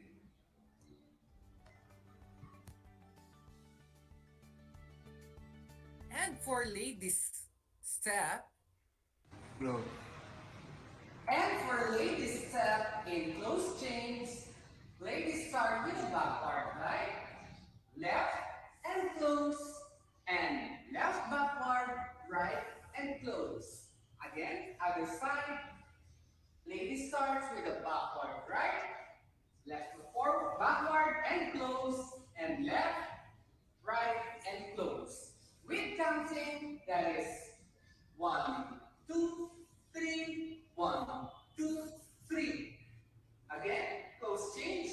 1, 2, 3, 1, 2, 3.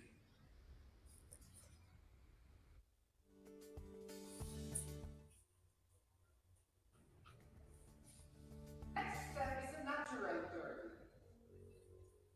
And step, starting with the right foot forward, left sideward, and turn, half turn only, then backward left, and right, and close. Again, now step, starting with right foot forward, then left sideward, and close, and left, and right, and close. With counting, that is 1, 2, 3, 1, 2, 3. Another angle, that is 1, 2, 3, 1, 2, 3. And for ladies step, ladies start with a backward left. 1, 2, 3, and right. 2, 3.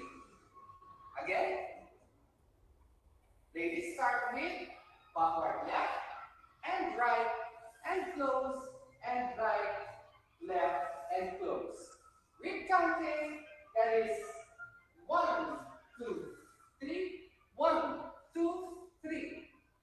Again, ladies. 1, 2, 3, 1, 2, 3.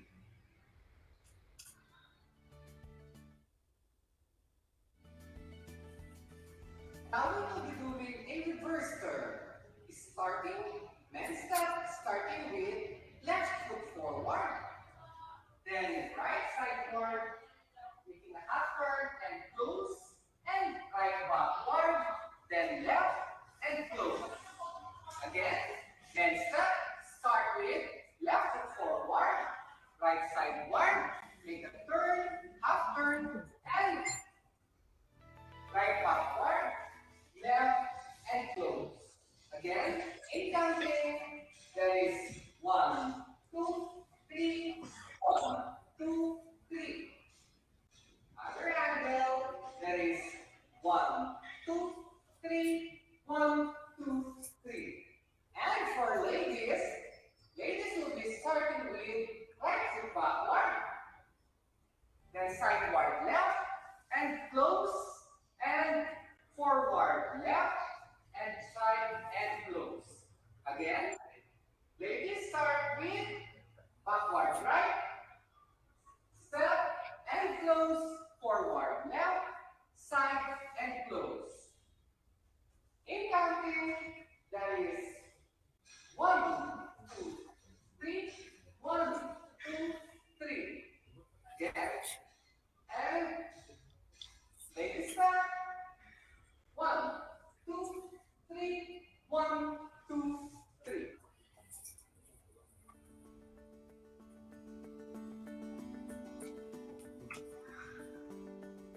Next is natural sphincter. Man step.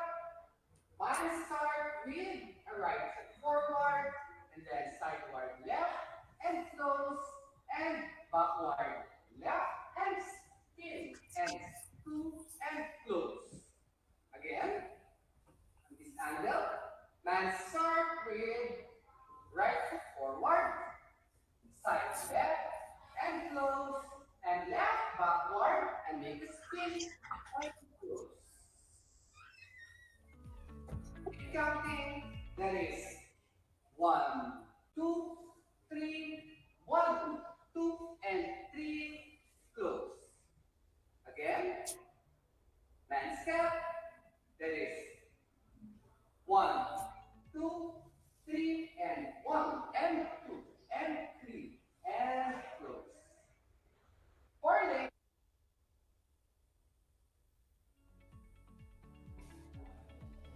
and for ladies, natural sphincter, ladies start with left foot backward, sideward right, and close, and right foot forward, and spin, 3, and close. Again, ladies starts with backward left, sideward right, and close, and forward right, and spin, and 3, and close. In counting, there is 1, 2, 3, 1, 2, 3, close. Again,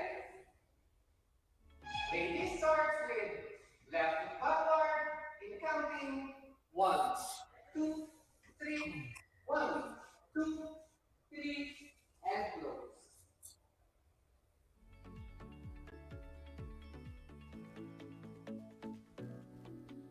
Next step is whisk.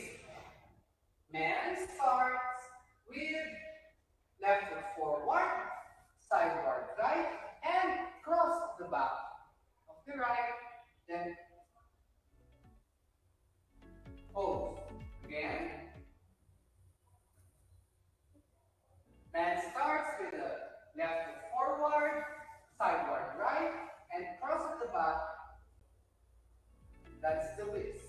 Again, in counting, there is 1, 2, 3. Again, man step. In counting, 1, 2,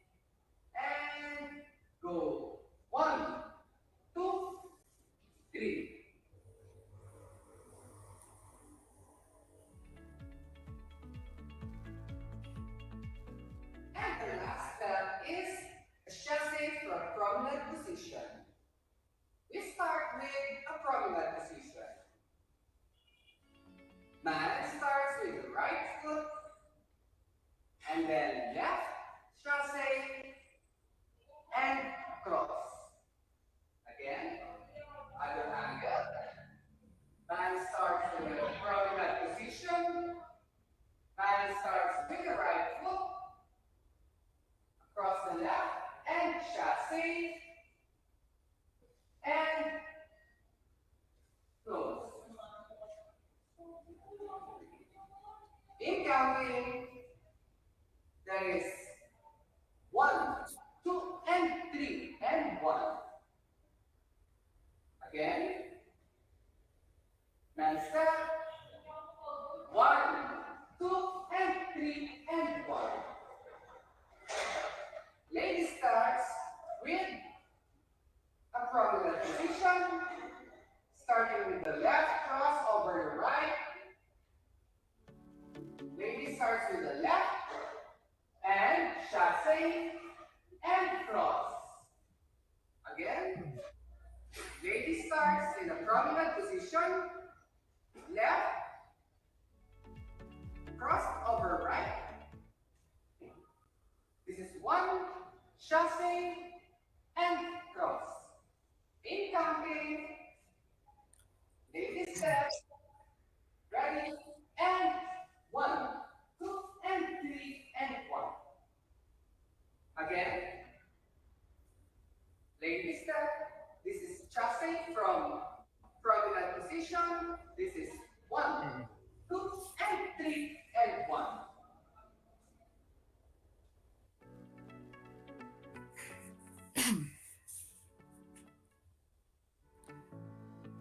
Now, here is a recap of all those steps that we have discussed. The first is the close change. Second is natural turn. Then we have the reverse turn, natural spin turn, the whisk, and chasse from promenade position. Let's now check how well have you done in our topic for today. So, bring out your activity sheets, paper, and ball pen for our activity number 2. You will just identify the statement by writing the letter of the correct answer on your paper or encircling the letter of the correct answer on your activity sheets. Number 1, man step. Count 1, step right, foot across left. Count 2, step left, and 3, right, a side close side. Count 1, right forward.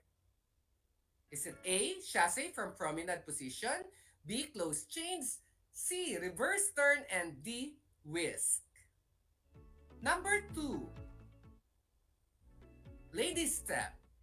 Count 1, right foot forward. Count 2, left sideward. Count 3, right foot step backward across left foot. A, whisk. B, natural spin turn. C, reverse turn. D, chasse from promenade position. Number 3, lady step. Count 1, left foot backward. Count 2, right foot sideward making a quarter turn. Count 3, close left foot to right. Then count 1, right foot forward. Count 1 again, left foot sideward making a quarter turn. Count 3, close right to left.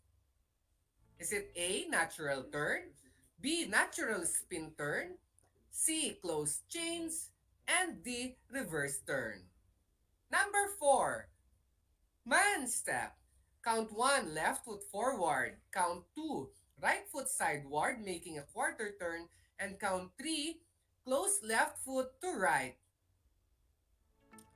Is it A, reverse turn, B, close change, C, chasse from promenade position, and D, natural turn? Number 5, man step.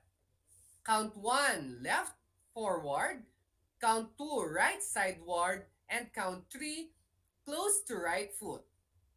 Whisk. Is it A, whisk, B, natural turn, C, close change, and D, natural spin turn? I will give you 10 seconds to finalize your answers, and the time starts now.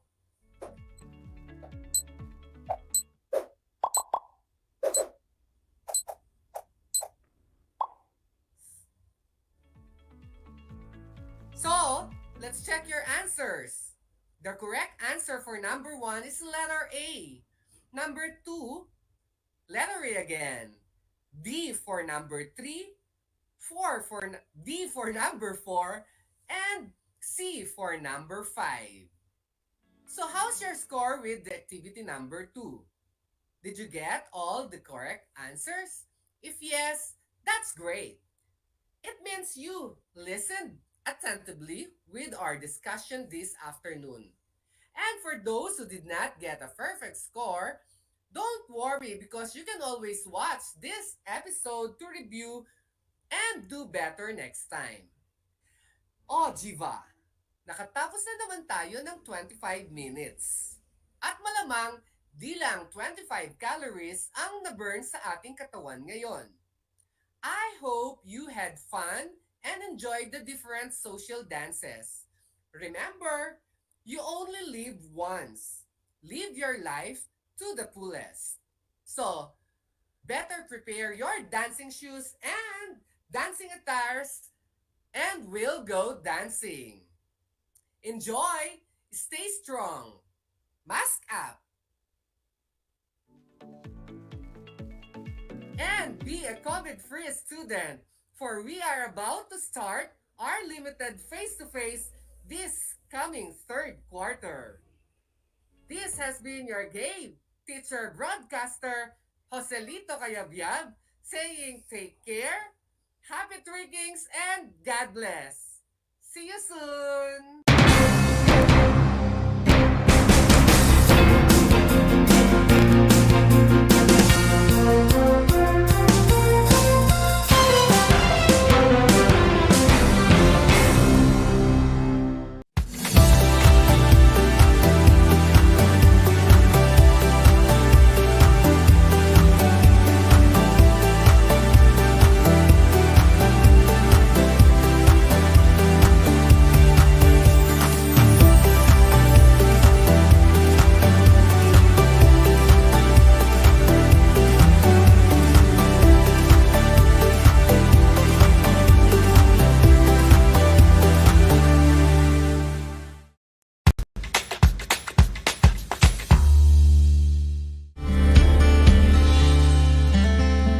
Alam niyo ba na ang Pilipinas ay mayroong 7,641 islands? Mula sa bilang na 7,107 islands, nadagdagan ito ng 534 na isla noong 2017. Tanging 2,000 lamang sa mga islang ito ang natitirhan.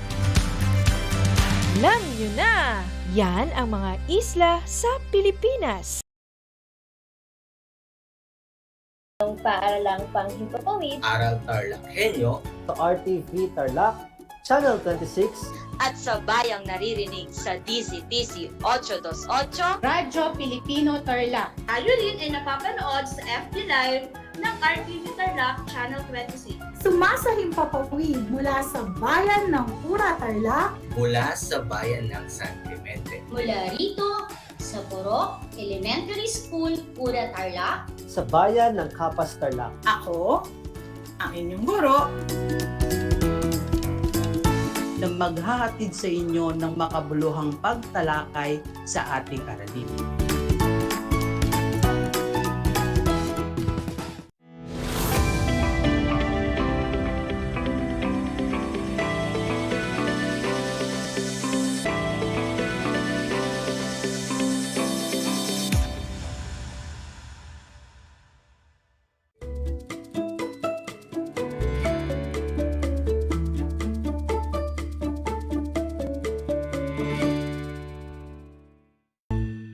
Mga nanonood at nakikinig ng Aral TarlakHenyo, Project Shine ng DEPED Tarlac Province sa RTV Channel 26 at Converge TV 100. Nasa bayan ding naririnig sa DCTC 828 AM Radyo Filipino Tarlac. Welcome po sa ating PSDSR. Ako po si Dr. Robert Santos, ang Public Schools District Supervisor ng Capas West District. Sumasahimpapawid live mula sa Capas, ang inyong magiging host for today's PSDSR for Cluster 4. Good afternoon muli sa inyong lahat. Sa hapong ito, makakasama po natin ang PSDS o Public Schools District Supervisor ng Bamban East District. Walang iba kundi si Dr. Nicolasa S. Camaya. Hello ma'am, bumati ka muna sa ating mga taga-subaybay ngayong hapon. Hello, Sir Robert. Magandang hapon po, Dr. Roberto D. Santos Jr. or mas kilala natin sa tawag na Doc Robbie. Magandang hapon po at masagana at mapayapang bagong taon sa lahat po ng nakikinig sa Aral TarlakHenyo sa DCTC at saka po sa RTV 26. Ayan, again po, Ma'am Nichols, good afternoon po sa inyo. Muli po kayo ay nakikinig at nanonood sa mas pinalakas at mas pinabuting Aral TarlakHenyo Year 2. Tama po ang narinig nyo, Year 2 na po tayo. Kaya salamat po sa lahat ng naging daan para sa matagumpay na programang ito. Tama, no? Narinig natin ang salitang salamat dahil related ito sa ating pag-uusapan ngayong hapon. No? Swak na swak ang paksang ito sa ating mga guro at mga punong guro na nakikinig ngayong hapon sa atin. Sa hapong ito, pag-uusapan po natin ang paksa na may kaugnayan sa pasasalamat. Gaya ng nasabi ko kanina. At ito ang paksa na grateful leadership. Makakasama natin sa pag-uusap na ito ang ating PSDS na si Ma'am Nichols. Ma'am Nichols, ano nga ba itong grateful leadership na ito? Yes, Sir Robert, tamang-tama talaga na ito ay ang ating napiling pag-usapan ngayon, ang grateful leadership. Kasi ito po ay pagbabalik pasalamat ng mga tao o ng isang institusyon para ma-improve po yung mga tao na kabilang sa kanilang mga institusyon. Actually, Sir Robert, una ko itong narinig sa isang seminar na pareho nating inattend, yung sa mga passers ng Civil Executive Service Board. Mula noon, tumatak na ito sa aking isipan. Hindi ko makakalimutan yung binigay na meaning nito ni Sir Aniceto Chito M. Sobre Peña, yung president ng Metrobank noon. Sabi niya, great leadership is the most advantageous aspect of leadership. Tama yon. Kasi ito po ay paggawa ng mabuti para sa mga ibang tao upang sila din po ay magtagumpay. Kaya it's an aspect of a leadership talaga. It can also drive us all to greatness. Ibig mong sabihin, lahat tayo ay pwedeng maging bayani. Lahat tayo pwede tayong gumawa para sa ikabubuti ng iba. It is also said an outlook where it gives opportunities at every level. It is a lifestyle of appreciating every opportunity to everything. It gives you clarity. When there is clarity, you find meaning. Tama po yun. Pag malinaw po ang lahat, alam natin yung direction, so mas lalong nagiging meaningful po yung pagbibigay natin ng serbisyo sa ating mga kasama. Di ba, Sir Robert?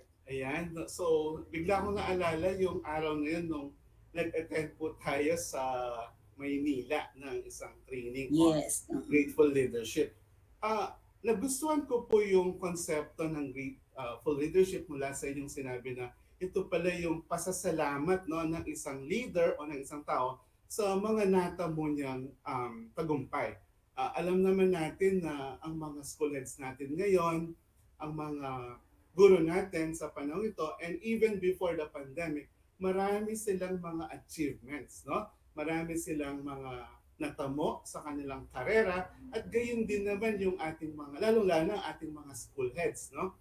Marami silang natatamong mga achievements sa kanilang pagiging school leader.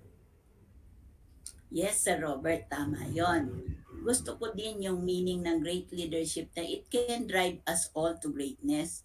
Ibig sabihin, lahat po tayo, kahit tayo ay simpleng mamamayan lang, pwede pong maging bayani or makagawa ng mga mabuting bagay para sa ikabubuti din po ng ating mga kasama.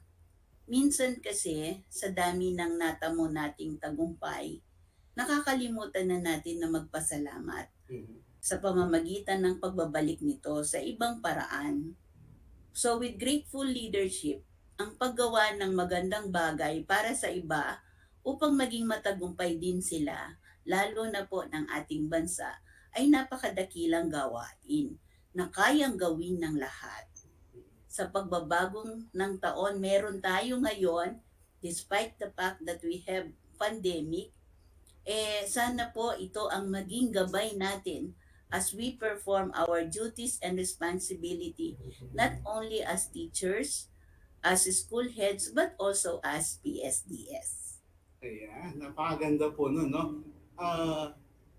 Ang mga leader natin, no, sa DepEd, ang leader ng mga institution, iba't ibang institution, at mga kumpanya ay halimbawa ng mga mabubuting halimbawa na nagtataglay o nag-i-implement sila ng grateful leadership, no? Mabuti yung hangarin nila na mapaangat o matulungan ang kalagayan ng iba sa pamamagitan ng pagtulong sa kanila upang maabot din ng iba yung kanilang tagumpay. Ika nga, we rise by lifting others. Parang related siya sa kasabihang iyon. At talagang totoong-totoo naman ito. Yes, Sir Robert. Tama pong tama yun. Actually po si Sir Robert ay isa din pong ehemplo ng pagiging grateful leaders. Kasi po nag-rose din po siya sa ranks. Tapos yung mga achievements niya sobra din po sa dami. Pero hindi niya nakakalimutang ibalik ito sa paraan na kaya niya. Lalo po ngayon na from being a teacher, principal, at saka po ngayon PSDS na. Pero still, ibinabalik pa rin po niya. Ang dami-dami niyang mga programs that would really improve not only the school pero even the plight of our learners. So, kasi pag sinabi po natin grateful leadership, kagaya po ng nasabi ko tungkol kay Sir Robert, kahit sino po, not only Sir Robert, kahit sino pa po sa atin, pwede pong gawin itong grateful leadership na to.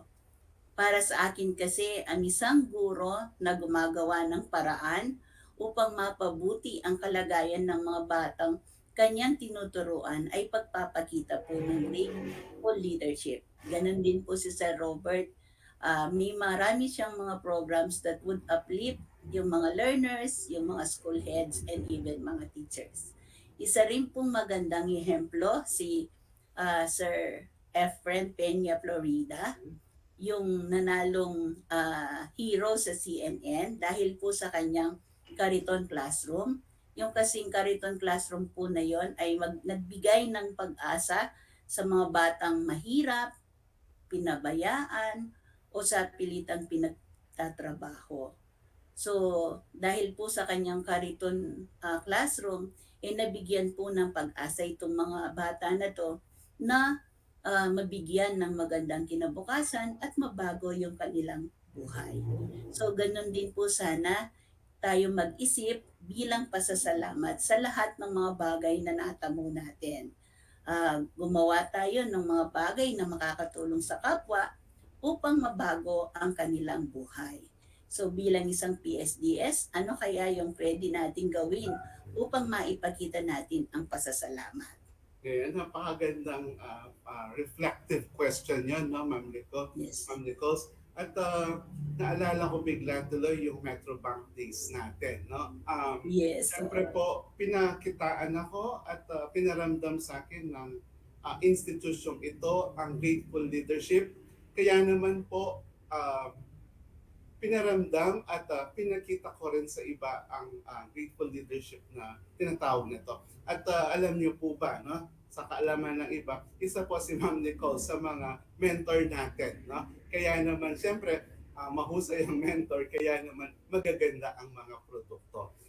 Siyempre, sa panahon naman natin ngayon, hindi natin nakakalimutan yung ginagawa, pagsisikap ng ating mga guro at mga school heads, no, ngayong pandemic.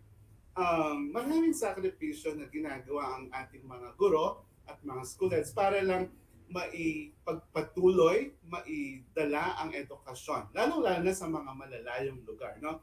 From printing the modules, from sorting the modules, hanggang sa pag-deliver ng modules. Ang dami nilang mga challenges, pero hindi sila tumitigil upang maihatid lamang ang edukasyon. At ito isang pagpapakita, no, ng grateful leadership dahil sila mismo ay nakatapos at ganun din ang gusto nilang mangyari sa ating mga estudyante. No? Siyempre, marami din ang naka-experience nito. Iba-iba ang experience nila. May mga umaakyat ng bundok, may mga lumilipat ng mahigit 20 na ilog at marami pa pong iba. Kaya po, ipagpatuloy niyo po ang ginagawa niya dahil maganda po ito para sa ating mga mag-aaral. Nichols? Yes. Actually, ngayong pandemic, nakita natin kung paano maisabuhay ng ating mga guro, punong guro at mga PSDS, kung paano yung grateful leadership, kung paano maibalik nila yung tagumpay na natamasa nila, maibalik ito sa mga bata, sa mga guro at saka sa mga magulang natin. Actually talaga, saludo ako sa mga teacher, lalo na ngayong pandemic na to. Kasi umaakyat sila ng bundok, dala-dala yung mga modules ng mga bata. Tapos kung umuulan pa, pahirapan pa ang pagpunta nila doon. Pero hindi nila inaalintana ito. Basta ang nasa isip nila ay mapabuti yung kanilang mga mag-aaral. Meron din, tama ka Sir Robert kanina, na meron din na lumilipat pa ng mga ilog para lang dalhin yung mga modules at matuto yung kanilang mga tinuturuan. Kaya yun ay isang magandang pagpapakita ng grateful leadership. Meron din naman po mga punong guro din na nagpapakita din po ng mga grateful leadership. Gaya po ng meron akong narinig na isang principal na ang pinaka-problema po niya ay ang mga bata na palaging nag-a-absent dahil sa kahirapan. So umisip siya ng paraan kasama yung kanyang mga teacher. Alam mo Sir Robert, ang ginawa nila, sila ay humanap ng mga sponsor kung saan makakabili sila ng mga three-wheeler bike. Yung mga three-wheeler bike na yon ay ibinigay nila doon sa mga bata na palaging nag-a-absent dahil nakatira ito sa malayo. So, yung pamasahe kasi ay malaking bagay sa kanila. Ngayon, binigay nila ito sa mga magulang nila para ihatid yung mga bata nila sa school. Pero apart from that, nung magawa na nila yon, meron pang additional na benefits. Kasi ang nangyari, nagdala ng mga tanim na gulay yung mga magulang nila. At habang nag-aaral yung kanilang mga anak, sila naman ay umiikot sa community at nagbibenta ng mga magulay.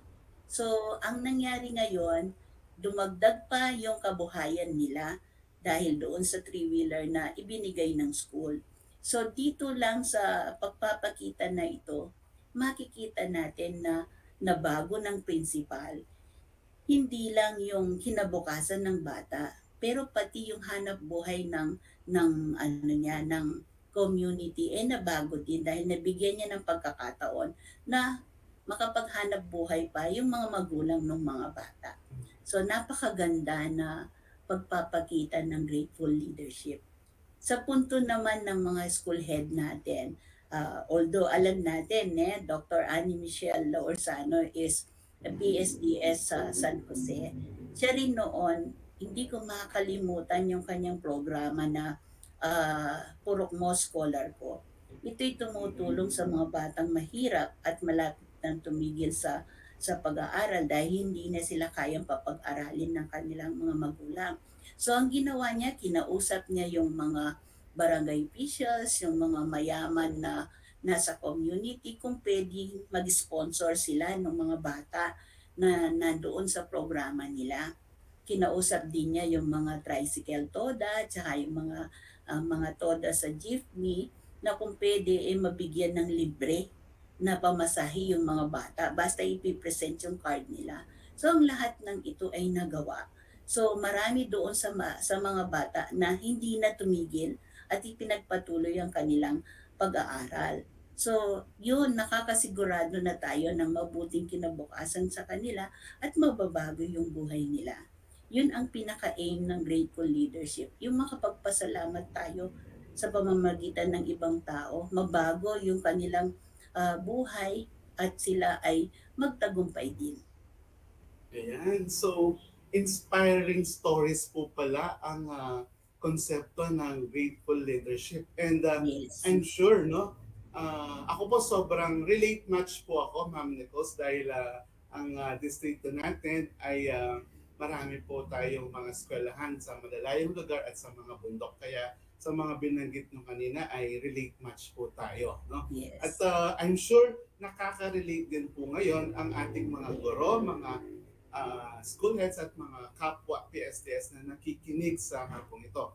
Now, maliban po sa mga bagay na nabanggit po kanina, ano pa kaya ang hakbang ang pwedeng gawin upang magawa ang grateful leadership, lalo na po sa level natin bilang mga public schools district supervisor o PSDS? Yes. Actually, Sir Robert, tayong mga public schools district supervisor, may mga district na hinahawakan. So, ibig sabihin, meron tayong mga team na hinahawakan, team ng mga school head. So, ang unang-una nating sa grateful leadership ay dapat ma-lead natin yung ating team with positive outlook by all means and by all cost. Ibig pong sabihin nito, we lead our school heads. We need to carry out positive outlook despite the pandemic. Sometimes we cannot avoid being apprehensive and anxious on how to cope with the challenges brought about by the COVID-19 pandemic. Actually, Sir Robert, minsan gusto nating sumigaw. Anong gawin natin, di ba? Paano ba matututo yung mga bata? Nasa mga bahay nila. Tapos, sinong magtuturo sa kanila? Nasa bahay sila. So, anong gagamitin nila para matuto? Lahat ng mga ito ay mga problems and issues or concern na nag-arise with the pandemic. Pero despite that, sabi nga sa grateful leadership, dapat daw maging positibo tayo bilang leader para magiging positibo din ang ating mga school head para makapag-cope tayo suun sa mga challenges mayroon tayo. Actually, nakita natin 2 years na tayong nasa pandemic at unti-unti we were able to cope with the challenges na naipos ng pandemic. Isa sa mga sagot natin, itong meron tayong Aral TarlakHenyo. So, natututo pa rin yung ating mga bata despite the fact na nasa bahay lang sila. So, itong mga bagay na ito ay mga achievements meron tayo. So, sa grateful leadership kasi dapat, kahit na small and big success ang ating na-achieve, dapat we need to celebrate it para maramdaman ng team members natin na natutuwa tayo sa mga na-achieve natin kasama sila. Kasi this will strengthen camaraderie and collaboration among our team members. And one more thing is appreciation. We need to appreciate yung help ng ating mga team to boost their morale and walk an extra mile. Diba, Sir Robert? I'm sure you can add to this experience. Yes po, no? Speaking of appreciation, yun nga po ako, pag nakita kong nag-post ang mga schools natin, no, ng kanilang mga achievements, like agad, no? Heart agad ang aking binibigay. At sabay sa pag-comment ng congratulations, keep up the good work. Ito yung mga bagay na pwede pang magpalakas sa kanila at mag-encourage pa sa kanila to do more. At napakaganda po ng konsepto ng we celebrate small or big achievements kasama ang ating team. Dahil whether it is big or small, kailangan i-celebrate po lahat yan. And there are many ways to celebrate. Yung iba nga, yung iba po nagpapagawa pa ng tarpaulin just to display yung achievement natin. And I think napakagandang practice nan para lang siyempre malaman ng community natin that we have achieved this and kaisa natin din sila sa pag-celebrate ng achievement na to. At marami tayong nakikitang ganyan sa yung Facebook, lalo na ngayon, no? Puro Facebook. Nakikita natin yung mga post ng bawat schools at kanya-kanya silang mga achievements at natutuwa tayo sa mga achievements na to. And we congratulate them. Saludo po tayo sa lahat. Yes, tama Sir Robert. Actually, ang ating SDS, si Sir Poson, napaka-appreciative niya sa mga natin, sa mga achievements natin, di ba? Lagi nakapost siya sa Facebook, kino-congratulate niya yung mga napopromote, yung mga nagiging outstanding sa iba't ibang larangan. So itong mga bagay na to nakita ko, maganda yung effect, natutuwa sila. And even yung ating dalawang ASDS, Ma'am Selina Vega and Sir Arman Capili, together with our SDO Chief, Sir Noel Linsao, and Sir Paulino Dipano, yung ating CID Chief, nakita ko napaka-appreciative nila doon sa mga accomplishments meron tayo, whether big or small. Kaya lalo tayong nai-inspire na gawin yung lahat para sa ating mga bata. Diba, Sir Robert? Yes, kaya naman po, saktong-sakto, ito po ay opportunity para sa atin na pasalamatan natin ang ating superintendency headed by our SDS, Dr. Ronaldo A. Poson, our ASDS, Dr. Capili, and Ma'am Selina Vega, and of course our Chief na nasabi kanina, SGOD Chief, Dr. Noel Linsao, and our CID Chief, Dr. Paulina Dipano. Yes. Kaya dahil sa mga appreciation nila, tayo naman ang dami nating naiisip na mga inisyatibo para lalong mag-improve yung ating performance. Di ba, Sir? Yes, ma'am. So, ang ganda ng ating usapan. Any final message po about grateful leadership, Ma'am Nicole, bago po tayo magtapos? Yes, sir. Actually, Sir Robert, isa pang aspeto ng great leadership is also excellence.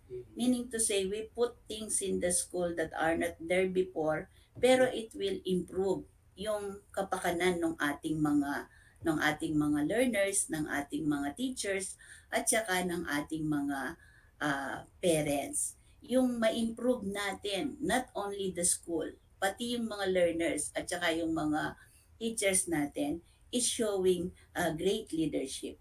Diba? With this in mind, we can say that we can do things right and we can make difference in the lives of our learners, teachers, and parents is a part of great leadership. When we try to make our school a better place for learning, then we implement grateful leadership. Wow! Bigla ko pong naalala ang sinabi ng ating Miss Universe na si Catriona Gray. And I quote, sabi niya, if I can teach people to be grateful, sabi po niya, we can have an amazing world where negativity cannot grow and prosper and children will have a smiles on their faces. Yan po ang sinabi ng ating Miss Universe na si Catriona Gray. At tamang-tama po ito. Kaya naman, maraming salamat po sa inyong oras, Ma'am Nicoles, at sa pinahagi po mga thoughts and mga insights about grateful leadership. At natapos na naman po ang isang episode ng PSDSR. Next week po, abangan po ang mga PSDS ng Cluster 3 para sa kanilang talakayan. Tuwing Martes, no? Huwag niyo pong, don't forget po, tuwing Martes, alas 5 ng hapon. At muli po, maraming salamat po, Ma'am Nicole, sa inyong time na binahagi ngayong hapon.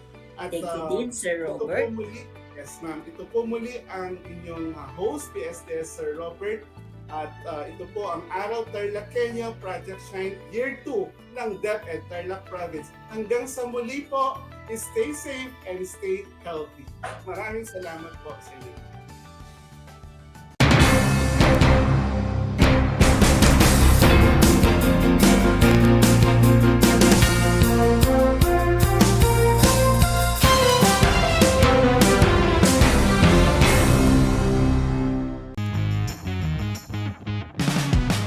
I'm back!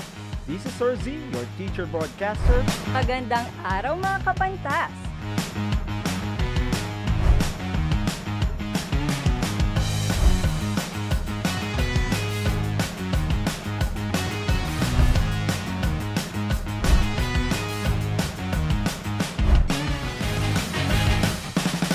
Welcome to Aral TarlakHenyo,